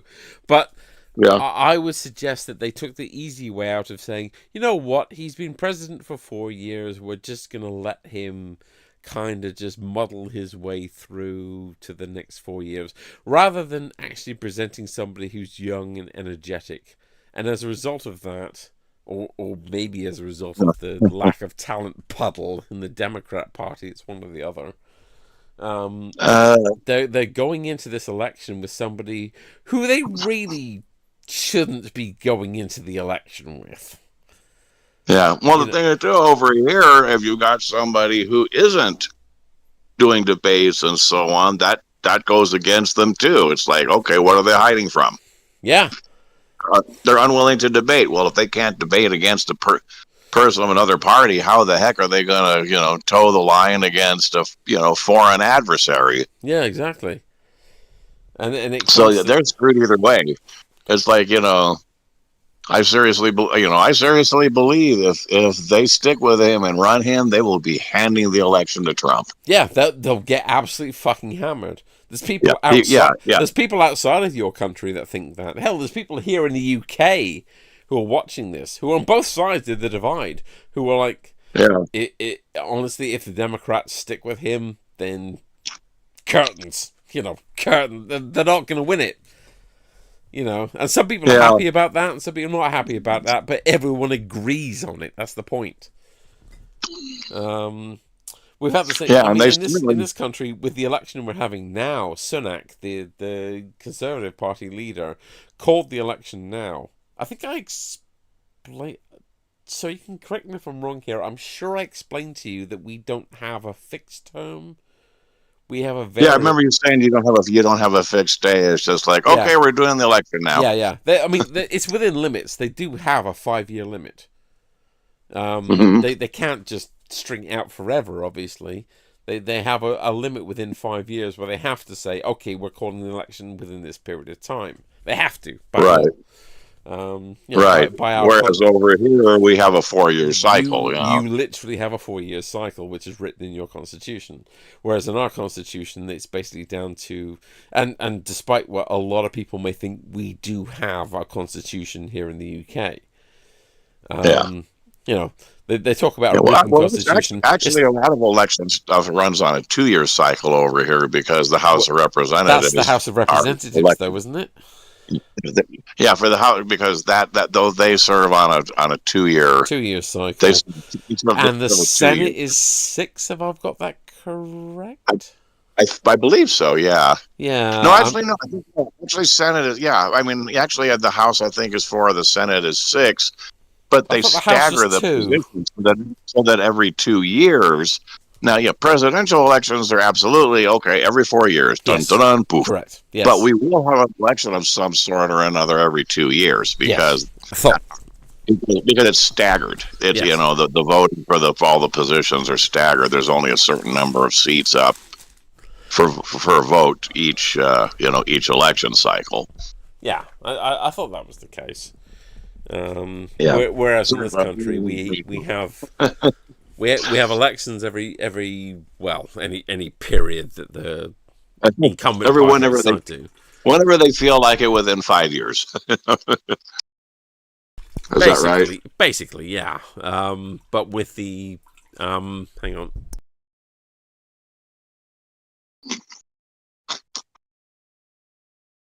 Hello? Yeah, sorry about that. I've still got COVID, and it can involve coughing fits. I didn't want to inflict that on you. Sorry, that was my bad. But I didn't want to inflict that coughing fit on you. You're right. We basically have our elections every 4 or 5 years, but when the incumbent party decide, but also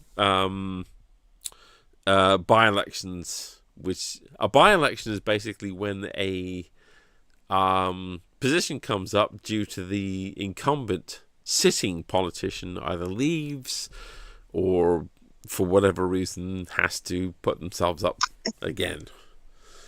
They're rare. 4 or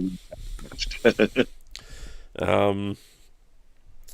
But yeah, the way things are going at the moment here in the UK, we're almost certainly going to get a Labour government here, which, as you'll know, suits me.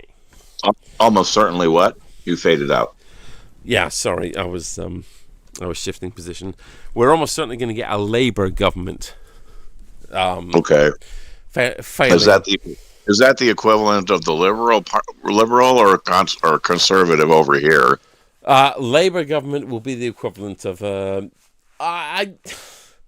It's difficult to explain because where the political bias goes for a party is so different between our respective countries. But the nearest thing I can put it to is basically the equivalent of a Democrat government. Okay. So a fairly, So more liberal than conservative then. Yes, exactly. Yes, absolutely. Okay. And bear in mind we've had a conservative government since 2010. So we've had an incumbent government for a while. And it is, regardless of your position on the matter, and I've got my own position on the matter, but regardless of the position on the matter, this lot have objectively fucked our country up in a way that a Labour government did back in the 70s.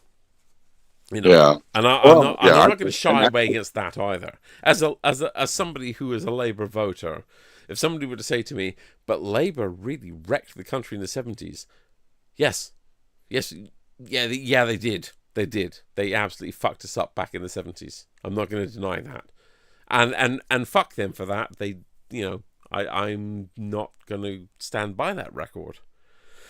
But this is a different Labour government from 40 years ago. You hope. They will be.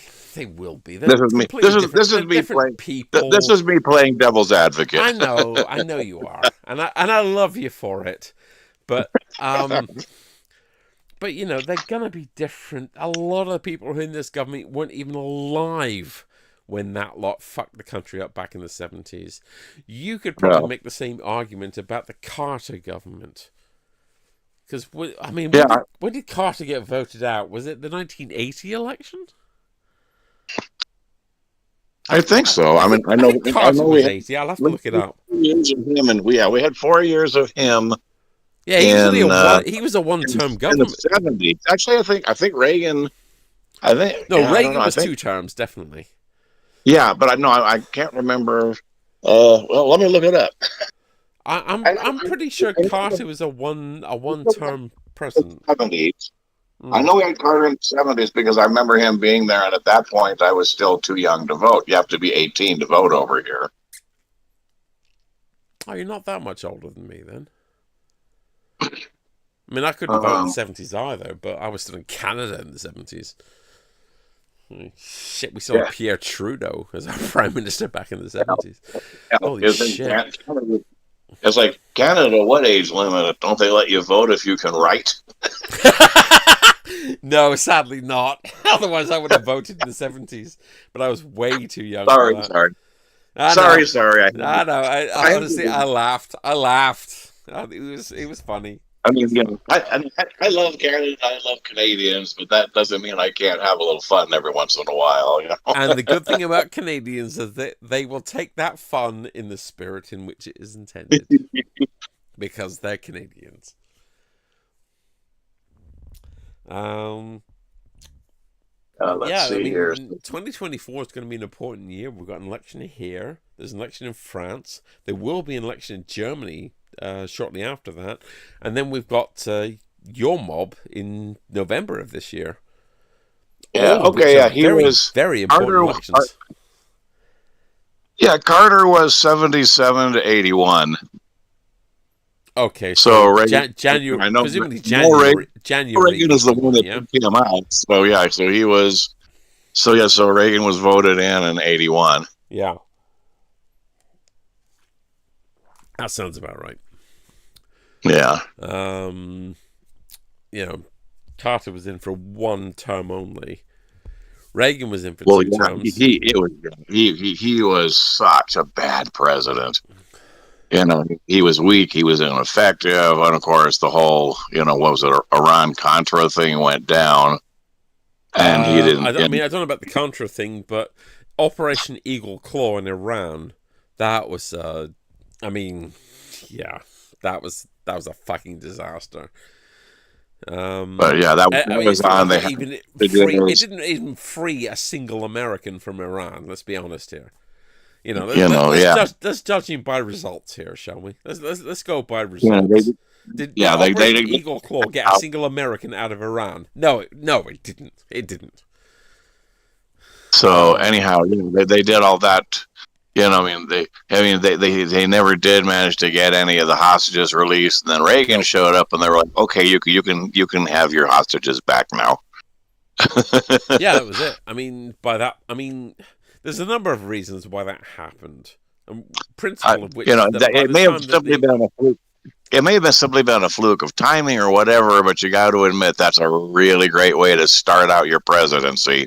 Oh yeah, absolutely, and it was a fluke of timing because you have to remember that by that point, the Ayatollah had taken charge of Iran and turned it into a fundamentalist country, which nobody wanted. Right. Let's be clear. Even America didn't want that. Yeah, nobody wants a fundamentalist Iran, but they'd made their. But by that point, by 1981, when Reagan was in, they'd made their connection. Iran, that is, not America. Iran had made their connection with the Soviet Union, which was still a political entity back in 81. And the Soviet Union were like, "Oh yeah, if you need military equipment, we'll backfill you." And at that point, Iran were like, "Well, we don't really need these American hostages anymore, so fuck it, we might as well give them back." Showing the brilliance of politicians, whatever. It's like, the Ayatollah came in with this thing and overthrew the Shah of Iran with help from us. I mean, you didn't help, in honest. It's like, no, it helped because they might not have been able to do the overthrow, but they were getting equipment and, we didn't have our people on the ground over there, but we were sending them military stuff, whatever, because the rocket scientists at the top in our political system thought that the Ayatollah would be friendlier to us than the Shah was. I just looked at that one. Yeah, how'd that work out for you? I was going to say, if that's how they felt, I feel like the word naivety should be used, because that's an extremely naive view. If America thought that the Ayatollah would be he was a fundamentalist. The Shah was a pro-capitalist. That if they thought that the Ayatollah would be more friendly to America than the Shah, then I mean, I've got my opinions on the CIA. Yeah, exactly. Because politics, and I'm sure the CIA was heavily involved with that. Almost certainly, they usually were.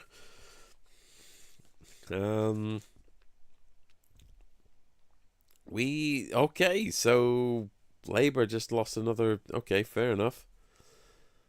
Sorry, I'm just, all the time we're talking, I'm just watching the results come in on our election now. It's a fairly important election, ours. It's almost important to us as your election will be to you back in coming up to November in 6 months' time.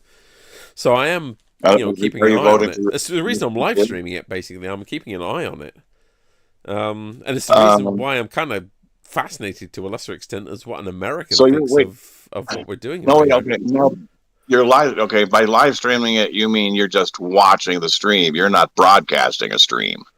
I'm kind of broadcasting a stream, but it's only on my channel. Okay. I mean, nobody watches my channel. Your channel with 0 followers. Yeah, the one with 0 followers. Yeah, exactly. So I don't actually give a shit. I had a couple of British friends on with me earlier tonight, but they all fell asleep.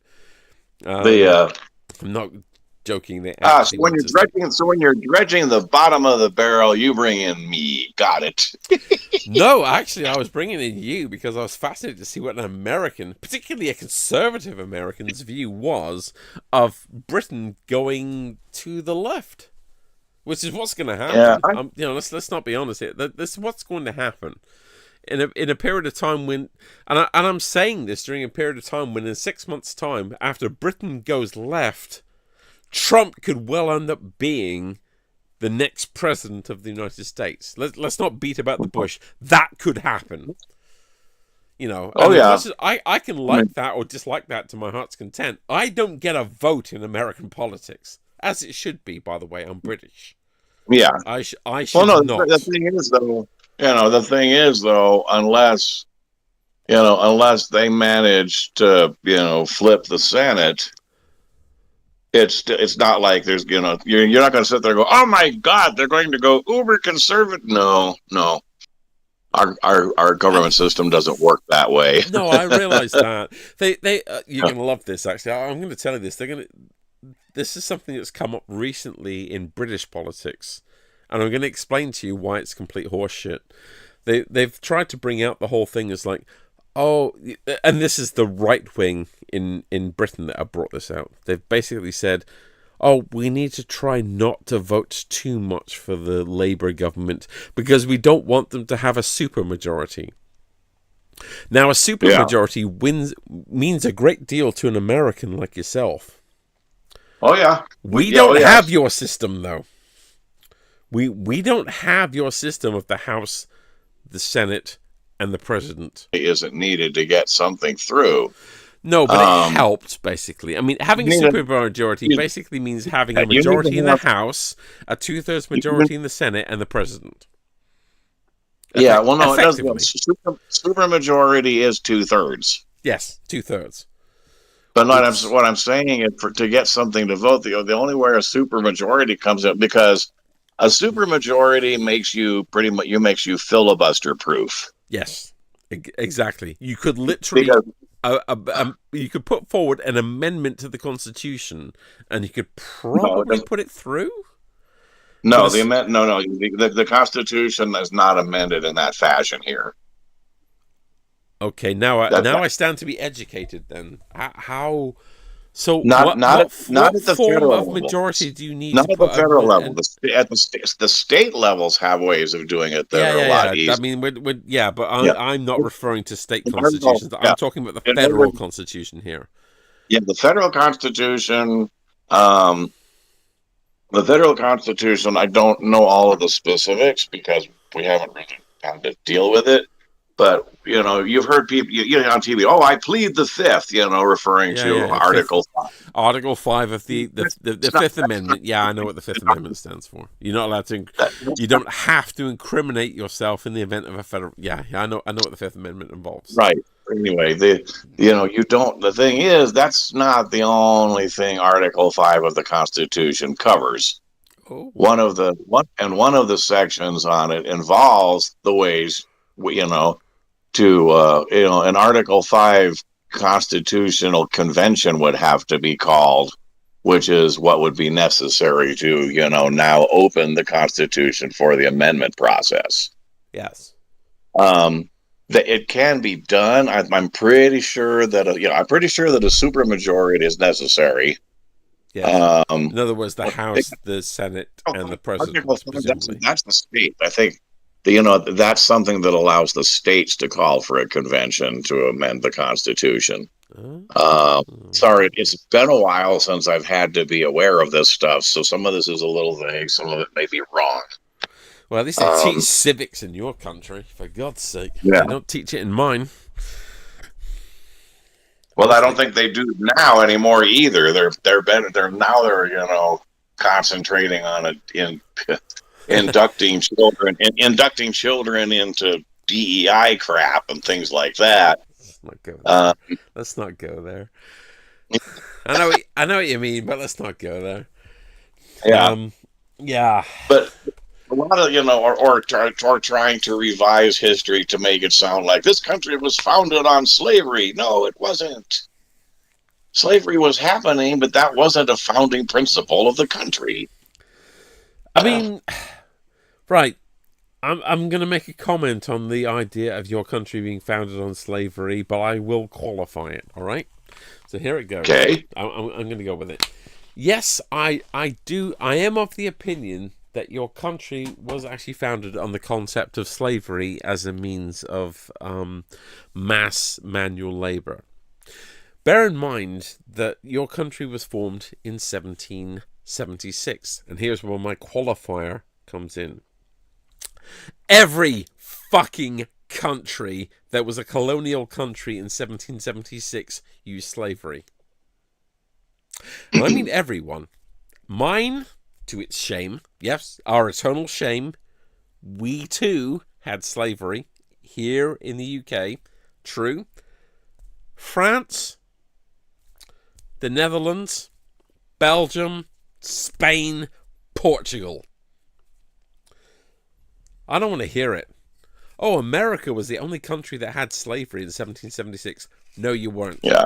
You had it. No, and yes, the you thing had is, it. people. Let's not deny that. You fucking had slavery in 1776. So did everybody else. Yeah, of course we did. What I'm talking about, they're trying a lot of people, some of the schools, things, whatever the criteria is, to teach them that was like, if you go ahead and look at a copy of our Constitution. Nowhere in there will you see anything that guarantees the right to have slaves. Some people had them, rich people had them, stuff like that. But we weren't founded to No, you weren't specifically to it. Specifically for the purpose of having slaves. You were not, no. Now, the Confederacy, on the other hand, my God, I have read the Confederate Constitution. It's, if you don't like the concept of slavery, then the Confederate Constitution is a bumpy ride to read, shall we say. It's a thing. No, agreed. In fact, if anything, the 13th. But that's what I'm saying. I stand to be corrected here, but I think it was the 13th Amendment. Have I got that right? 13th or 14th? Yeah, the 13th Amendment specifically said that a person cannot be held in bondage or indentured servitude for the purposes of working without. I don't remember the specific. Yeah, I think that was it. I'd have to go look it up. The 13th may have been what abolished it. I know the 14th came about to additionally, rectify a few things that were, out, because so a few things that got left out, and so on. I mean, because of course the states that had been were basically didn't like the whole thing, whatever. So black people still weren't counted as a complete person for census purposes, and there was some shit that went on afterwards. They would pass laws like, if your grandfather could vote, then so can you. Well, if your grandfather was a slave, he couldn't vote. Therefore, I think the 14th Amendment is the 14th Amendment is the one that basically says, hey, you were born here, you can vote. Right, I think it was the 13th that started it, because I'm reading the text of the 13th Amendment now. The 13th was what abolished slavery. Yes. Section 1, 13th Amendment, neither slavery nor involuntary servitude, except as a punishment for crime whereof the party shall have been duly convicted, shall exist within the United States or any place subject to the United States jurisdiction. Section 2. Congress shall have power to enforce this article by appropriate legislation. So it wasn't even just the United States states at the time. And remember, in 17, oh my God, I am so drunk, 1865? Okay. Yeah, was that the last year of the Civil War? 1865? I guess. Okay, regarding the amendment process? Yeah. Shoot. Yeah, okay. I found what the thing is. It's like, yes, basically, Article 5 of the Constitution is what covers all of that.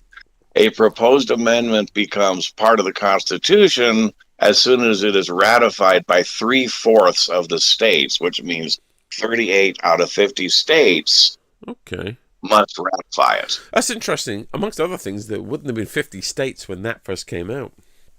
No, it's based on 3/4 of these states. So right now, it doesn't specify a number of states. I agree. It says 3/4, which at the moment, as this point in time at the moment, is 38 states. Right. 50 states, which we didn't have 50 states when that kind of legislature would have been brought in. But it's an interesting. And it is again through the same process. So Congress can call for a constitutional convention, but also the states can as well. Okay. So, but that's how that particular thing works. They can't just go willy-nilly and say we're going to amend the Constitution. No, it doesn't work that way. I do remember that you argued with me once, and I kind of agreed with you, despite being, the two of us being on polar opposites of the political divide. You made the argument that had the Civil War not taken place, had there been no war in 1861, let's just say that somehow the Confederacy and the Union somehow resolved their differences in 1861. If it hadn't turned into a shooting match, you made the argument that slavery as an institution in America probably would have petered out anyway. Not immediately. Not immediately. Not as a short-term thing. It would have taken time, and yeah, change and slow social change.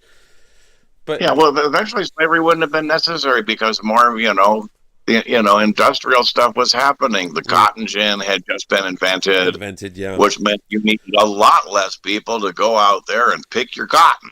Yeah, and we're talking about industrialization and not just slaves were there. Slaves were there as a fairly cheap labor force because you really only had to feed them. Yeah, pretty much. Feed them. We banned them in 1800. That was because you had these huge fields being grown. They were used for the kind of manual labor that we just didn't have enough people for, and it. But if you could get a cotton gin, you could have one of those that could do the work of X number of people. Well, you don't need those people there anymore. So no, and couple that with the fact that I hate to blow my own country's horn, but you weren't going to get any more slaves anyway because of the slave blockades by the Royal Navy, the British Royal Navy. The Confederacy tried to grab more slaves, but they couldn't do it. And the reason they couldn't do it... But that blockade wouldn't have happened if the Civil War hadn't broken out. Agreed. Yeah, no, I'm not going to go with that.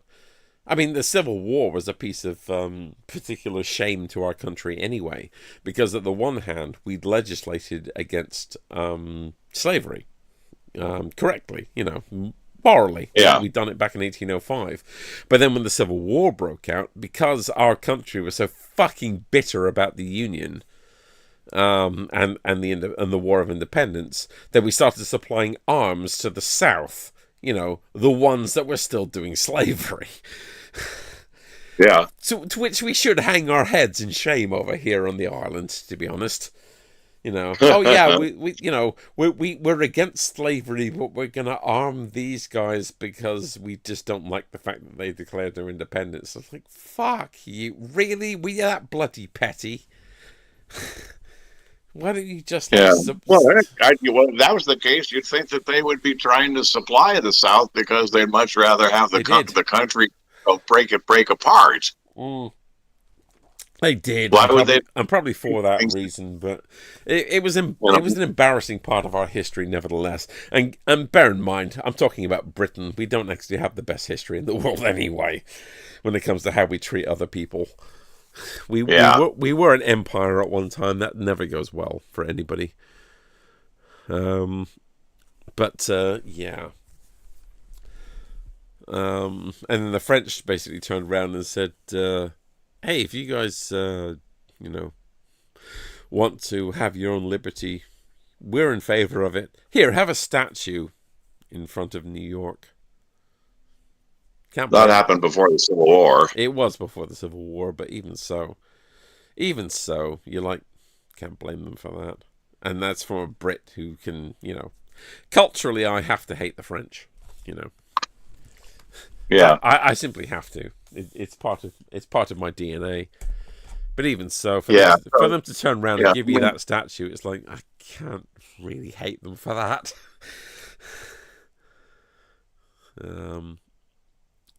So anyway, but like I said, the states can, call for a constitutional convention.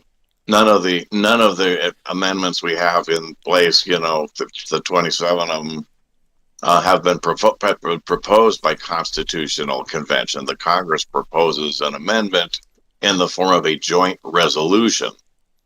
Since the president, I'm looking at the document here now with information on it. And this is sorry, just to clarify, this is part of the Fifth Amendment. Am I right here? Well, no. Article 5, the authority to amend the Constitution derives from Article 5. Right. So we're not talking about an amendment. We're talking about the okay, cool. Yeah. So anyway, none of the 27 amendments. I mean, the articles are also called amendments. Yes, I get that. So anyway, none of the 27 amendments to the Constitution have been proposed by Constitutional Convention. The Congress proposes an amendment in the form of a joint resolution, since the president does not have a constitutional role in the amendment process. the joint resolution does not go to the White House for signature or approval. The original. Okay. The original document. So you carry on first, and I'll ask my question. You carry on. Yeah. Okay, yeah. The original document is forwarded directly to NARA's office of the Federal Register for Processing and Publication. The OFR adds legislative history notes to the joint resolution and publishes it as in slip law format, whatever that is. The OFR also assembles an information package for the states, which includes formal red line copies of the joint resolution, copies of the joint resolution in slip law format, and the statutory procedure for ratification under 1 USC 106B. Okay. So the archivist submits the proposed amendments to the states for their consideration by sending a letter of notification to each governor, along with the informational material prepared by the OFR. Yes. The governors then formally submit the amendment to their state legislatures, or the state calls for a convention, depending on what Congress has specified. In the past, some state legislatures have not waited to receive official notice before taking action on a proposed amendment. When a state ratifies a proposed amendment, it sends the archivist an original or certified copy of the state action, which is immediately conveyed to the director of the Federal Register. The OFR examines ratification documents for legal sufficiency and an authenticating signature. If the documents are found to be in good order, the director acknowledges receipt and maintains custody of them. The OFR retains these documents until an amendment is adopted or fails, and then transfers the records for preservation. Okay, so help a rookie here who has read up a bit on American politics, but obviously hasn't taken a civics class in an American high school. If an amendment does somehow pass through enough states and goes back to Congress, what is there to stop the president from exercising veto and just saying no? Or is there anything to stop a president from doing that? No, he has no constitutional role in the process. Remember, I just said they don't have to send anything. Yes, sorry, you're right. Yeah, you did say that. He has no constitutional process. No, that would take the president out of the loop. Yeah, he has absolutely no constitutional authority in the process. So that's interesting because in an American electoral process, which has the president have the final right of veto, it's interesting that in the event of an amendment to the Constitution, the president doesn't really get as much of a say as he could. Yeah, well, also keep in mind that even if the president vetoes something, if there's enough people in both houses, they can override the veto. Yeah, but I mean, we're back to supermajorities here, aren't we? You'd have to have the party in question who want that to pass to have a 50% majority in the House and a 67% majority in the Senate, wouldn't they? 2/3, basically. Yeah. Yeah, I don't know if I think to override a veto, they might need a 2/3 on both houses. On both houses? Okay. I mean, they would. It would. Both the Senate and I believe it's both the Senate and the House of Representatives have to have a 2/3 majority vote on the thing again. And if they do, then they override the president's veto. And there have been times that this happened when they've been passing a law. There have been times when, it was like, dun, dun, dun, we're going to get this done. President says no. Congress says, fuck you, passes it anyway. Okay, fair enough. I'll tell you what, I'm going to go through the same thing to change our Constitution with you, and you can compare the differences if you want. Because, like I have said, in spite of the rumors to the contrary, we do have a Constitution in this country. But because most of the power goes through our lower house, our equivalent of the House of Representatives, which is the House of Commons. And in the House of Commons, if you want to push something through, you literally only need a 1-seat majority. That's it. You know, we've had people in the press in this country talk about supermajorities. Oh no, we don't want the Labour Party to get a supermajority because then they'll be too powerful. It's bullshit. You know, it doesn't matter if Labour get a 1-seat majority or a 400-seat majority. Doesn't matter a damn. They have the same power. They can push shit through, basically. And if you want to amend our uncodified constitution, because that's what it is. It's not an unwritten constitution because it is written, but it's not codified like yours. The American Constitution is codified. Yes, it is. Yes, ours is not. Here in the UK. Here in the UK, ours is not codified. It's written, but it's not codified. Yours is both written and codified. That's the case. And there are advantages and disadvantages to both. And we're not in a position to get... There's just not enough whiskey in the world to get involved in that shit. Yeah. But to put it bluntly, if a ruling party... Let's say the National Unreasonable Party somehow got into power in this country, and the Unreasonables decided that they wanted to put an amendment to the Constitution to make popcorn free on Fridays. Because why not? Popcorn's great. What? What? Okay, that's a pretty frivolous. Come on, a pretty frivolous thing to stick into a constitutional amendment. Why would you not put that into a constitutional amendment? Let's try and put that through. Make it a federal law. It's like, you know, maybe you can make it a law, but why would you modify your constitution to say popcorn is free?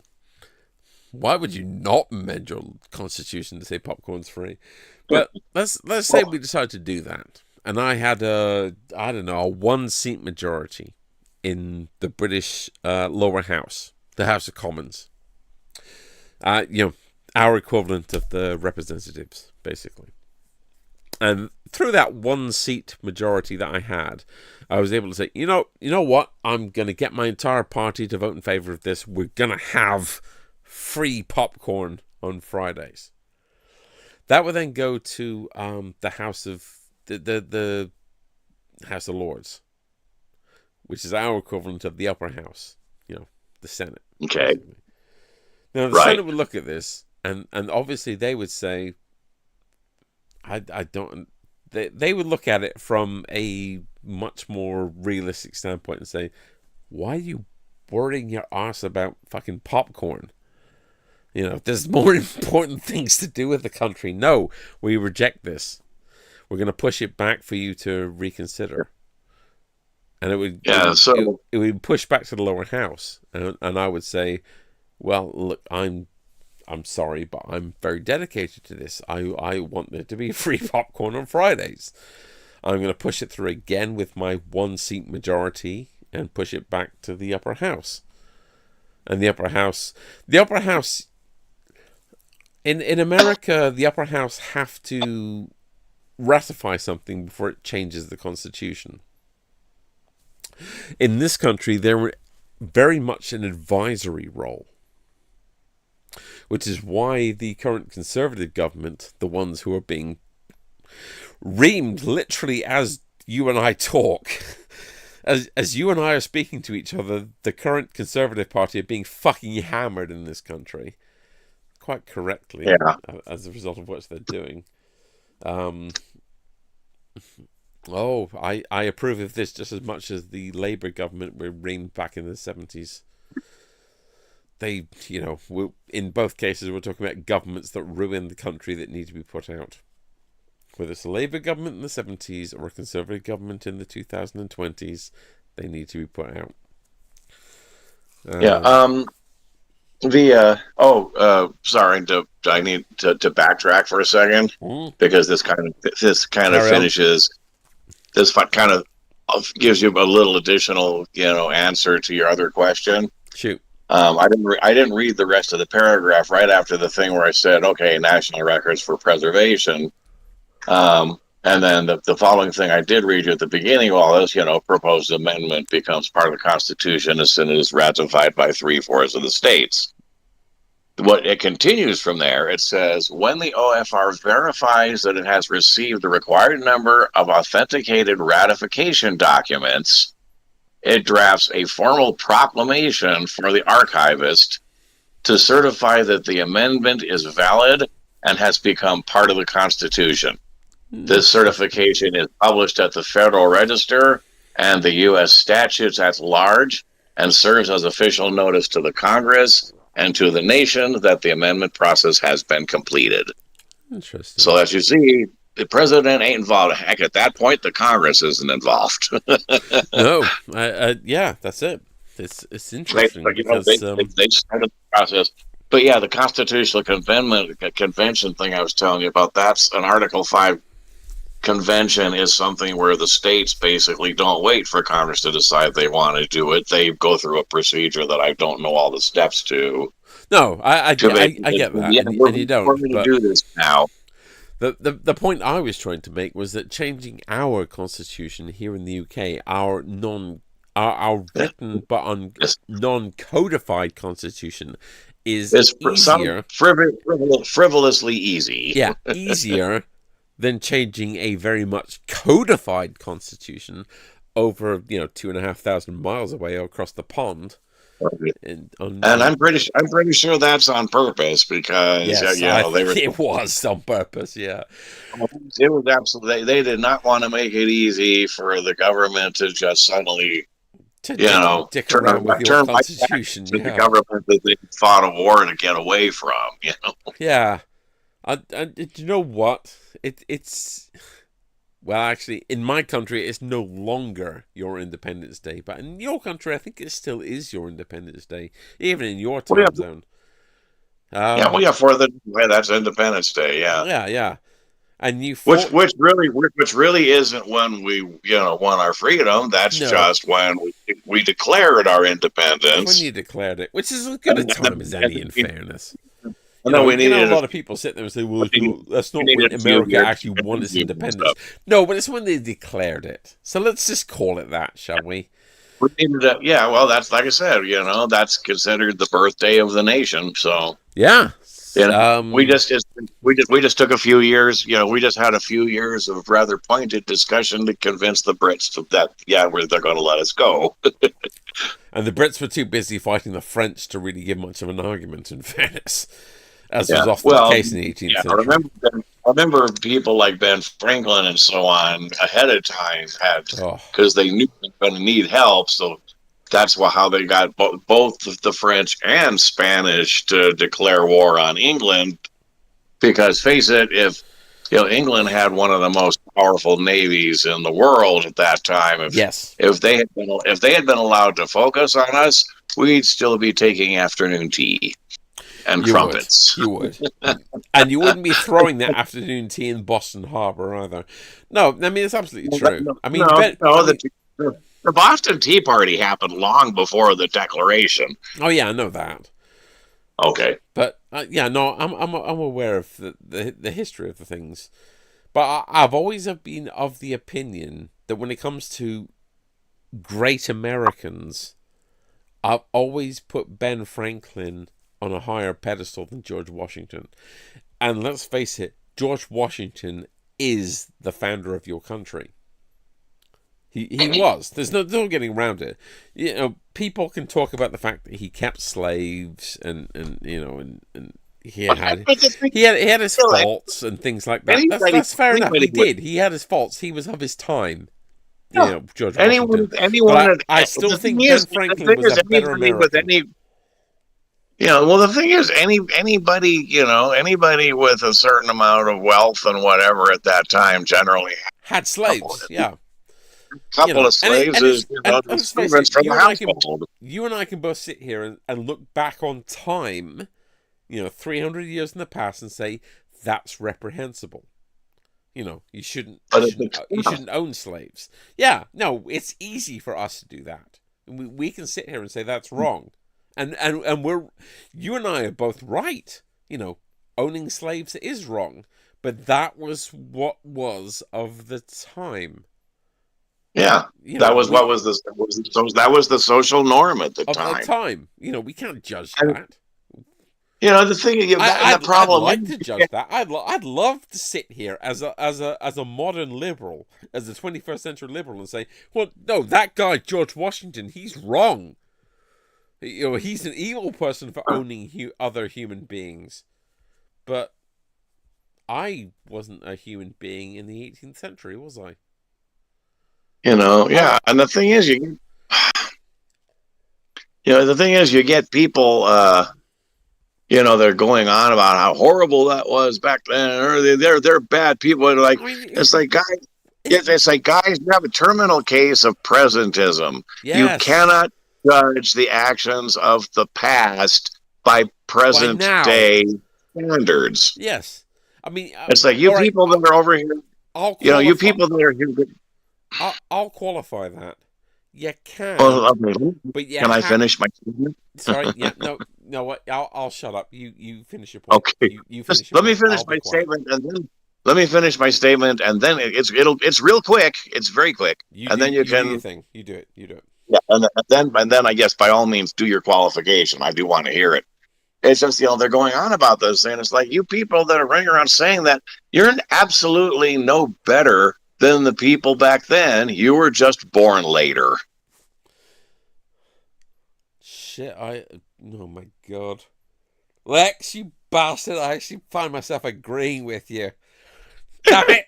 Well, we agree a lot. Why is that such a shock? We do. But you're conservative. I shouldn't be agreeing with you, but... Right. Yes. Picture me rubbing my hands together saying, come to the conservative side. That's never going to happen. You know that. That's never going to happen. Come, we have cookies. Fuck cookies. So, I want steak. No, actually, you know what? Fuck that. I don't want steak. I want curry.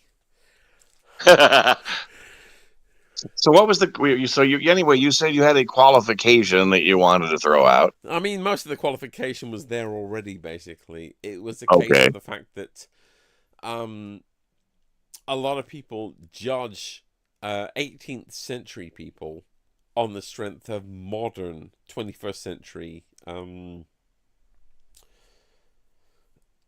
21st century standards. And my argument as a liberal, as a left-wing person, is that I don't see the point of that. I can point to loads of people down in the 18th century who were, quote, left-wing people, unquote, who don't conform to any standards that I would like in the 21st century. Yeah. But that doesn't change things. That doesn't make anything different or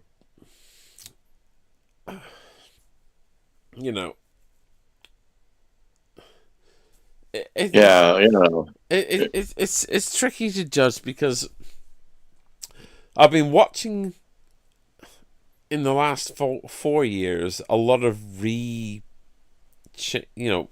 regeneration of the reputation of George Washington. And the thing is, both sides are not wrong.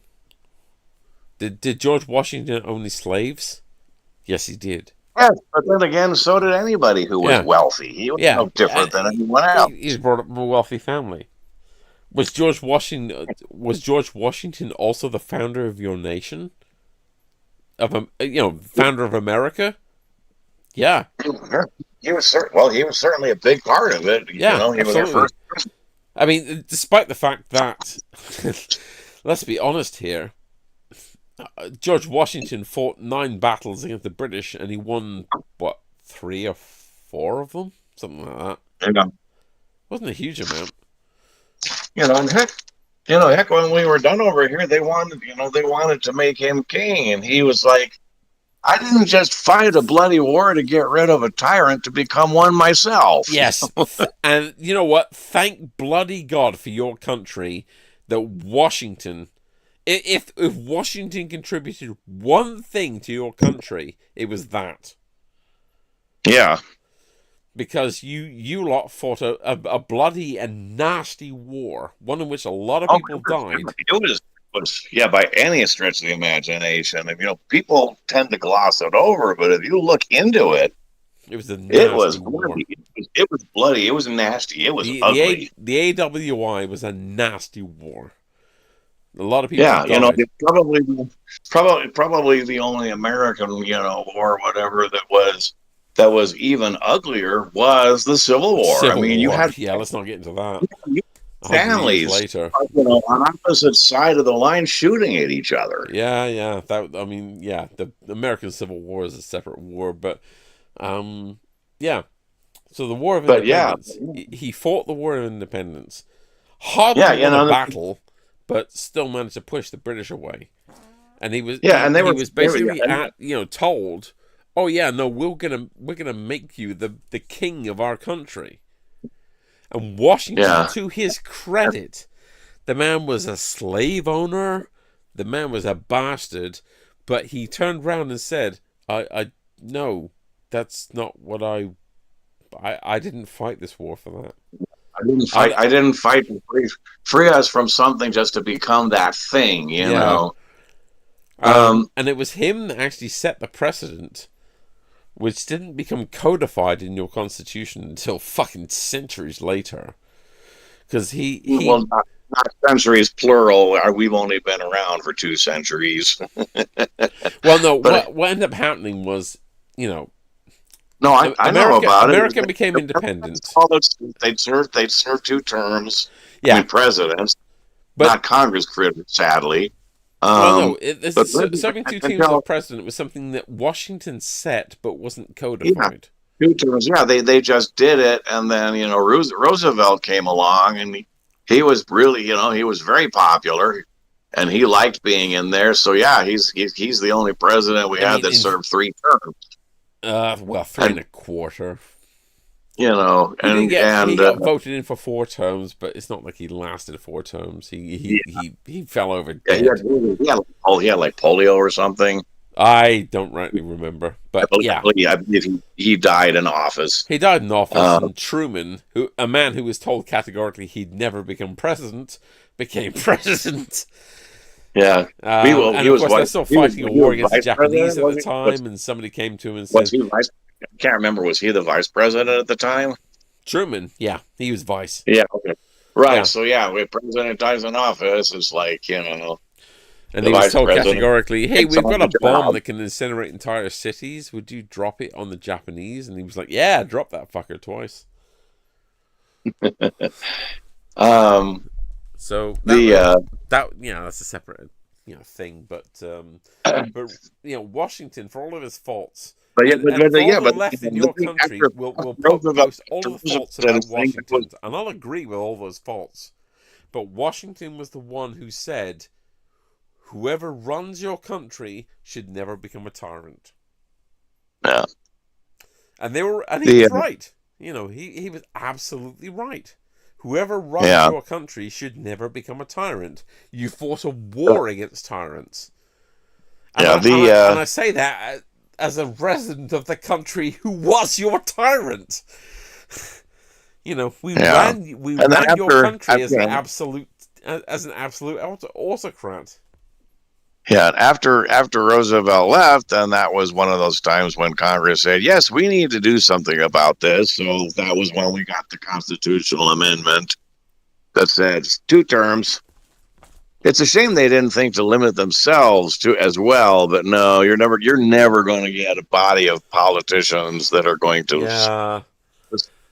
vote to limit their jobs. Their own jobs, yeah. I mean, we talked about that before over there. I think at this point, pretty much every single state legislature has term limits on it because of the fact that the people of a state have a method to be able to create state constitutional amendments through the the ballot process. Yeah.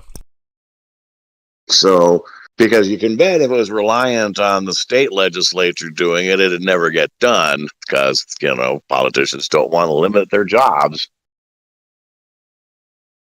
Yeah, I mean, there's some, state senators and state representatives who have had their jobs for like fucking 30 years or something. Well, they did before term limits went in place. Yes. That's what I'm saying. Is I'm pretty sure most, if not all, of the states have got term limits on their state legislatures, as well as the governor's house. Yeah. But that only came about because the people of the state, they'll have a method to be able to modify the state constitution in a fashion that completely bypasses the legislature. And the weird thing is that you've actually exceeded us in that, because a member of the lower house, the House of Commons, which is the British equivalent of the representatives, right, can basically sit as long as they want, as long as they keep getting voted in. No term limits were there. No, just like with our federal government, no term limits. No, but there fucking should be. Yeah, well, good luck getting them to pass that, because they're probably the only ones who can pass the law that would do it. I'm not holding out.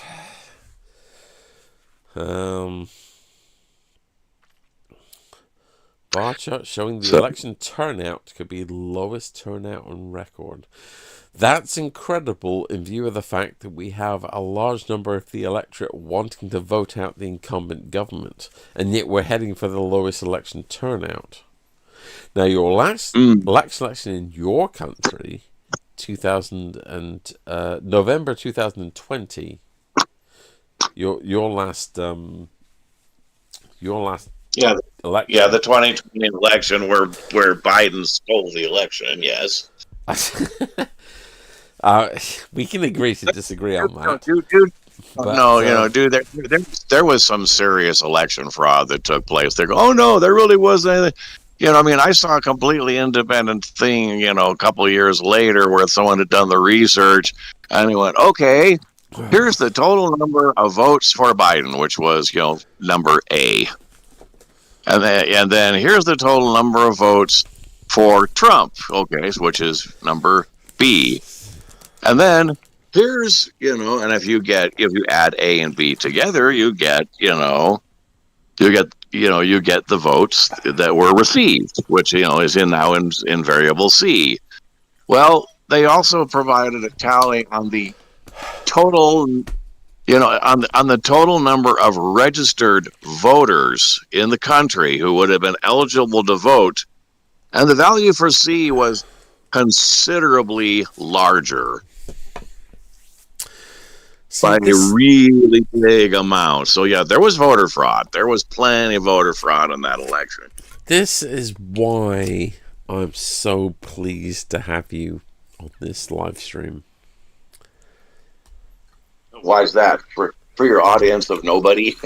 Yeah, my audience of nobody whatsoever. No one's going to watch this, let's be honest. No one's going to fucking watch this. But the people I've had in beforehand amounted to friends of mine and people I love very dearly. But they were an echo chamber. They have the same political views as me. Yeah. Yeah. That's why I want you on the stream. I'm really, really happy to have somebody who's going to disagree with what I'm saying. Yeah. I'm not convinced the American election in 2020 was, nicked. Because partially due to the fact that the amount we're talking about is 7 million votes, which is a large number to, fuck around. Yeah, that when you got that big of a discrepancy, there were people voting that had no business voting. Yeah, well, possibly. So no, I'm talking about in the instant. And I'm talking about the instance that I just described. Yeah, no, I understand that. How can you have, I forget what it was, but I remember looking at the number going, holy shit, that's a big difference. It's like, registered voters are the only ones who are allowed to vote. And yet we had that many more votes recorded. I don't know about you, but that's something that makes me go, I mean, there was views that there was going to be voter changing here in the UK, but given the changes involved, I don't think anybody really seriously thought that it was going to happen. Oh, wow. Holy shit. Yeah. And partially due to the fact that our Conservative government here in the UK is deeply unpopular. It's on a view with when I say that the government are deeply unpopular, I'm talking about the Carter government of 1979 going into 1980. Yeah, deeply unpopular. So they're probably going to get fucking hammered, rather like the Carter government got in 79 going into 80 by Ronald Reagan. Yeah, I remember that. Election. I was A, that was the first, too young to vote in it, and B, I wouldn't have voted in the American government anyway. Sorry, carry on. So what you say again? I said, yeah. I mean, that the one where Reagan was voted in. That was the first election where I was actually old enough to vote. I was now of voting age when that one happened. Holy shit. So, if it's not impinging on a personal preference here, who did you vote for in 1980? You don't have to answer. I voted for Reagan. You were a Reagan guy then? Yeah, absolutely. I think he was a really good president over here for the period because of the things that he did in terms of strengthening the economy. He succeeded in, through his efforts, doing the kind of things he did. We basically made it too expensive for the Soviet Union to continue. Compared to the impact of the ordinary American and the impact of the Soviet Union, we're talking about two different things here. The ordinary American had their own difficulties when it came to Reaganomics, for want of a better way of putting it. The Soviet Union, on the other hand, But the thing is, I'm a left-wing voter, and I am of that way. But that's okay. I think I've made it clear that I'm also not a communist. Yeah, I've made comments before when communism was coming. It's like when I've gone like, Yeah, and the thing is, just like so misguided. It's unreal. But the thing is, I've never voted along any particular party line. I'm not like the typical, spoon-fed by, ads and everything else voter that the majority of voters over here seem to be. I actually look into things. I try to make as educated a decision I can. Yeah. And I vote for whoever I think, is going to do the best job. It's like, yes, I voted for Ronald Reagan. I also voted for Bill Clinton. And to be honest, Lex, I've always respected you for that. That's why I've never given you anywhere near as much grief as I've given a lot of conservatives. Because you actually do that. You do that due diligence. Yeah, it's stupid to just fall. And the thing is, I had a friend here over the weekend. Remember, I'm sure you saw me saying I won't be, playing last week. You'd say. He's dyed-in-the-wool liberal. Although it's weird, he's actually pro. It's weird because what I'm saying is weird about it is, he's he's, what we affectionately talk about. Oh yeah, bleeding heart liberal or whatever. But he's actually pro-gun ownership. A lot of American liberals are, in fairness. A lot of the liberals are very much in the anti-gun camp. A lot of liberals, but not all in America. No, not all of them. But not all of them. But it's generally there's enough of them that the assumption is if they're liberal, they're anti-gun. And that's a fair assumption to make, in fairness. Yeah, and like I said, so that's the thing. But anyhow, right? He's like this. I mean, he was over here, and of course, the thing is, I've known him since like 1982 or 83, somewhere around there. So we've known each other a long time. Holy shit! Yeah, and we're always, what is it? What are you Brits? Taking the piss out of each other, I think is the phrase that you guys use. Mm-hmm. Yeah, taking the piss. Yeah. Yeah, it's like, so it's like, we're always poking fun, doing whatever, and I'm sitting here, I told him, I said, boy, how about did you watch that debate? Boy, your boy was doing real well there, huh? Wasn't he? Because he was, and and I sat there and said, so you still plan on voting for him on the next one? He said, absolutely. I'm like, you've got to be. How can you?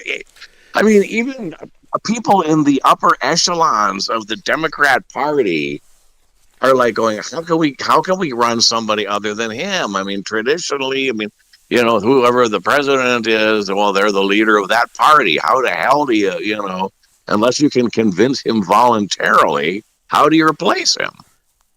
As the person that they're going to run. So, but that's the thing. So he's one of those. It's like, dun dun dun. If it's liberal, if it's got a D after the name, I will vote for it. Whereas me, it's like, no, I look at what it is. I have, I have voted for people with R after their name. I have voted for people with L after their name and with D after their name. I vote for whoever I think's going to do the best job. In some cases, I end up voting for whoever I think is going to, frack it up the least. Because sometimes you just end up with a couple of choices and you don't really like either of them. I kind of get that. I mean, gun between your country and mine, the gun thing is so different that I've actually gone on the record and said to you before, I don't think the gun problem can be solved in America. Can't. Whereas in this country, it's kind of already been solved because we don't. I've said to you, I've given you the numbers. We've had this discussion before, and what year is it now? We're 2024. I think the last numbers I had was 2021, to my knowledge. I'd have to be corrected on this, and I am very drunk, so I might not be right on this.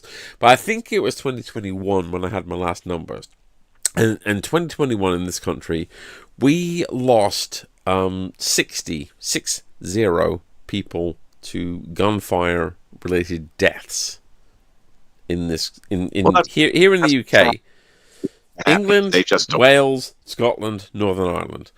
That was 60 gunfire related deaths. In the same year in the United States, 55,000 people were killed to gunfire related deaths. The trouble is, and you've alluded to this, and the trouble is that I have difficulty arguing with it, is that in this country, here in the UK, we already have a lot of very strict gun laws. Now, no one has said that it's impossible to get hold of a gun. If you want to get hold of one here in the UK, you can do it. It's doable. It's not easy. It's difficult. It's difficult because we do have laws against it.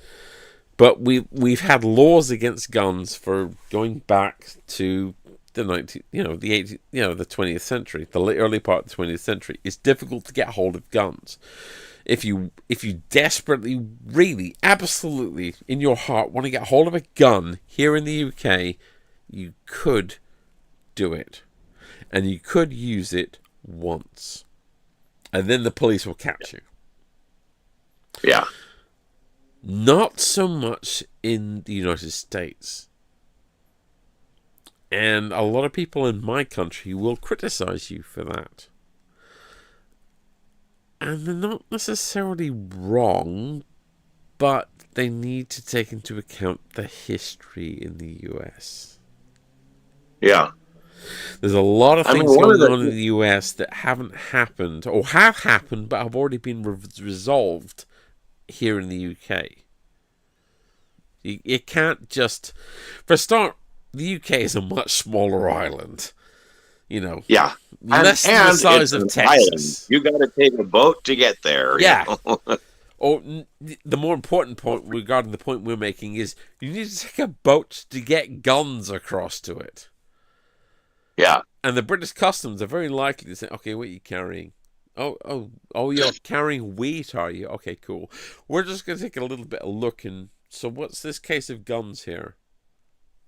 Oh. Yeah, but anybody running guns is not going to be coming to a port. They're going to find a shoreline somewhere, you know. Yeah, but we have a... yeah, I mean, I agree with you, but you have to take into account the fact that that shoreline is easily monitored. Yeah. Because of the fact that we're an island. You know, we have a huge coast guard. We have a huge navy. Yeah. You can't you're a waterlogged nation. You need to have big part of your law enforcement is going to be Coast Guard. You know? Yeah. Or Royal Navy lifeboat or whatever. Doesn't matter. Yeah. Whatever the British equivalent to the Coast Guard is. Yeah, absolutely. The fact of the matter is that people will sit there and say, oh, you can run guns at the coast of America like you can run guns at the coast of the UK. No, you fucking can't. Because the coastline of the UK, even though the UK is an island, is still much smaller. You're going to get caught.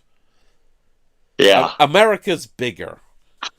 It's something that's difficult to get across to people here in the UK. But America's bigger. It's just fucking big. Yeah, East Coast and West Coast are both going to be bigger than the entire coast going all the way around the British Isles. Exactly. And it's not even going to start at the point of the Mexican border. You know, the fact of the matter is, if you want to smuggle something into America, it's easier. It's objectively easier. And you can have the most liberal or the most hardline conservative government in America. It doesn't matter. It's just objectively easier to somehow, no matter how you do it, get into the United States. It just is. Yeah. I mean, sorry about that. You know, I know a lot of people wouldn't like that, but it just is. You know. And as a result of which, you know, getting guns into the UK can be done, and it has been done, and they have even been used. That's why that's the reason why we have 60 on average, 60 gunfire-related deaths every year. And that's a dreadful number, and I don't want 60 of my countrymen to be killed every year. That's awful. But I'll be honest with you, I also, as a human being, I don't want 55,000 Americans to be killed every year by gunfire.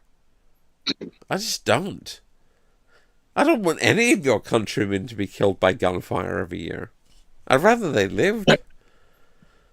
Yeah. Well, the thing is, too, as a human being. Yeah. Well, the thing is, too, because of the bias of most of the media over here, the thing is, there are lots of times when somebody's life was saved because somebody owned a gun legally. Yeah. I mean, that happens. But because of that, bias that's had, you will almost never hear about those cases. They want to go for the more sensational, oh my God, this guy went on a rampage and shot up a school or whatever. Yeah, I mean, that's the press. We're not going to, neither of us are going to change the sensationalist press. Yeah, we're not.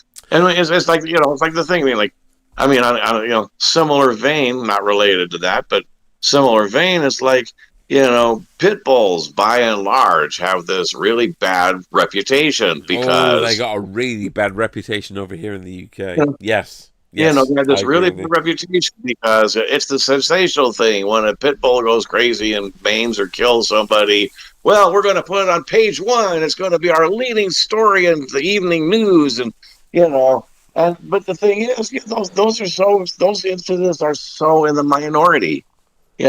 Pitties are sweethearts. They are very loving. We have a saying in this country: "There's no such thing as a bad dog. There's only such a thing as a bad owner." Yeah, I mean that's the thing. I mean, a dog, any breed of dog, barring a mental illness, and they do get them. They can have mental imbalances just like people do. But barring anything health related, the dog's temperament is going to be set largely by the human that is the one interacting with the animal, bringing them up, teaching him whatever. You bring a dog up. You abuse a dog. You're going to bring it up mean. If you treat it with love, you treat it with whatever. I mean, sure, it'll still, a lot of them will still go to protect you, but they're not, but they're not just going to run around looking for somebody to attack. I'm going to tell you about the one time I harmed a dog. The one time you had a dog? No, the one time I harmed a dog. I've never owned a dog. Oh. I'm not proud of it. There's a park near me where I live now, next to a football ground. Football as in soccer, Right. British football.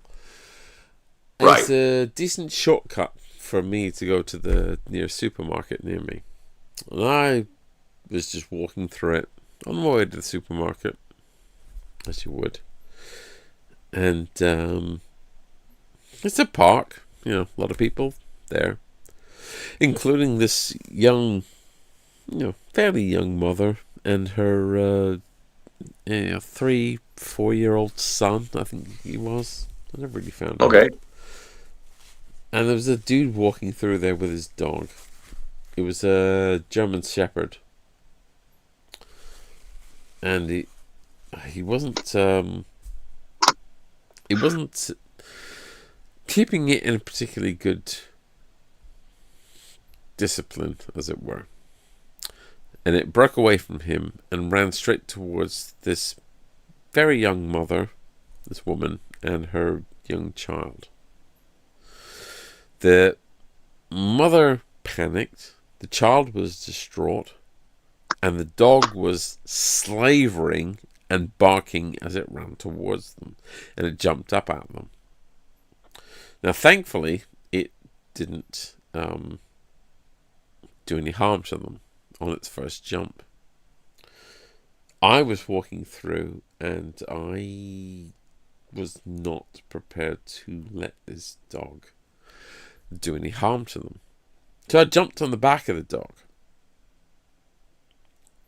And I'm not a killer or anybody who wants to do harm to anything. Well, you were defending people against an aggressive dog. There's nothing to be ashamed about for that. And that's the why I jumped behind it and grabbed it. And I'll tell you one thing. German Shepherd dogs, their neck muscles are stronger than me. Yeah. I'm going to call it that. They're stronger than my muscles. I'm not strong. But I jumped on it from behind and I grabbed it and I put my arm around one arm around its throat, and with the other arm I grabbed its collar, because incredibly against all the odds the owner had put a collar on it, and I twisted the collar to the intention being for me to suffocate it, to get to the point where it had no breath to do what it was doing, and then we'll go from there. Yeah. And I grabbed it, I wrestled it to the ground, I had my right arm around its neck, I had my left arm on its collar, and I was twisting the collar. And every time it showed any kind of aggression, I was alpha mailing it, basically. And anyone who knows me knows that I'm not an alpha male. But I was just shouting at it. I was like, sit down! Sit down! Stop! And every time it resisted, I just throttled it a little more. I strangled it a little more. I'm like, no! Sit down! And eventually, after it had basically lost enough breath, it sat down. The mother was in tears. The child was terrified. The owner ran up and threatened to, I wish I was making this up, but I'm not. Threatened to kill me because he was a fucking asshole. And thankfully for my state of health, about half a dozen other people turned up from, just watching around this area. And luckily for me, I don't know how much you know about rugby or rugby players, but some of them were rugby players who were playing rugby nearby, just practicing, not playing professionally. So they basically came over and kept the guy from attacking you. Thankfully, yes, they did. Because he came over and said that he was going to kill me for what I did to his dog. Kill me. Murder me, basically. He was quite prepared to murder me in front of about half a dozen witnesses. For me stopping his dog from attacking a young mother and her child. That could have just been angry talk too. I mean, people it was. Let's be honest. Let me kill him for whatever, but they're not actually intending to kill anybody. No, quite possibly not. But the fact of the matter is, the dude was 6'4" tall and much broader than me. So if he decided to actually go through with that, there's not a great deal I could have done to stop him, because I'm not a fighter by nature. Luckily enough, these rugby players turned up and said to him, if you attack him, you're attacking us. And the 6 of them, and they're rugby players, and they're, big and hard. And meanwhile, I'm still holding the German Shepherd back. I'm twisting its collar, and I'm shouting into its ear. Sit down! I'm basically alpha mailing it. Because obviously it hadn't been alpha mailed before, so it hadn't had anybody tell it what to do. So I just shouted at it. She's in tears, and she's as any mother would do. She's still, despite her fear, standing in front of her child, as any mother would do. And I'm holding the dog back from her and shouting at the dog, sit down! Sit down! Yeah. He's turned up and he's threatened to kill me. About half a dozen rugby players have turned up and said that if he tries to kill me, they will kill him. And meanwhile, I'm throttling this dog. And German Shepherds have very, very pronounced neck muscles. They really do. So I'm not making much strength there, and I'm stopping this thing from attacking to the point where it's lying on the ground, wheezing for breath because of the collar. Yeah, so you protected somebody. There's nothing to be unshameful about. Well, I didn't kill the dog in the end. I refused. Then you probably didn't actually harm it per se either. So I mean, I think I harmed it, but I didn't kill it. I hurt it, definitely. That's that. There's a difference between hurt. There's a difference between hurt and harm. So yeah, I mean, I'll live with that to my end of days, and I'll defend it to my end of days. Because I defended. All right. You have to. I was born and brought up in Canada, right? Where animals are considered something that could be a threat to human life, but shouldn't be. Yeah. So for me, if an English person had got hold of that thing, I doubt they would have done the same thing, because the English are very much a race of animal lovers. But for me, I don't want to hurt animals, but I won't let them harm a human being. To the point where I will take a stand on that, regarding the animal's nature. No, yeah. I didn't end up hurting this animal. Hurt. All right. No, let's take this to its conclusion. It may have hurt a little bit, but you didn't actually hurt it. No. So at the end of this encounter, it was alive, right? Yeah. And it wasn't injured. It wasn't crippled. No. It was like, it was certainly out of breath. I will give it that, because I made fucking sure it was out of breath. That was me. I made sure of that. But it wasn't dead. It wasn't going anywhere. The owner was standing over me, saying he was going to kill me for what I was doing to his dog. So fuck him for that. And I gave him his dog back, and I looked up at him. I had to look up at him because he was that tall. And I said to him, look, dude, you are lucky that it's me that encountered your dog and not the police. Because in this country, the law is that the police will put down any animal that is a threat to human life. Here in the UK. Here in England. Yeah. And if the police had encountered his dog, his animal, in the circumstances that I arranged it, they would have had no fucking... They wouldn't even have thought about it. Yeah, over here it largely works the same way too. If a dog, if a pet dog actually becomes a threat to someone in the neighborhood or whatever, or especially if it has actually attacked someone, bit them, injured them, whatever, then they'll generally put the dog in. No, they won't shoot him, but they will. They will, they'll basically do everything they can right there to capture it, take it away, and then have it euthanized. Okay. They won't shoot unless the thing is like an immediate threat right there. Basically it's like, oh look, it's like if the police come after the fact, and they have solid evidence that says, okay, the guy that at that house, their dog, was or whatever, they will show up and take your dog away from you. Interesting. Similar to Canada, but not quite in this country. I mean, they will still shoot an animal that's a danger to human life in this country. But as I said to you before, armed police are rarer. I mean, like I said, if the police are on scene and there's an animal that's actively attacking somebody, they will. Yeah, they'll put a bullet in it, won't they? If they can get a clean shot that doesn't, put the person at risk. Yeah. I mean, that's the point behind firearms, isn't it? Yeah. Anyway, listen, I've enjoyed talking with you, but I really got to go. No worries. I've got a few things to do before I do go to bed, and my battery on my phone is almost full. So, has it been through the phone? Oh, shit. Yeah. Sorry. I'm not upstairs right now, so I had to use the phone.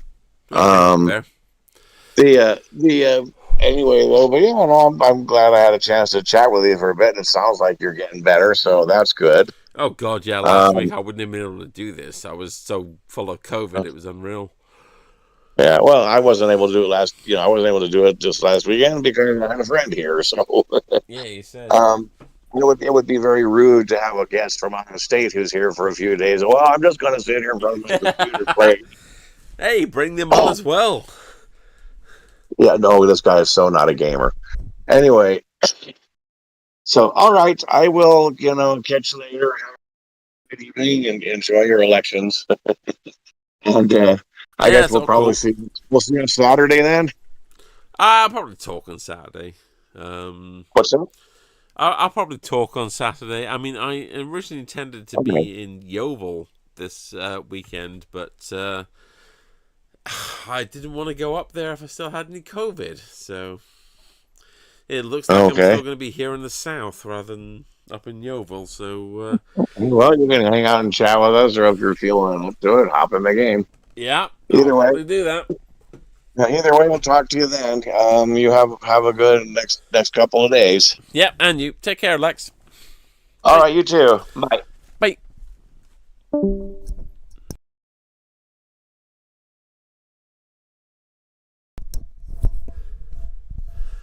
There we go. Right. let's have a look at what the UK election has done. It's always good to have a proper constructive debate with an American conservative. And Lex is a good example of that, because he will actually debate you, like as in actually talk to you, rather than just brush you off.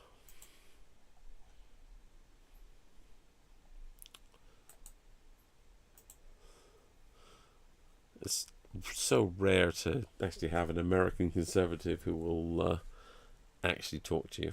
So fair play to him.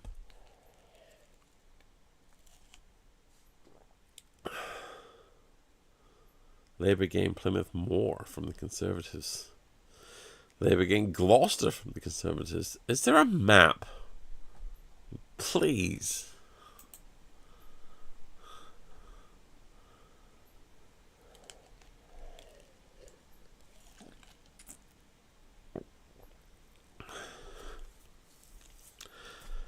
Oh my God. Are you serious? Reform have got 4 seats? You gotta be kidding me.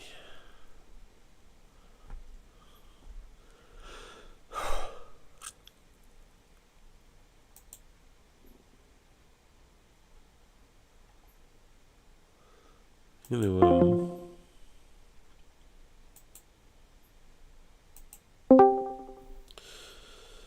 I'm gonna see if there's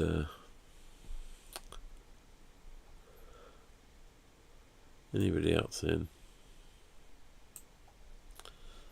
Probably not, but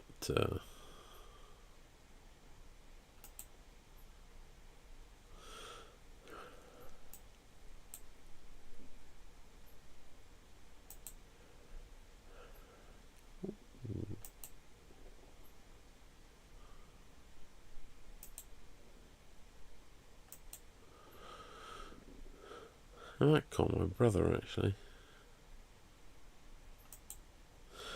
See how he thinks things are going. In the meantime, let's see how things are actually going.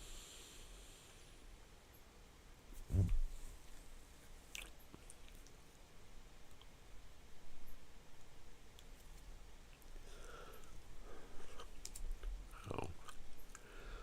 What are we thinking?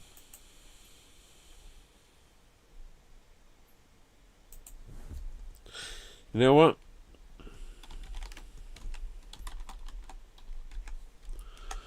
Let's see.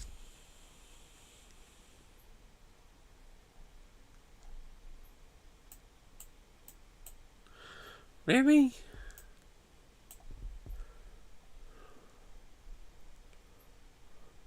Waterlooville. There we go. Still awaiting results. Come on!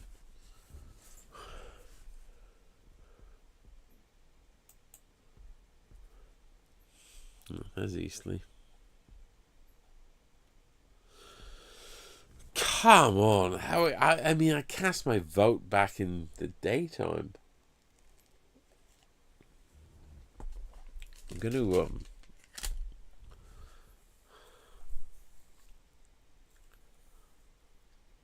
go on a limb and say that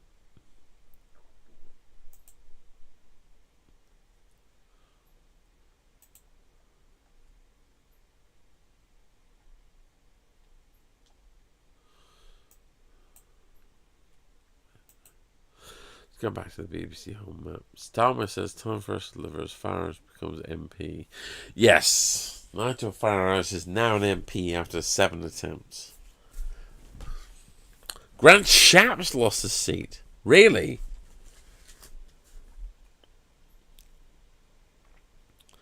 I definitely need to call my brother then.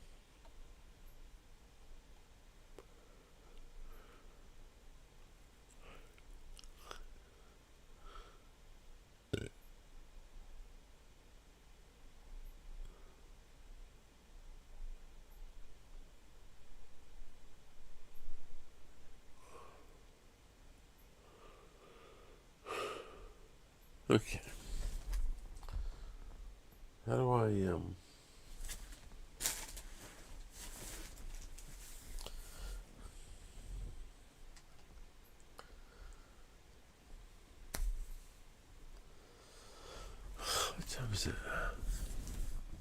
4 o'clock in the morning. Come on! There's got to be more results than that. We still need 300 for Labour to get majority. I'll take the Labour majority, you know. As opposed to the alternatives, anyway.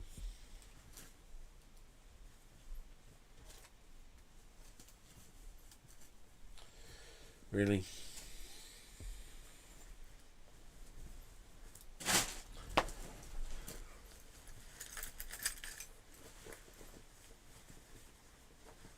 Are you kidding me?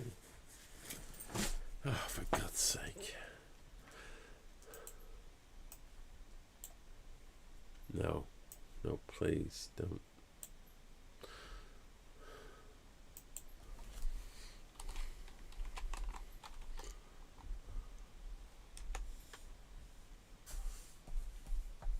No.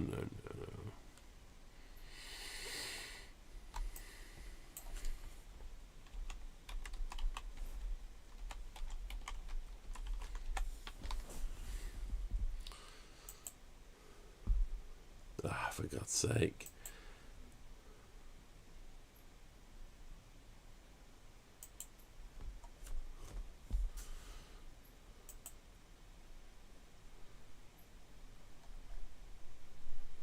I just want to find my phone. Oh. Really?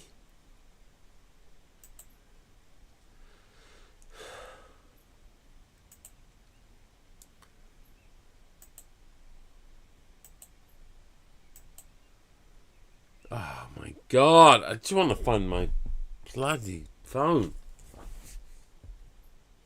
Why is this proving to be so difficult? Even at this level of drunkenness. When Labour are so far ahead. Ow! Ah! That stuck in my arse and it was not pleasant. There we go. Alright, don't worry about it. I actually found my phone. Turned out it was, right next to me.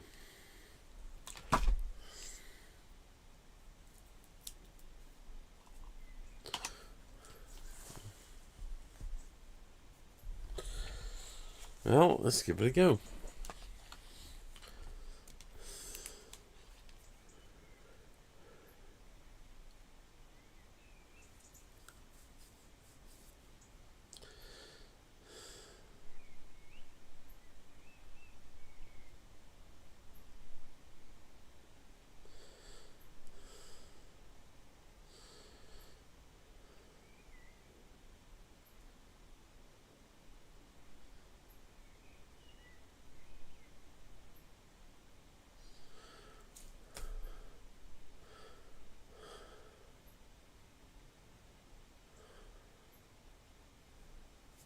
Let's see if my brother's awake. Because if he is, this is the conversation we want to have. And I've moved my...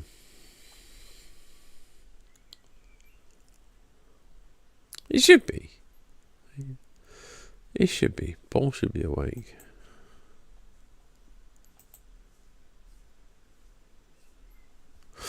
Okay. So let's go to Discord and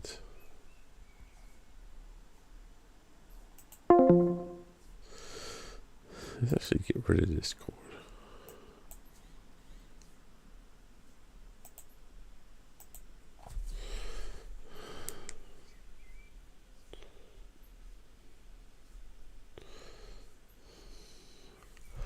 Okay.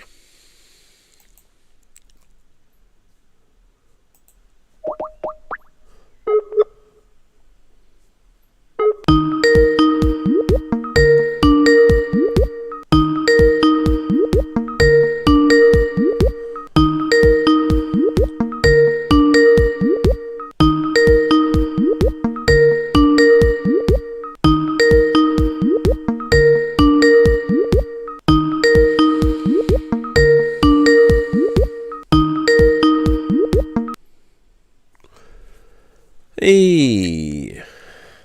Hello. Are you as drunk as me? Oh, dude, seriously, you do not want me to turn my camera on. I am not dressed for the occasion. Okay. And quite drunk as well. So, let's not. But, I will say, how many seats do Labour have at the moment?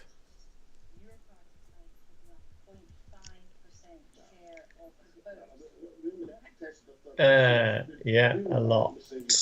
Yeah. And here's the frightening part. How many do Reform have? A few. I mean, they've got 4, but is that too many?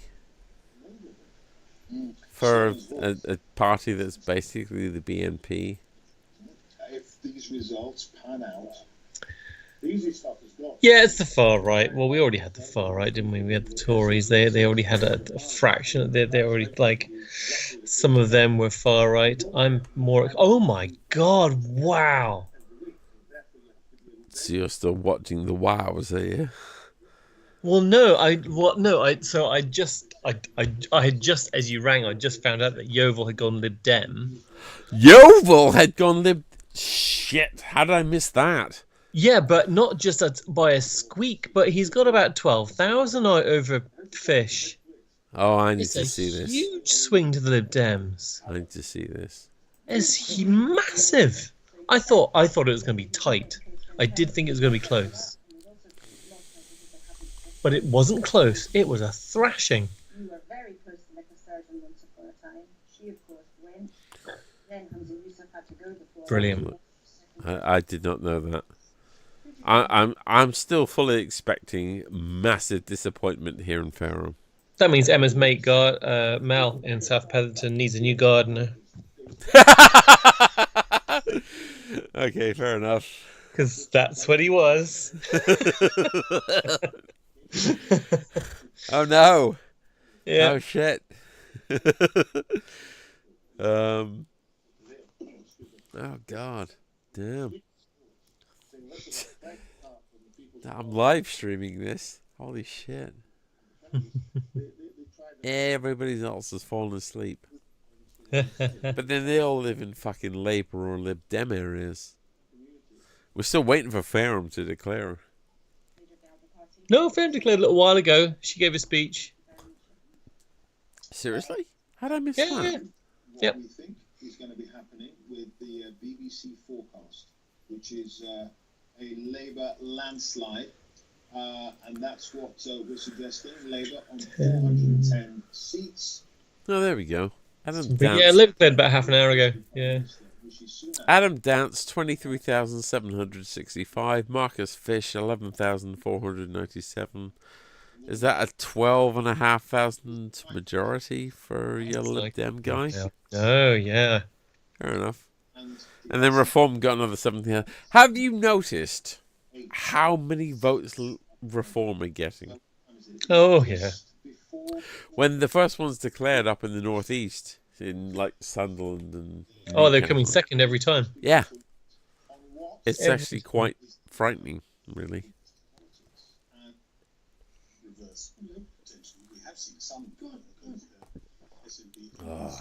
Lib Dem made so many gains. I mean, we all want them to be the opposition. Let's be honest, but yeah, not gonna happen.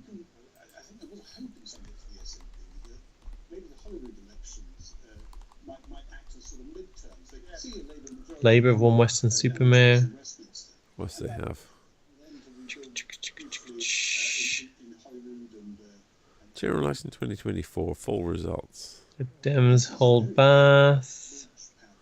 Who is Suella Braverman holding hands with?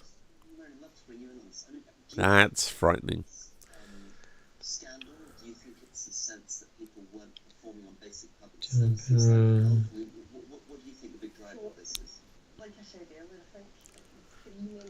Fox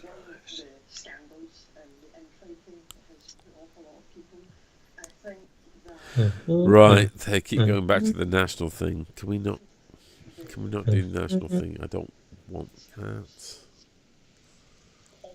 Oh my God, Wes Streeting only just scraped in. Really? Yeah. 500 votes he won by Wes Streeting. Bloody That's hell. almost a margin of error. Wow. That's mad.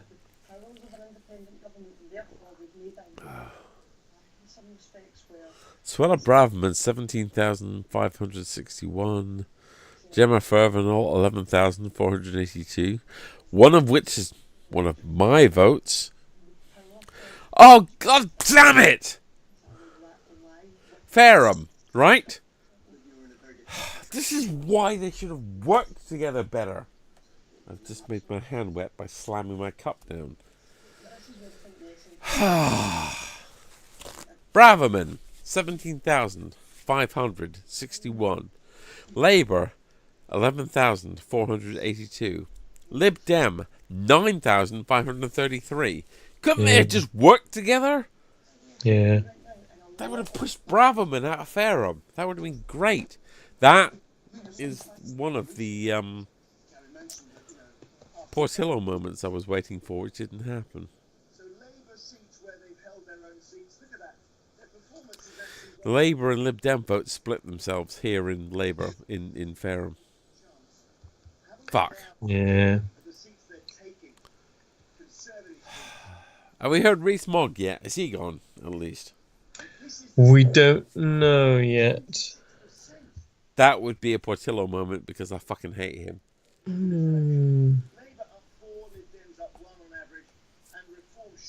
Casimir Somerton. Lib Dems gain Wells. Wow. Lib Dems would get like Lib Dems gain Wells? Gains That's and Bath. stuff. Wow. Holy shit. Oh, they held Bath as well. Wow.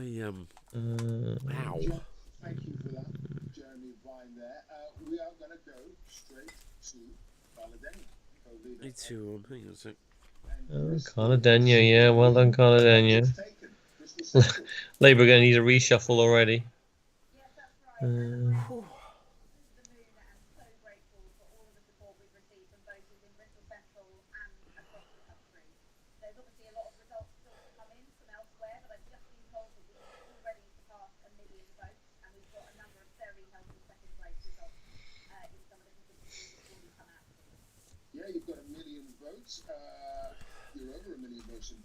There we go.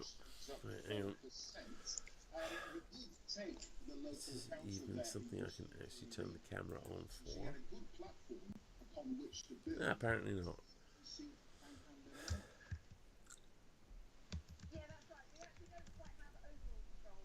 Wow. Yeah. Going on in Scotland. Well, I mean, Scotland was always going to be fucked up by the loss of the SNP as a,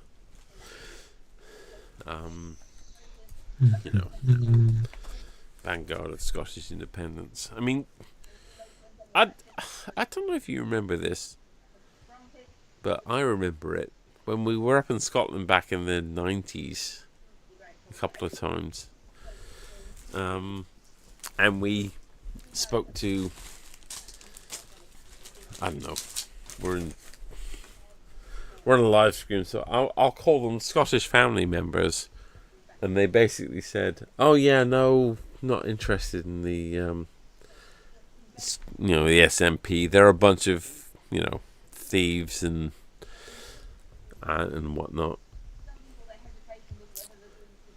And I, at the time, I have to admit, I thought to myself, "Oh yeah, they're just exaggerating because Scots being dour and angry and whatnot. They're prone to that, Scots are.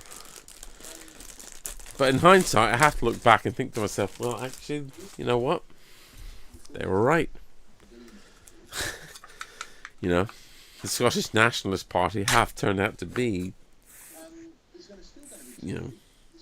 fairly corrupt. And it's squeaked home in Dundee.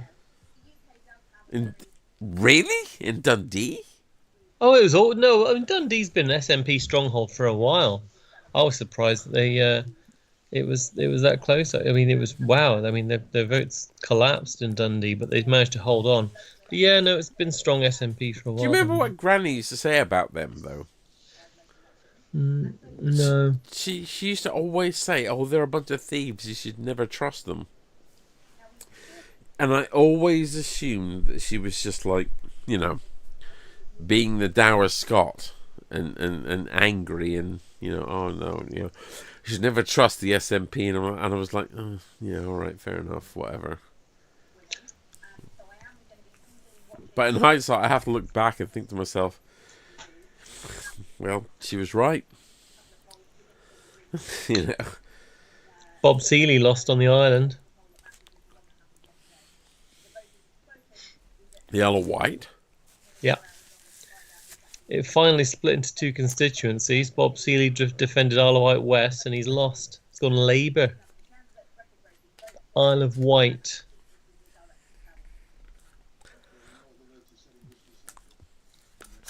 The Isle of Wight was always, for years, a Lib Dem stronghold. Well, Bob Seeley had it for a long time as a Tory. Oh. And it was still one constituency until now. It was today. Yeah, no, I it's knew been that. Tory for years. It's been Tory for a while with under him, and looks like he stood in the western half. Now it's been split into two, and it's been beaten by someone with the surname Quigley. Interestingly, I don't know anybody with the surname Quigley at all, as I'm on a live stream. Okay. But if I happen to know somebody who is a guitar player with the last name Quigley, and if said person happened to win an electoral seat, I would say good luck to them. No, a different first name. But, that's a shame. But it can't be a common family name on the island. It must be a relative of some sort. I mean, one would assume so. And hell, if one considers the length of time since I knew him, it could be a child. Oh, here we go. Here's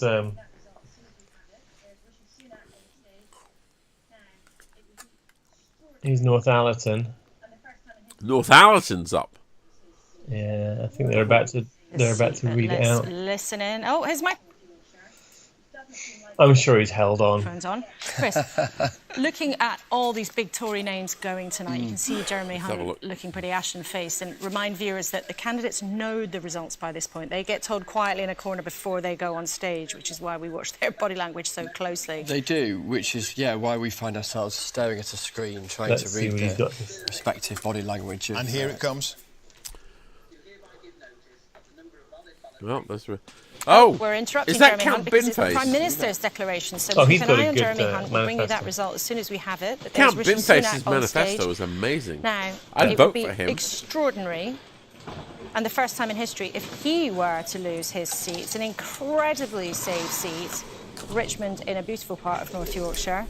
It doesn't seem likely that that will happen, and yet he must have on his mind parts of the country well beyond his constituency, because as things Good morning, everybody. His Conservatives Do you think that Sunak would stick around if he returning lost? officer for the election of a Member of Parliament for the Richmond and Northallerton constituency held yesterday, Thursday the 4th of July 2024, do hereby give notice that the number of valid ballot papers for each candidate was as follows.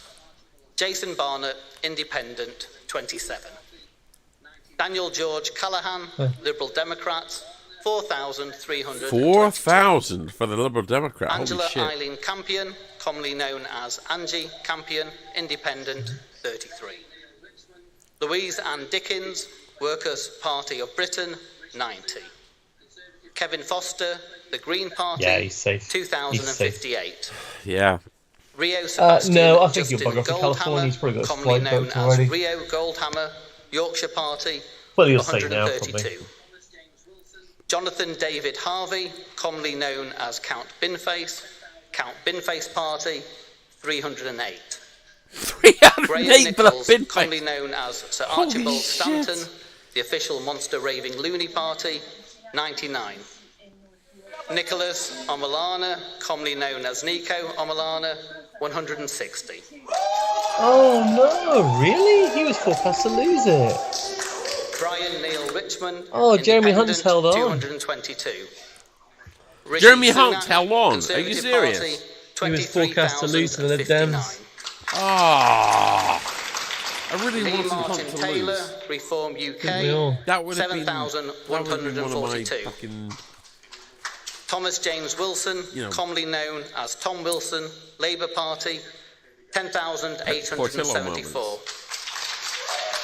I hereby declare that Rishi Sunak is duly elected. Congratulations, and we address So the Prime Minister for now, Rishi Sunak, holds his seat in North Yorkshire quite clearly.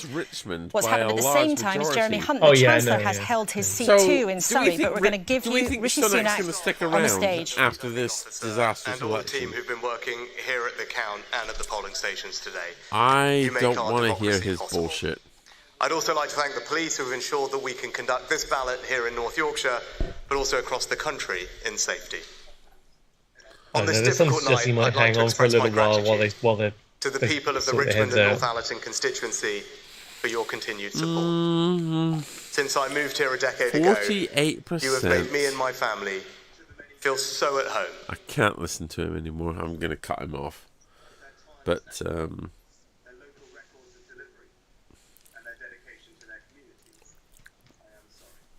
because he's not exactly going to big L behind him, loser. Someone's got a massive L held up right behind him. I mean, it would only be made all the more sweet if Steve Bray ended up playing Things Can Only Get Better by D. Ream behind him. But he's already done that once already, hasn't he?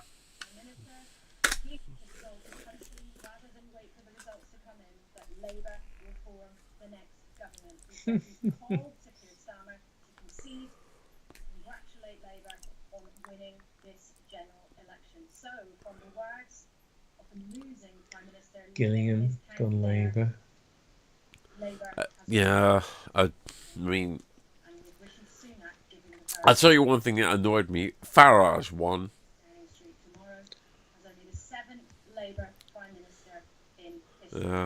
So he's actually going to be an MP now, Farage. Which, you know. He'll be a shit MP. He'll be a rubbish MP because that actually involves work. Mm. Oh, yeah. He's Oh yeah, we can both agree when it comes to MPs, he's going to be a Nadine Dorries, isn't he? He's much more comfortable. Just he's a heckler. Yeah, exactly. Yeah. He's you know, you remember the Muppet Show? He's one of those two old bastards up in the luxury box, isn't he? That's Nigel Farage. Yeah. He's one of those old bastards up there, just heckling Fozzie Bear. And telling him he's shit at comedy without actually, providing anything themselves. That's Nigel Farage. He's just a heckler. Right, apparently Hunt held on by about 900 votes. Ah! That's Richard Holden held on by 20, didn't he, in Billericay? 20 votes. So this isn't actually going to be the kicking that everyone thought it was going to be, because there's a lot of Tories that are actually hanging on by the skin of their teeth. Yeah. That's annoying.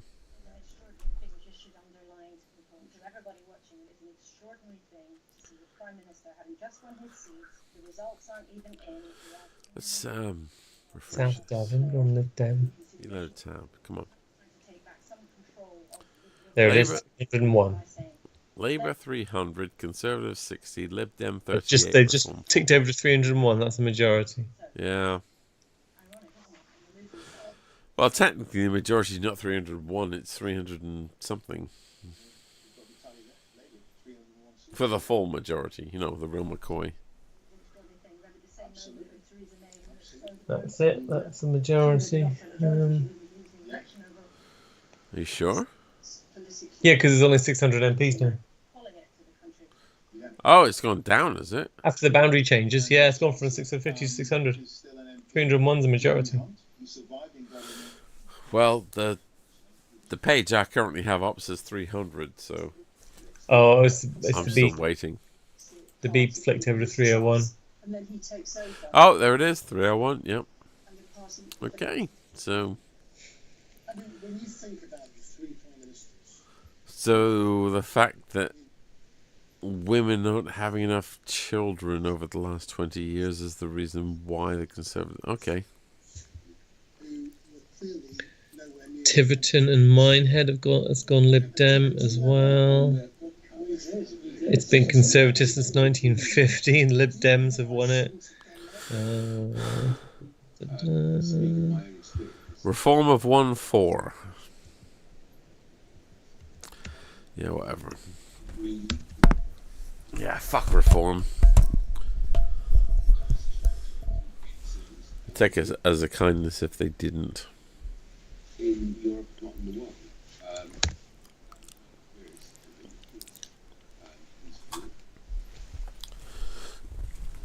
Well, it's funny. Someone did say that, you know, by kind of being the spearhead of a far right resurgence here. What Farage is doing is ironically very, very European. Yeah.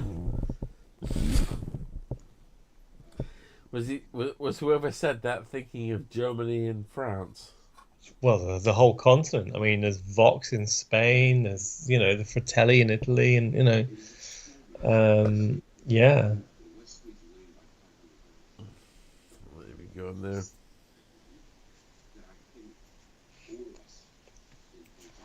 Yeah, he's being very continental, in fact. Oh, fuck's sakes. Well, I've finished my bottle of champagne anyway. I'm a champagne socialist after all. I mean, I'd rather not explain how much of my unopened bottle of whiskey I've gotten through over the course of the evening.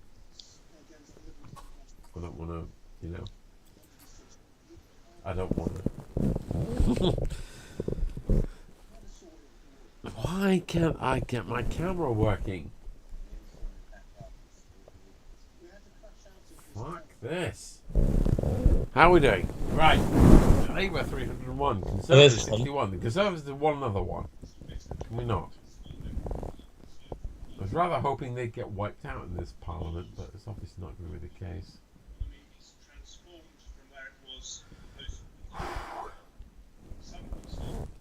Just need them. Ow, ow, ow, ow. Right, hang on.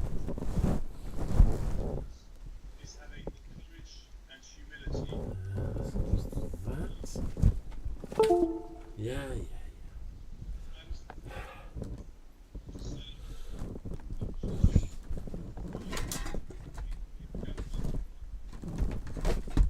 There it is. Right, okay.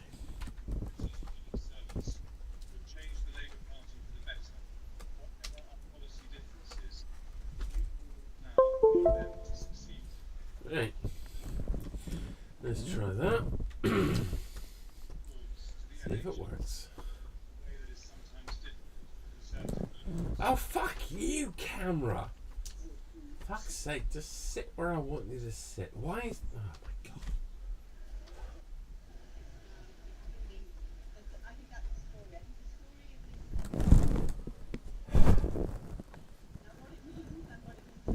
God. Ow. Ow, ow, ow, ow! Also, ow.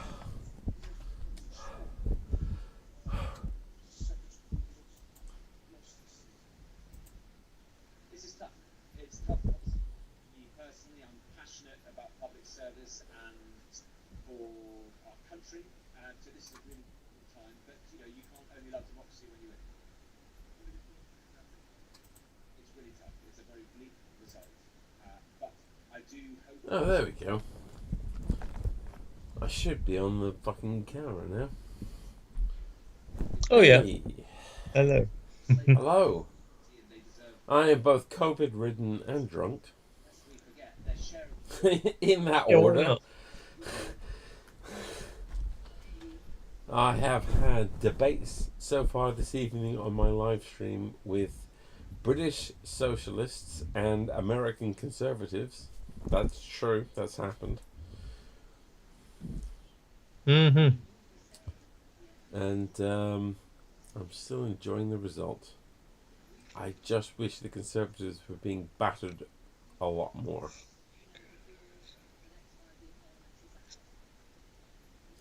You all right there?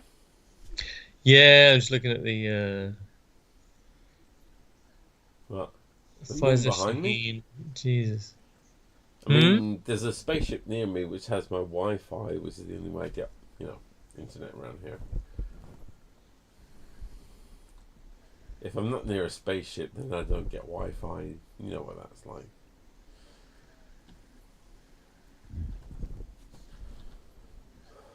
I was just looking at what Pfizer Shaheen was saying. She's unrepentant at having split the vote and allowing Ian Duncan Smith to get through. Oh God! I mean, it was crap that Labour deselected her, but she just ploughed on anyway and split the vote, and he squeaked through the middle. Yeah, of course he did. They shouldn't have deselected her, but well, I think it was bound to happen. Yeah, I mean, yeah. I can't, I mean, yeah. It's one of those things where don't split your vote too far, but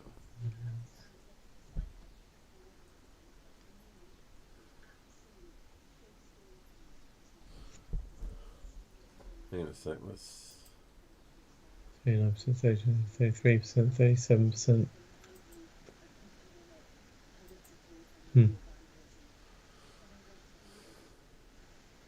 Rishi Sunak says Labour has won general election. Yeah, no shit, Sherlock.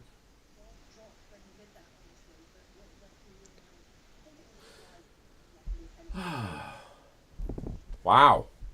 Lib Dems Graham Lewis from Conservatives. That's one I thought would go to Reform.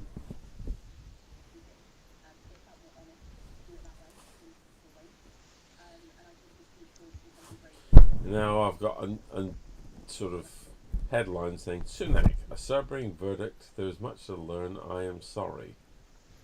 Come on, Rishi. One of the... That's Maria Caulfield lost her seat then, yeah? Yeah, but, I mean... One of the questions that I actually wrote down as the talking points for people earlier tonight, before they went to bed, was why did Rishi Sunak call the election now? Why July 4th? Why did he not wait until, November or December for this election? Because he's got no political judgment. There's that, but I do you know what? I'll give you my theory on it, and I'll die on this hill. I think he found out that the 1922 committee were going to give him a kicking and push him out. There was some kind of thing going on in the background that was going to push him out. And so he decided, you know what? Fuck you. I'm not being pushed out. I'm going to go to the populace instead. Well, possibly, because he did threaten that. He did threaten that, yeah. That if there was a leadership challenge, that he would just call an election. Yeah. And you have to remember, up to the in the weeks leading up to the point where he actually called this, he had two rather stormy meetings with the 1922 committee. So I'm convinced that's what happened. Labour gains Dover from Conservatives. You've got to be fucking kidding me. I was convinced that was going to go to Reform. A lot of Kent has gone... a lot of coastal Kent's gone red so far. I'm amazed. I honestly thought that was going to go light blue. I honestly thought that coastal Kent was the area that Reform were going to lap up, you know. Yeah, like Thanet, all that. You know, Dover, Thanet, and all that area. I thought that was a no-brainer to go Reform, and that Labour would maybe mop up the interior. East Thanet went Labour. Reform was third. East Thanet? That's a fucking Spitfire base, isn't it? Third, Reform were third behind the Tories. Wow. Did you see how close Reform were up in the northeast, where they had their first where the first declarations were? Sunderland and Newcastle. Yeah, second every time. Yeah, that's frightening. Yeah. Now, under our shitty first past the post system, it means that they'll get like 4 million votes, but hardly any seats. But yeah. That's too many votes for a bunch of racist bastards, as far as I'm concerned. Well, yeah. An extraordinary. The Dems got Taunton. Muslim voters. Wow. The Dems win Taunton as well.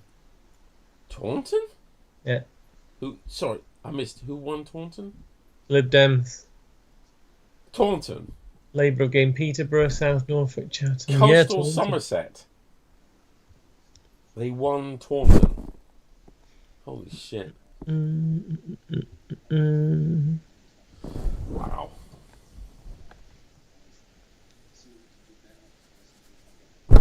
Your mob went Lib Dem, yeah? Southwest has gone very Lib Dem now. Wow. Yeah, including Yeovil. So Yeovil went Lib Dem. No. No? Yeah, I know. Yeah. All and right, yeah. North Devon and Tiverton and Minehead. Wells. I have a friend in Eastleigh who went Labour. Oh, no, Labour. Lib Dem. Eastleigh went Lib Dem, yeah.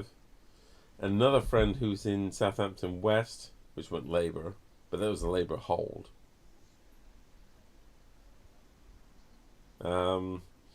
So literally the only person that I know of who's lost out on any kind of gain against the Conservatives is, well, me.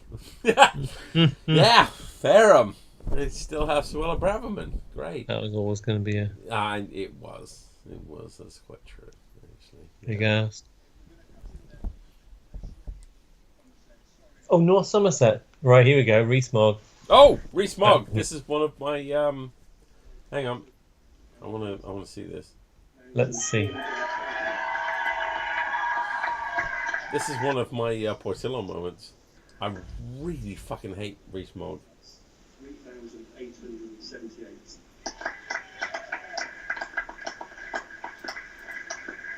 Everyone I possibly can and listen to their views as well about what's went wrong, because we have to have the ability within the party to have that. Labour have won it.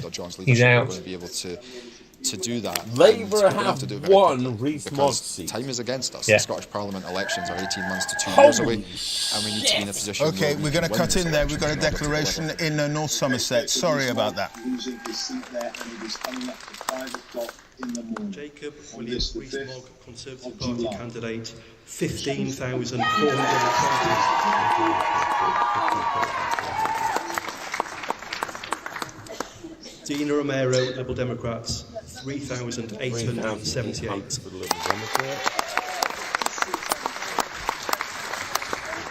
So the total number of valid ballot papers was 51,125. There were 142 rejected ballot papers.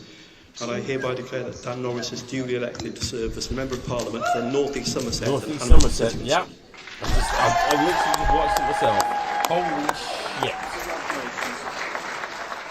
Okay, Jacob Rees-Mogg losing his seat there, and it is coming up to 5 o'clock in the morning on this, the 5th of July. And we can now say, with certainty... Wow. Holy shit. That was one of my Portillo moments. Jacob Rees-Mogg was such a scumbag during the Brexit campaign that I really wanted him to lose his seat. Yeah. Oh, Stein was doing a speech. Oh! I need to... Hang on. I need to turn the volume up. And there is Sir Keir Starmer, who will become Britain's 58th Prime Minister. He's speaking in central London. He's the only 5th Labour Prime Minister ever to win a general election. A man who often presents a serious demeanour in public. But look at that grin I don't want to hear from you ear disparaging to ear. the BBC. Come on, The shut supporters up. behind him cheer. The Union flag and the Saltire, look, they are being flown behind him as Labour has racked up seats in Scotland. Seriously, BBC, Let's shut listen up. in to the new Prime Minister of the United Kingdom. We did it! You campaigned for it, you fought for it, you voted for it, and now it has arrived. Change begins now.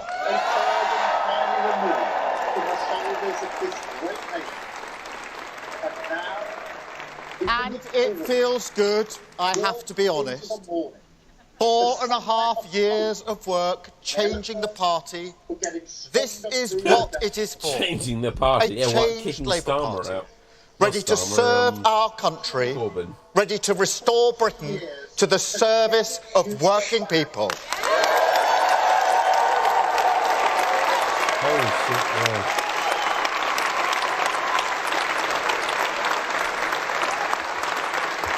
And across our country, people will be waking up to the news, relieved that a weight has been lifted, a burden finally removed from the shoulders of this great nation.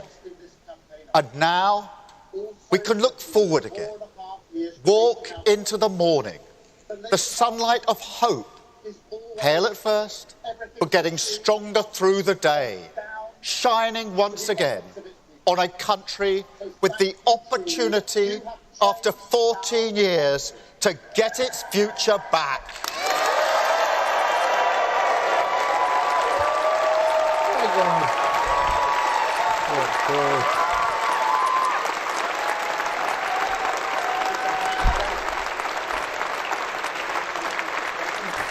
And I want to thank each and every one of you here for campaigning so hard for change. And not just in this campaign either. Also for these 4.5 years changing our party. The Labour movement is always everything's achieved, past and future, down to the efforts of its people. So thank you truly. You have changed our country. No, your cabinet will change our country, and I welcome it. I welcome it. But a mandate like this comes with a great Also, responsibility. I will ask Our you task now, is nothing less who's than the hot renewing chick the on ideas right, that on the hold left-hand this side of country screen together. with the long hair? Can I get her National phone number? renewal. She's Whoever lovely. you are, wherever you started in life, if you work hard, if you play by the rules, this country should give you a fair chance to get on. Yeah, they mostly get lots of like It should young and always beautiful people respect your kind of behind him contribution, in shot. and we have to restore that. Obviously, not.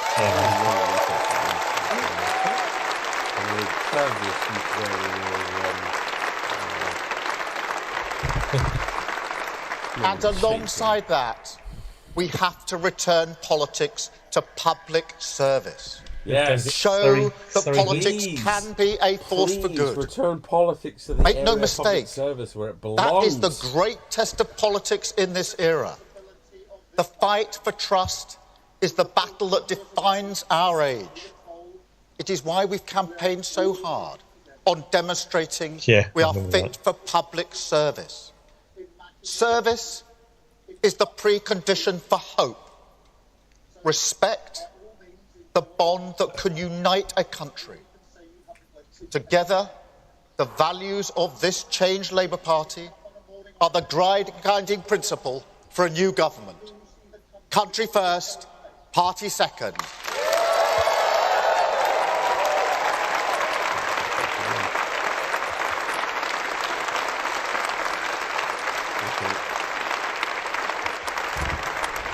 That is the responsibility of this mandate. Has Sunak officially You know, 14 years ago, Yeah. We were told that we're all in it together. Well, in that case, then I have one thing I say to the British people today, imagine what we can do if that were actually true. So, by all means, enjoy this moment. Fuck you very much. Nobody can say you haven't waited patiently. Enjoy the feeling of waking up on a morning like this, with the emotion that you do see the country through the same eyes. Hold on to it, because it is what unity is made of. But use it to show to the rest of the country, as we must, that this party has changed, that we will serve them faithfully, govern for every single person in this country. You can see the fraction of what the previous lot tried to do. But also, don't forget how we got here. This morning, we can see that the British people have voted to turn the page on 14 years. They need two terms, though. I don't know, that's going to be tough because it's so volatile. It is, yeah. There's nothing preordained in politics. It was election victories don't fall from the sky. Questioning points. They're hard won but we never and got hard to fought because for. everyone bailed. And this one could only be won by a changed Labour Party. Labour win. What now? They hit the ground running. They've got to turn around a country that is in a horrible We have the chance to repair our public services because we changed the party. This is not Labour. We have the chance to make work pay because we changed the party. We have the chance to deliver for well, working no, because in 97 Labour inherited an economy. The poorest in our society because we changed the party. But they inherited a pretty good economy. Yeah. And they were able to use that to, a lot of, given the fact they inherited a good economy, party second isn't a slogan. Conservatives would have done. It's the guiding principle, everything we have done and must keep on doing. On the economy, on national security, on protect our borders. The British people had to look us in the eye and see that we can serve their interests. Wow. And that work doesn't stop now. It never stops. The changes we've made are permanent, irreversible, and we must keep going. We ran as a changed Labour Party, and we will govern as a changed Labour Party.